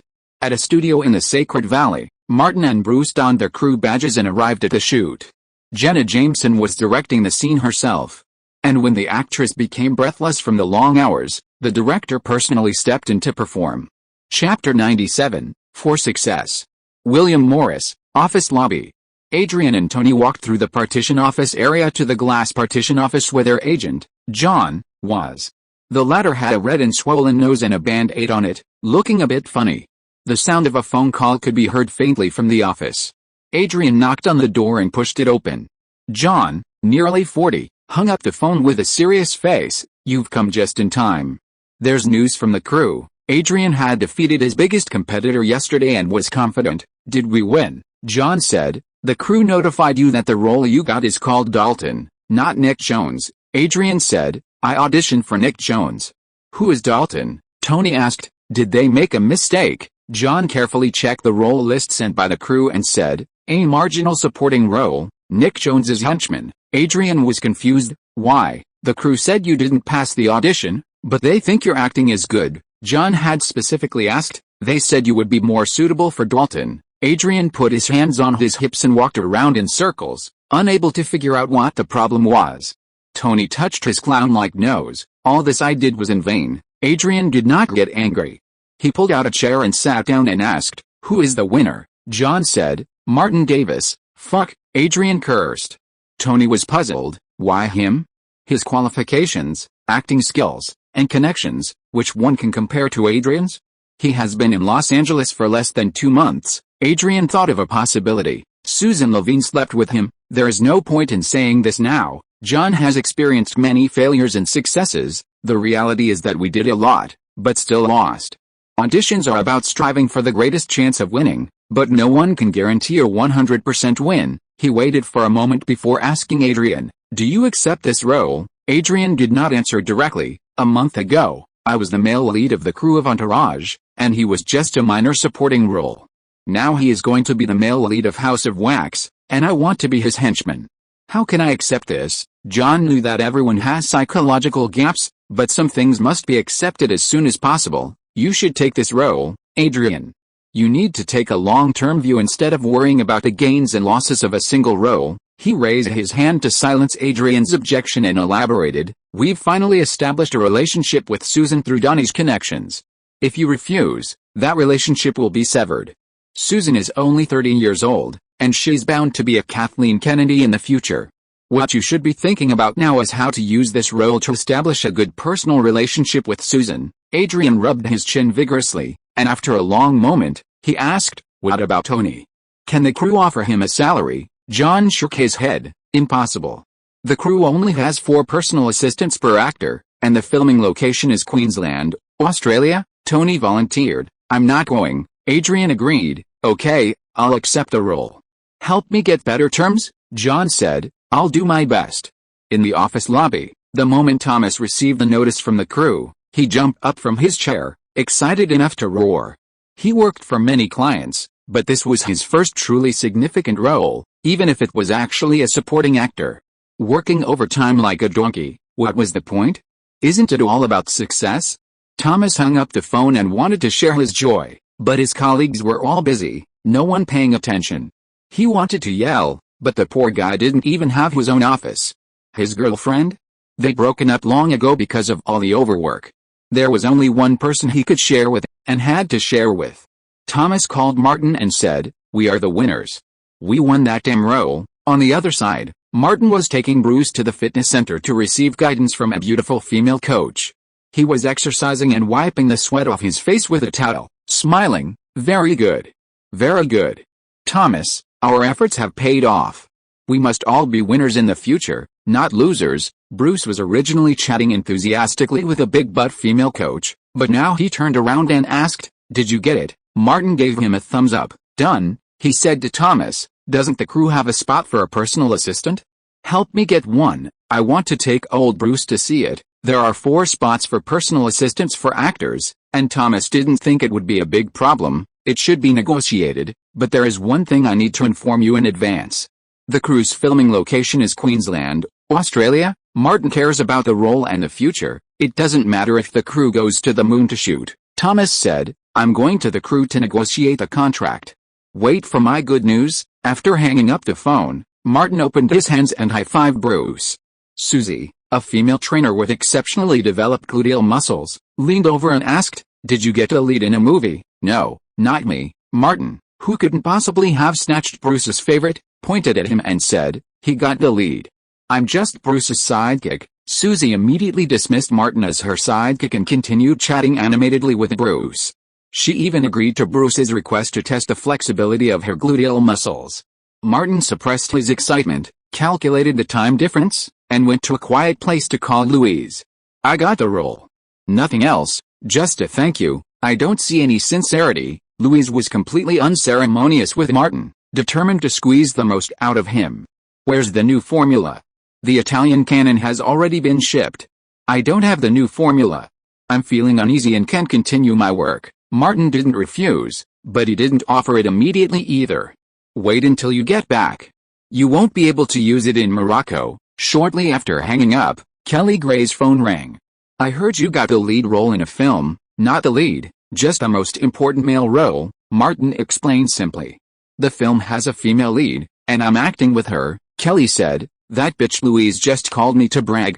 Martin, what did you promise me? Martin thought, what's your fight got to do with me? He was helpless. I just got here and am racking my brains to find a role. I have no status or authority, so how can I help you contact the crew? The project has already been scheduled to shoot in Australia. Not only me, but even Louise has no say, Kelly smiled. I'm just reminding you not to forget your promise, Martin said. That will have to wait until I have a certain amount of power and status. Meanwhile, at the Beverly Hills Hilton Hotel, Jason Shawn, released on bail by his lawyer, went up to the top floor of the hotel and knocked on the door of the luxury suite. The door opened from the inside, and a tanned girl carrying bags announced, Paris is waiting for you in the living room. Thank you, Kim. Jason Shawn strode into the living room. Paris, dressed in her pink loungewear, couldn't help but exclaim upon seeing him, I told you to go to the audition. Why did you hit someone? Her voice suddenly rose. You didn't even go? So I have no reason to confront the production manager. Jason waved his hand and sat down on the sofa. Paris, her temper flaring, ignored her. I'm talking to you, are you listening? I've done so much for you, you idiot. Shut up, Jason exploded. Do you know why I hit someone? That jerk was insulting you. He insulted you with a videotape. He waved his hand. Forget it, there's no point in talking about this, Paris. Thank you for everything you've done for me. Let's call it a day. With that, Jason felt strangely relieved and left the suite without a backward glance. As the door closed, he heard the sound of things shattering. Paris smashed the TV, the floor lamp, everything in sight. When she was done, panting heavily, she called to the girl carrying bags, Kim, clean this up. Also, throw away everything related to Jason Shawn. Throw it all away. Paris went to the bathroom and slammed the door shut. Kardashian found a large trash bag and squatted down to clean up the mess. The feeling was awful, making her want to bolt, just like Jason Shawn. But she held back. That afternoon, Thomas arranged to meet Martin at Café Tiago. The contract is almost done. Your experience in Zombie Gigolo will help you a lot. Thomas negotiated the maximum, $150,000, second only to Elisha Cuthbert among the actors. Martin was prepared for this. The top tier of the crew usually took the lion's share of the total pay. He remembered reading a report about Leonardo DiCaprio's $20 million plus pay in The Wolf of Wall Street, while Jonah Hill, the leading supporting actor, only received $60,000. There are many similar examples. Mickey Rourke, the villain in Iron Man 2, received a salary as low as $25,000. Thomas elaborated, full insurance in accordance with union regulations, business class airfare to and from Australia, a paid personal assistant during filming, a separate makeup trailer, accommodations in a private suite, and a car in Australia. Martin's eyes swept over Thomas's face. The agent's eyes were red and his eye bags were thick. He seemed to have aged 5 years in recent times. His hairline had receded, and he didn't know if it was his imagination, but his hair looked a little thinner. Okay, he didn't have the qualifications to ask for more. I'm at ease with you doing the job. Thomas was worried that Martin would become complacent. Getting the role is only the first step. You are a new actor. Show the right attitude and cooperate with the crew well so that people can see your professionalism. Martin nodded. I will. He asked a key question. What if someone in the crew wants to harm me? Thomas thought for a moment and said, if it's a producer, director of photography and other positions that are far higher than yours, just enter the grievances. When you really get to a high position, there are plenty of ways to pay it back. He knew that the ecological environment in the industry was bad. If it's someone who is not as good as you or has a similar status to you, then pay it back tenfold and tell everyone that you are not easy to mess with. It's normal in this circle to flatter the powerful and trample on the weak. If you are a wimp, others will bully you. Check for typos. I check it at least twice after writing. Some people have many typos and incoherent sentences, so they post slowly. Chapter 98. My sister is a big star. The main cast and crew had gathered for the new week's script reading, which also served as a meet and greet for the cast. Warner Brothers, for publicity purposes, had specially held a reading at Warner Bros.'s headquarters in Burbank. When Bruce drove Martin over a dozen reporters gathered at the entrance, their cameras fixed on Elisha Cuthbert and Paris Hilton. From the moment they exited the car to the moment they entered the Warner Brothers studio, they were filming them. Martin was about to get out. How many reporters will focus on me? Bruce, understanding, opened the armrest compartment. Hey, buddy, I've got your special weapon for attracting attention. He pulled out a large pink water bottle. Take this, shout I'm the male lead, and then gulp down the water. They'll definitely take a picture of you. Thank you. Martin ignored it. He noticed Paris Hilton was followed by a girl carrying a bag. While not as large as in her previous life, her tight jeans still looked impressive. Scarlett's butt was a mere sister compared to Kim Kardashian's. Martin warned his buddy, old Bruce, look at the door. Bruce had already noticed, so engrossed in the scene that he kept hitting himself on the head with the end of the kettle. What a gem. He asked Martin, is she an actress too? Martin replied truthfully, she must be Paris Hilton's assistant, the second female lead. Great. Very good. Bruce's enthusiasm was fully mobilized. I want to join the crew.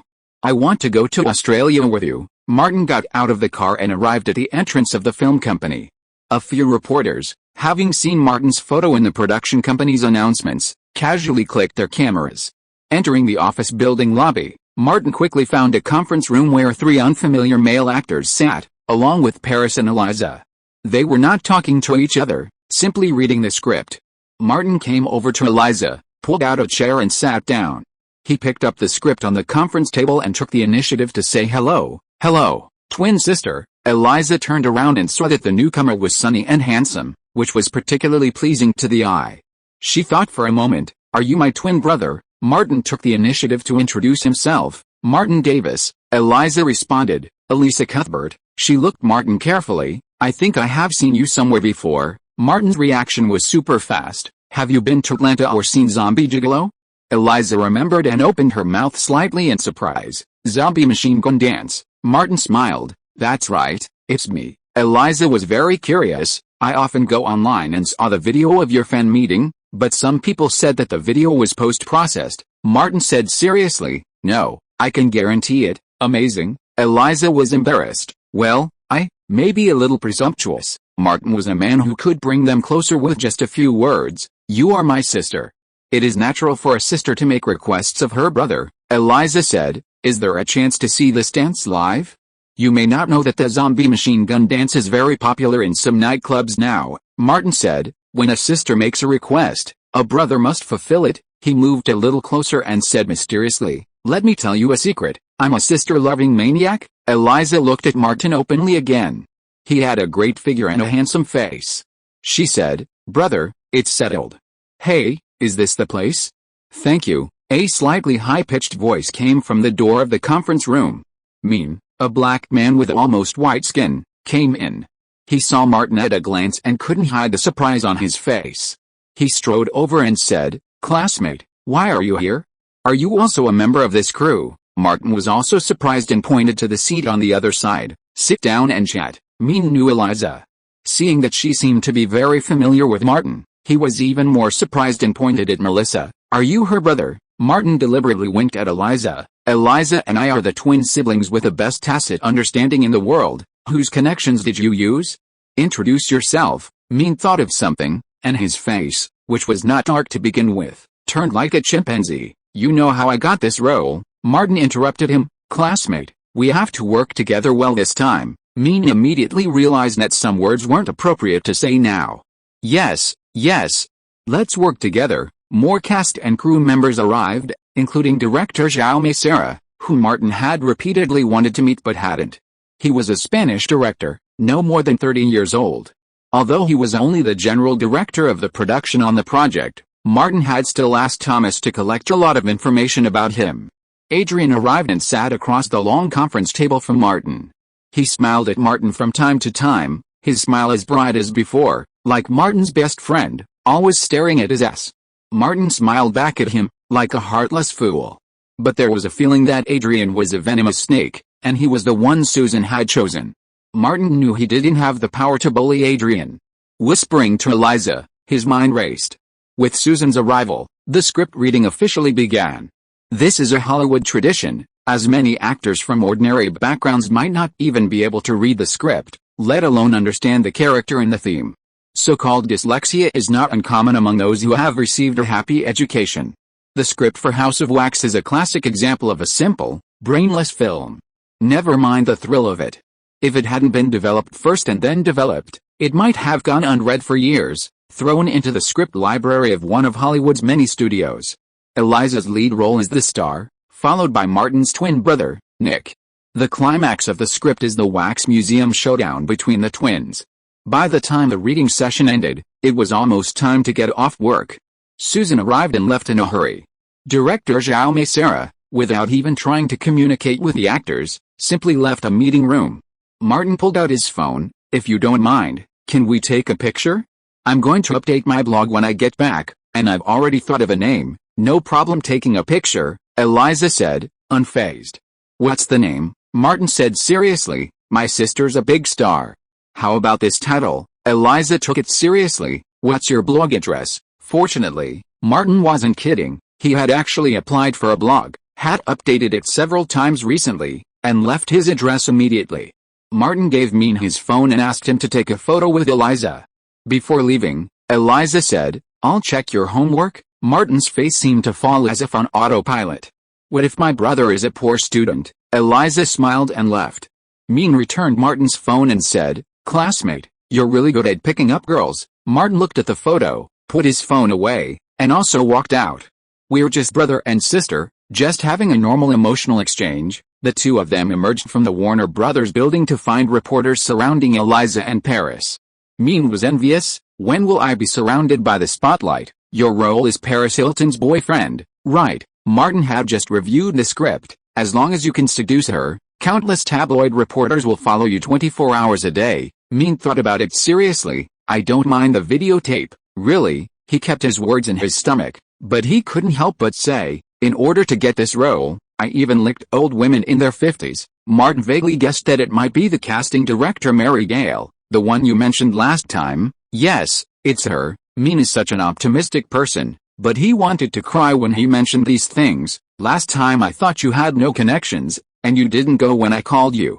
She was playing very extravagantly and urged me to do so. I didn't dare to find other unfamiliar actors. Martin understood. Did she come from behind and steal your role? Accompanying an old woman is also a technical job, and you have to be on guard against other people. Min nodded. I borrowed some money and hired an escort in another city to fulfill her 2-on-1 request. It was so hard, Martin casually said in relief. Finally, I got my reward. I wanted to buy you a drink, but my pockets are empty and my back is weak. Min wiggled her hips. We'll talk in Australia? Martin nodded and went to his car, only to find Bruce was gone. 5 minutes later, Bruce returned from a distance, flip phone to his lips. Tongue? Martin turned his head away, not wanting to offend, and looked away. My sister is a big star, but now there's a rumor that my follower is a pervert. What should I do? Bruce came over and waved his phone. I got a picture. Look, it's absolutely stunning. Jennifer Lopez and Scarlett Johansson are in a carnival. Martin was about to take the phone, but he pulled his hand back and pulled a tissue from his pocket. Wipe it first, he warned. Brooke, this phone costs hundreds of dollars and isn't waterproof. Don't dunk it in water. Bruce wiped the screen clean and handed the phone to Martin. Do you know her name? Martin noticed that Bruce had taken more than one picture, all from behind. He said, "Her name is Kim Kardashian. She's a very scheming woman." Kim Kardashian, Bruce remembered the name. Martin opened the car door. "Let's go find something to eat and drink, then go back to pack. Australia is waiting for us." After dinner, they chose the Avalon nightclub, a favorite of Hollywood stars. They had been drinking on the first floor, but women kept harassing Martin with obvious ulterior motives. Martin and Bruce had no choice but to go upstairs. Sitting by the window, it was finally much quieter. They didn't drink much, and Bruce's perverse topic revolved around Kim Kardashian. As he was about to leave around 9 o'clock, he knocked on the window. "Look across the street, your good friend from the same company." Across from the Avalon was another famous nightclub, Grapevine Manor. Right outside the club, Adrian, clearly drunk, was about to start a fight, his face a murderous look, and even his chubby henchman, Tony, couldn't stop him. Martin, of course, didn't bother with such a thing. He told Bruce to go back because he had to update "My sister is a superstar."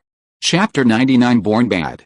At Los Angeles International Airport, Martin, dressed in a dashing white trench coat and black sunglasses, followed by his bag-carrying assistant, Bruce, emerged from a car and walked a few dozen meters into the airport. He possessed an aura that stretched 18 meters, drawing frequent glances from those around him, who suspected he was a celebrity.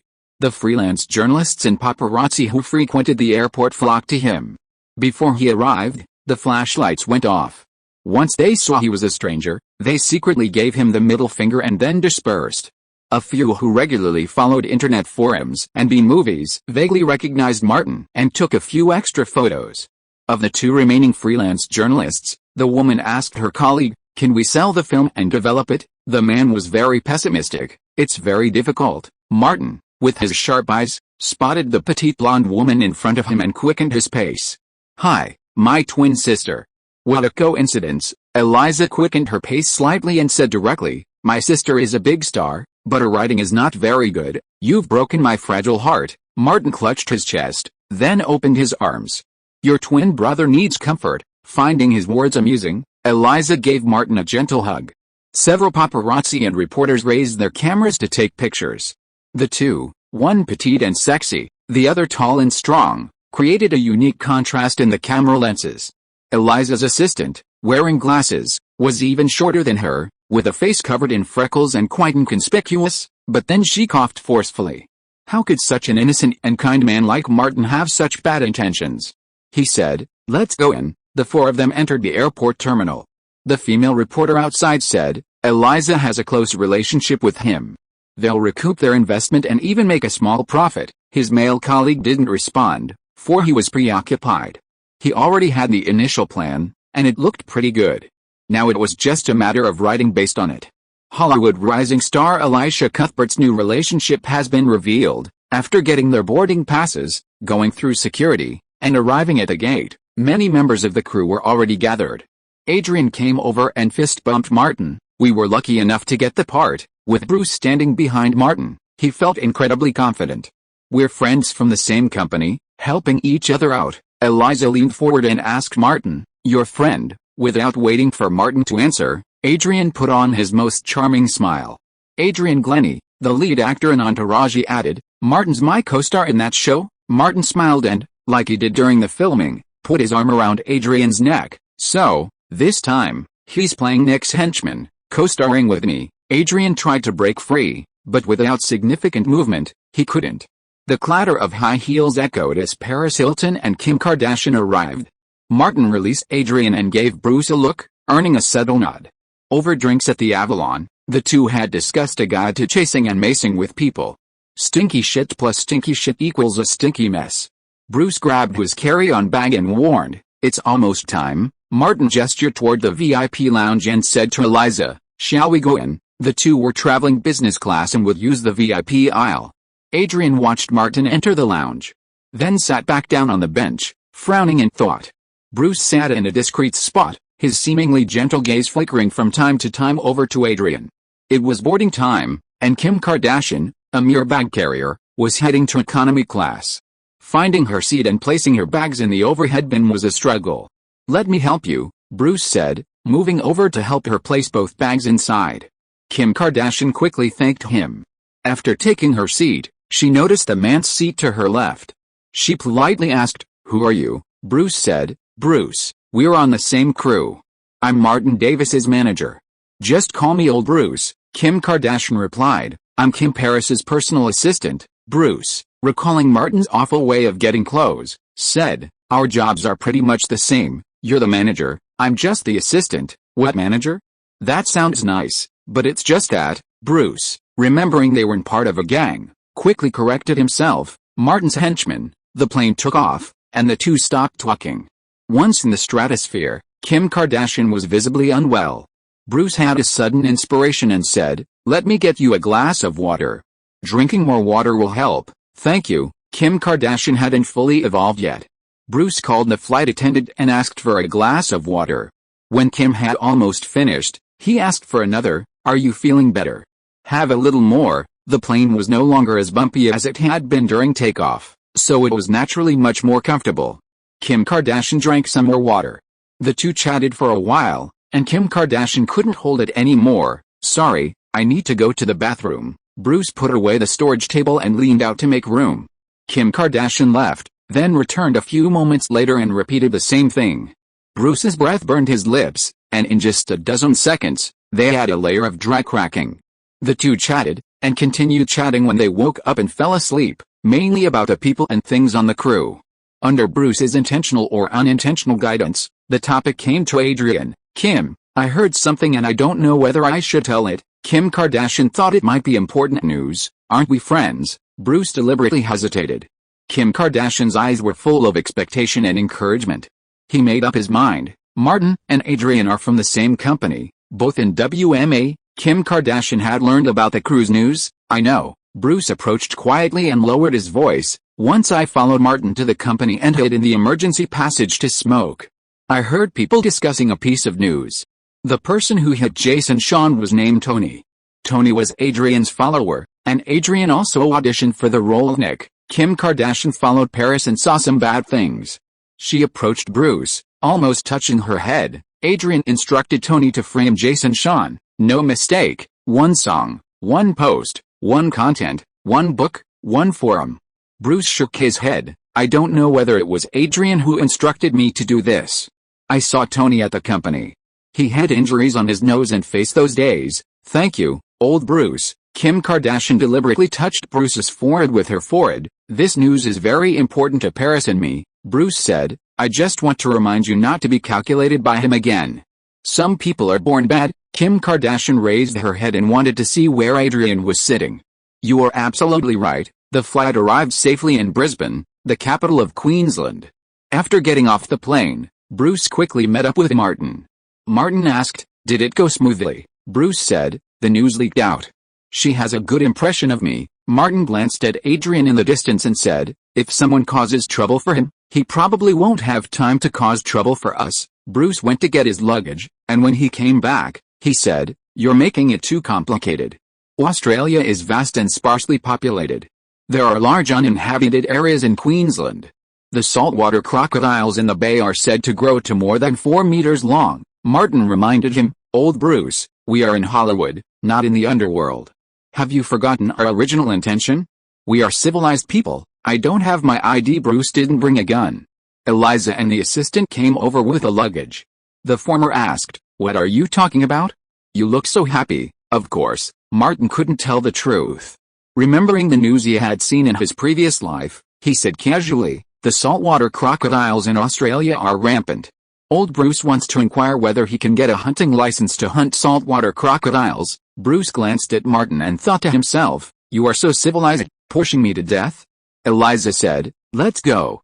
The crew's car is waiting outside." When the crew was first formed, some of them came to Brisbane to set up the studio, staying at the Hilton Hotel. The hotel sent a bus and a minivan to pick them up. Paris got into a Mercedes, and Kim Kardashian followed in the back seat. They climbed up the partition and whispered the news about Adrian. "I've been wondering why Jason suddenly hit someone." Paris was unhappy. "Kim, is the news confirmed?" Kim Kardashian said. "You ask carefully." With Paris's background, it was not difficult for her to find out some information. She made several calls, including the police station, and soon confirmed it. She said, "I want to deal with him." Kim Kardashian said, "The crew is staying at the Hilton Hotel. Paris shook her head. The senior management here won't listen to me. Kim Kardashian has been in many celebrity circles with her. The people below will definitely try to please you. Paris has never been a rule-abiding person. Her willful and unruly behavior has long been known throughout the United States. He got Jason kicked out of the crew. I want him to get out of the crew. Kim Kardashian was smarter than Paris and said, he is the candidate confirmed by Susan. It is best not to have a direct conflict. Paris frowned. What do you say we should do? Kim Kardashian was originally at a loss, but suddenly remembered a big event that happened in Los Angeles last year, and whispered, the Lakers had a scandal last year. Paris thought for a moment. I used to come here and had a playmate who knew a lot of people. Kim Kardashian said, let's put in some money, and we can get some money back later. Paris immediately contacted her playmate and told Kim Kardashian, the crew is staying at the Hilton Hotel. When we get there, tell them I'm treating everyone who came on the same flight to buffet dinner tonight. When they arrived at the hotel, the crew had already assigned them their rooms. Martin's room was a 2-bedroom suite, one of which was reserved for an assistant. Bruce took the room card and said to Martin, Kim has notified everyone from the crew that Paris is treating everyone to a luxurious buffet dinner tonight. Martin asked, is there something going on? Bruce nodded. Probably. I don't know how they plan to play it. We're civilized people. We have nothing to do with this. Martin wasn't the fool to just walk out. Just watch the show. Chapter 100 Kicked out of the crew. Brisbane is a coastal city, and the luxurious buffet boasts an exceptionally rich seafood menu, including Australian lobster, blue devil prawns, and king crab. Martin even had kangaroo meat for the first time. Eliza returned with a plate filled with vegetables, fruit, and mushrooms and sat across from Martin. Martin was munching on a crab leg. The seafood is good. I'm a vegetarian. Eliza gestured to her plate. I don't eat meat. Sorry, I didn't know, Martin said. Eliza smiled. That's okay. She forked a mushroom and added, actually, vegetarianism isn't just about health, it's about cultural taste and modernity. Martin said, in his typical American way, it's your freedom. Eliza suggested, you could try more vegetarian options. Martin took the plate of mushrooms and said, I really like mushrooms. Bruce passed by with a plate of roast beef and sat at the table with his back to Martin. As he moved his chair, he nudged Martin and pointed his fork to the left. Martin turned and saw a sexy woman at Adrian's table. He was very young, no more than 25. Eliza then asked, do you want to take another photo together? And then you can write a new blog post? My sister is a big star, and her writing is terrible. Blogs were all the rage these days, so Martin asked, do you have a blog? Eliza said, yes, I don't use it much. My agency helped me open one, saying it would attract fans. Martin, knowing how to get in on the fun, said, how about this? Let's take another photo together, and you can post it on your blog. Then write a post about my brother being the most handsome in America. Eliza was amused and couldn't stop laughing. That's so exaggerated, I wouldn't dare write that. Let me think about it. How about calling him my twin brother? Martin replied, sure, he said, using Eliza's tone from last time. Sister, your brother has to check your homework? As they ate and chatted, Martin would occasionally glance over at Adrian, who was flirting passionately with a young woman. Tessa put down her knife and fork and said, I'm done. Adrian said, you only ate so little, I need to keep in shape. Tessa deliberately turned up her headlights. She was young, but a veteran. It's nice to dine with you. It's time for me to enjoy this lonely night. Adrian was already aroused and suggested, why don't we go for a drink and enjoy the night together? Tessa said, I don't want to go to the bar. It's too messy and noisy. Adrian took the opportunity to say, I brought a bottle of good wine from Los Angeles.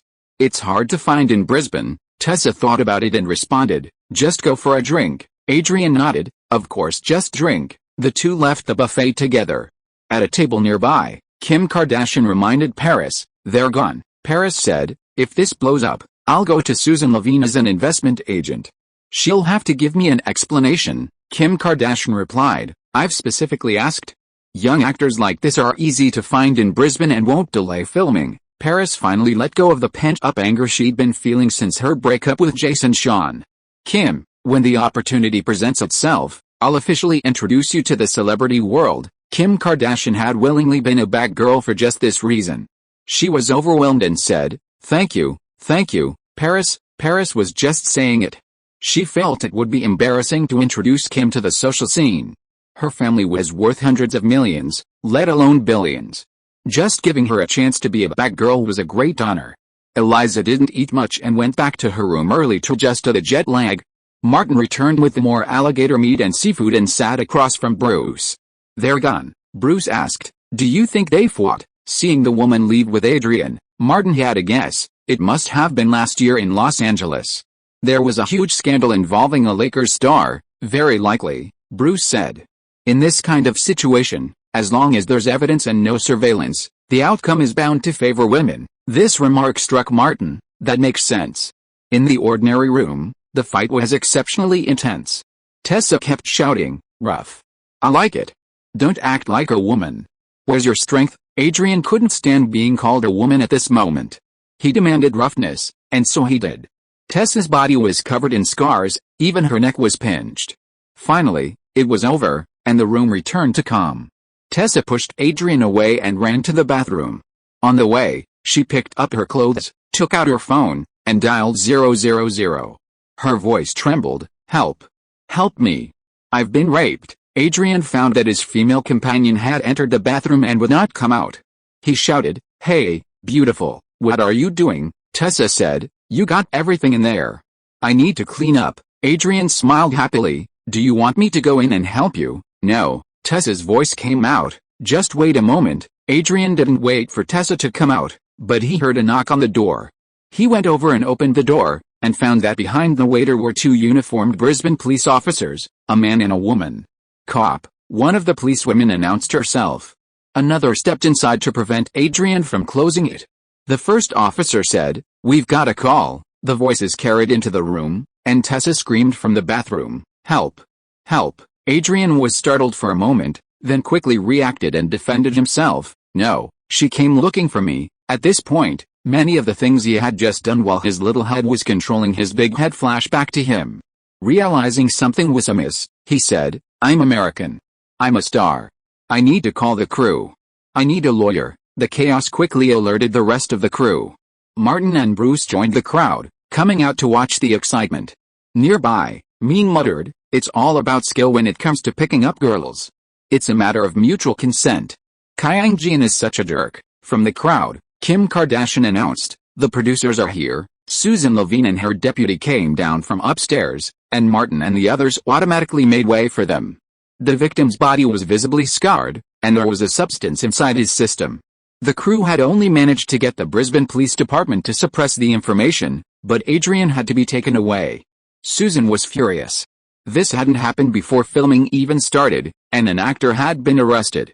Watching the police lead Adrian downstairs, Martin called to Bruce and Mean, "Let's go. Go back to bed." With everyone already arrested, there was no more excitement, and everyone dispersed. Susan hurried back to her room and made a series of calls. The crew was about to start filming, so they needed to get the actor back first. This was a very troublesome matter. There was a knock on the door, and Paris Hilton entered. Susan put down her phone, realizing the person represented some of the investors. She politely asked, "What's going on?" Paris feigned maturity.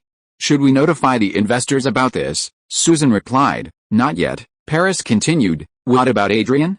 He's suspected of impaired performance, and the news will definitely get out. What will happen then?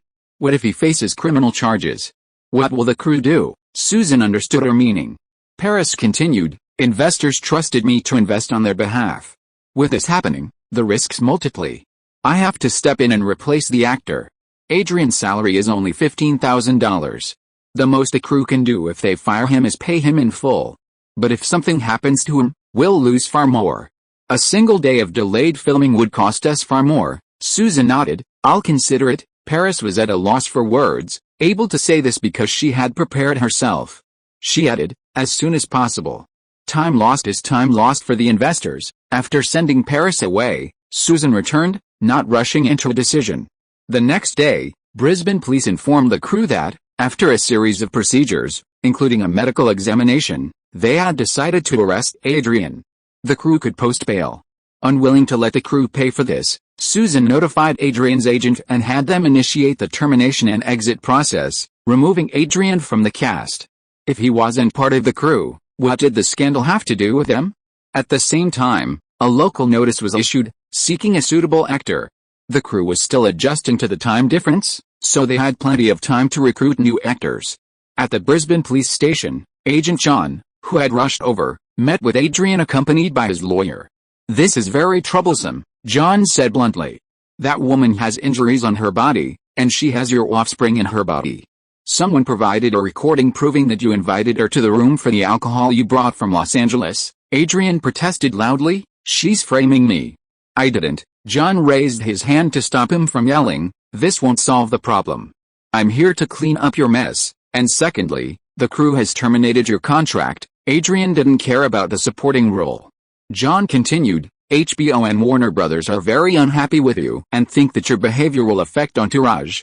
They want to postpone the broadcast of the series, which is very detrimental to your future." He glanced at Adrian and said, "If you still have a future." Adrian tried his best to calm himself down. "What should I do? Use money to reach a settlement with that girl and drop the charges against you?" John had given up on Adrian in his heart, but was still fulfilling his duties as an agent. "Once the charges are proven, your American identity will not allow you to avoid going to jail," the lawyer next to him added. "There have been cases in Brisbane in recent years where people were sentenced to 11 years in prison." Adrian didn't want to go to jail and said, "I don't have much cash." John said, "Then sell the car, sell the house, and do everything you can to raise money." Adrian thought for a while and said, "I'll give you a letter of authorization to take me back to Los Angeles as soon as possible. You've been framed.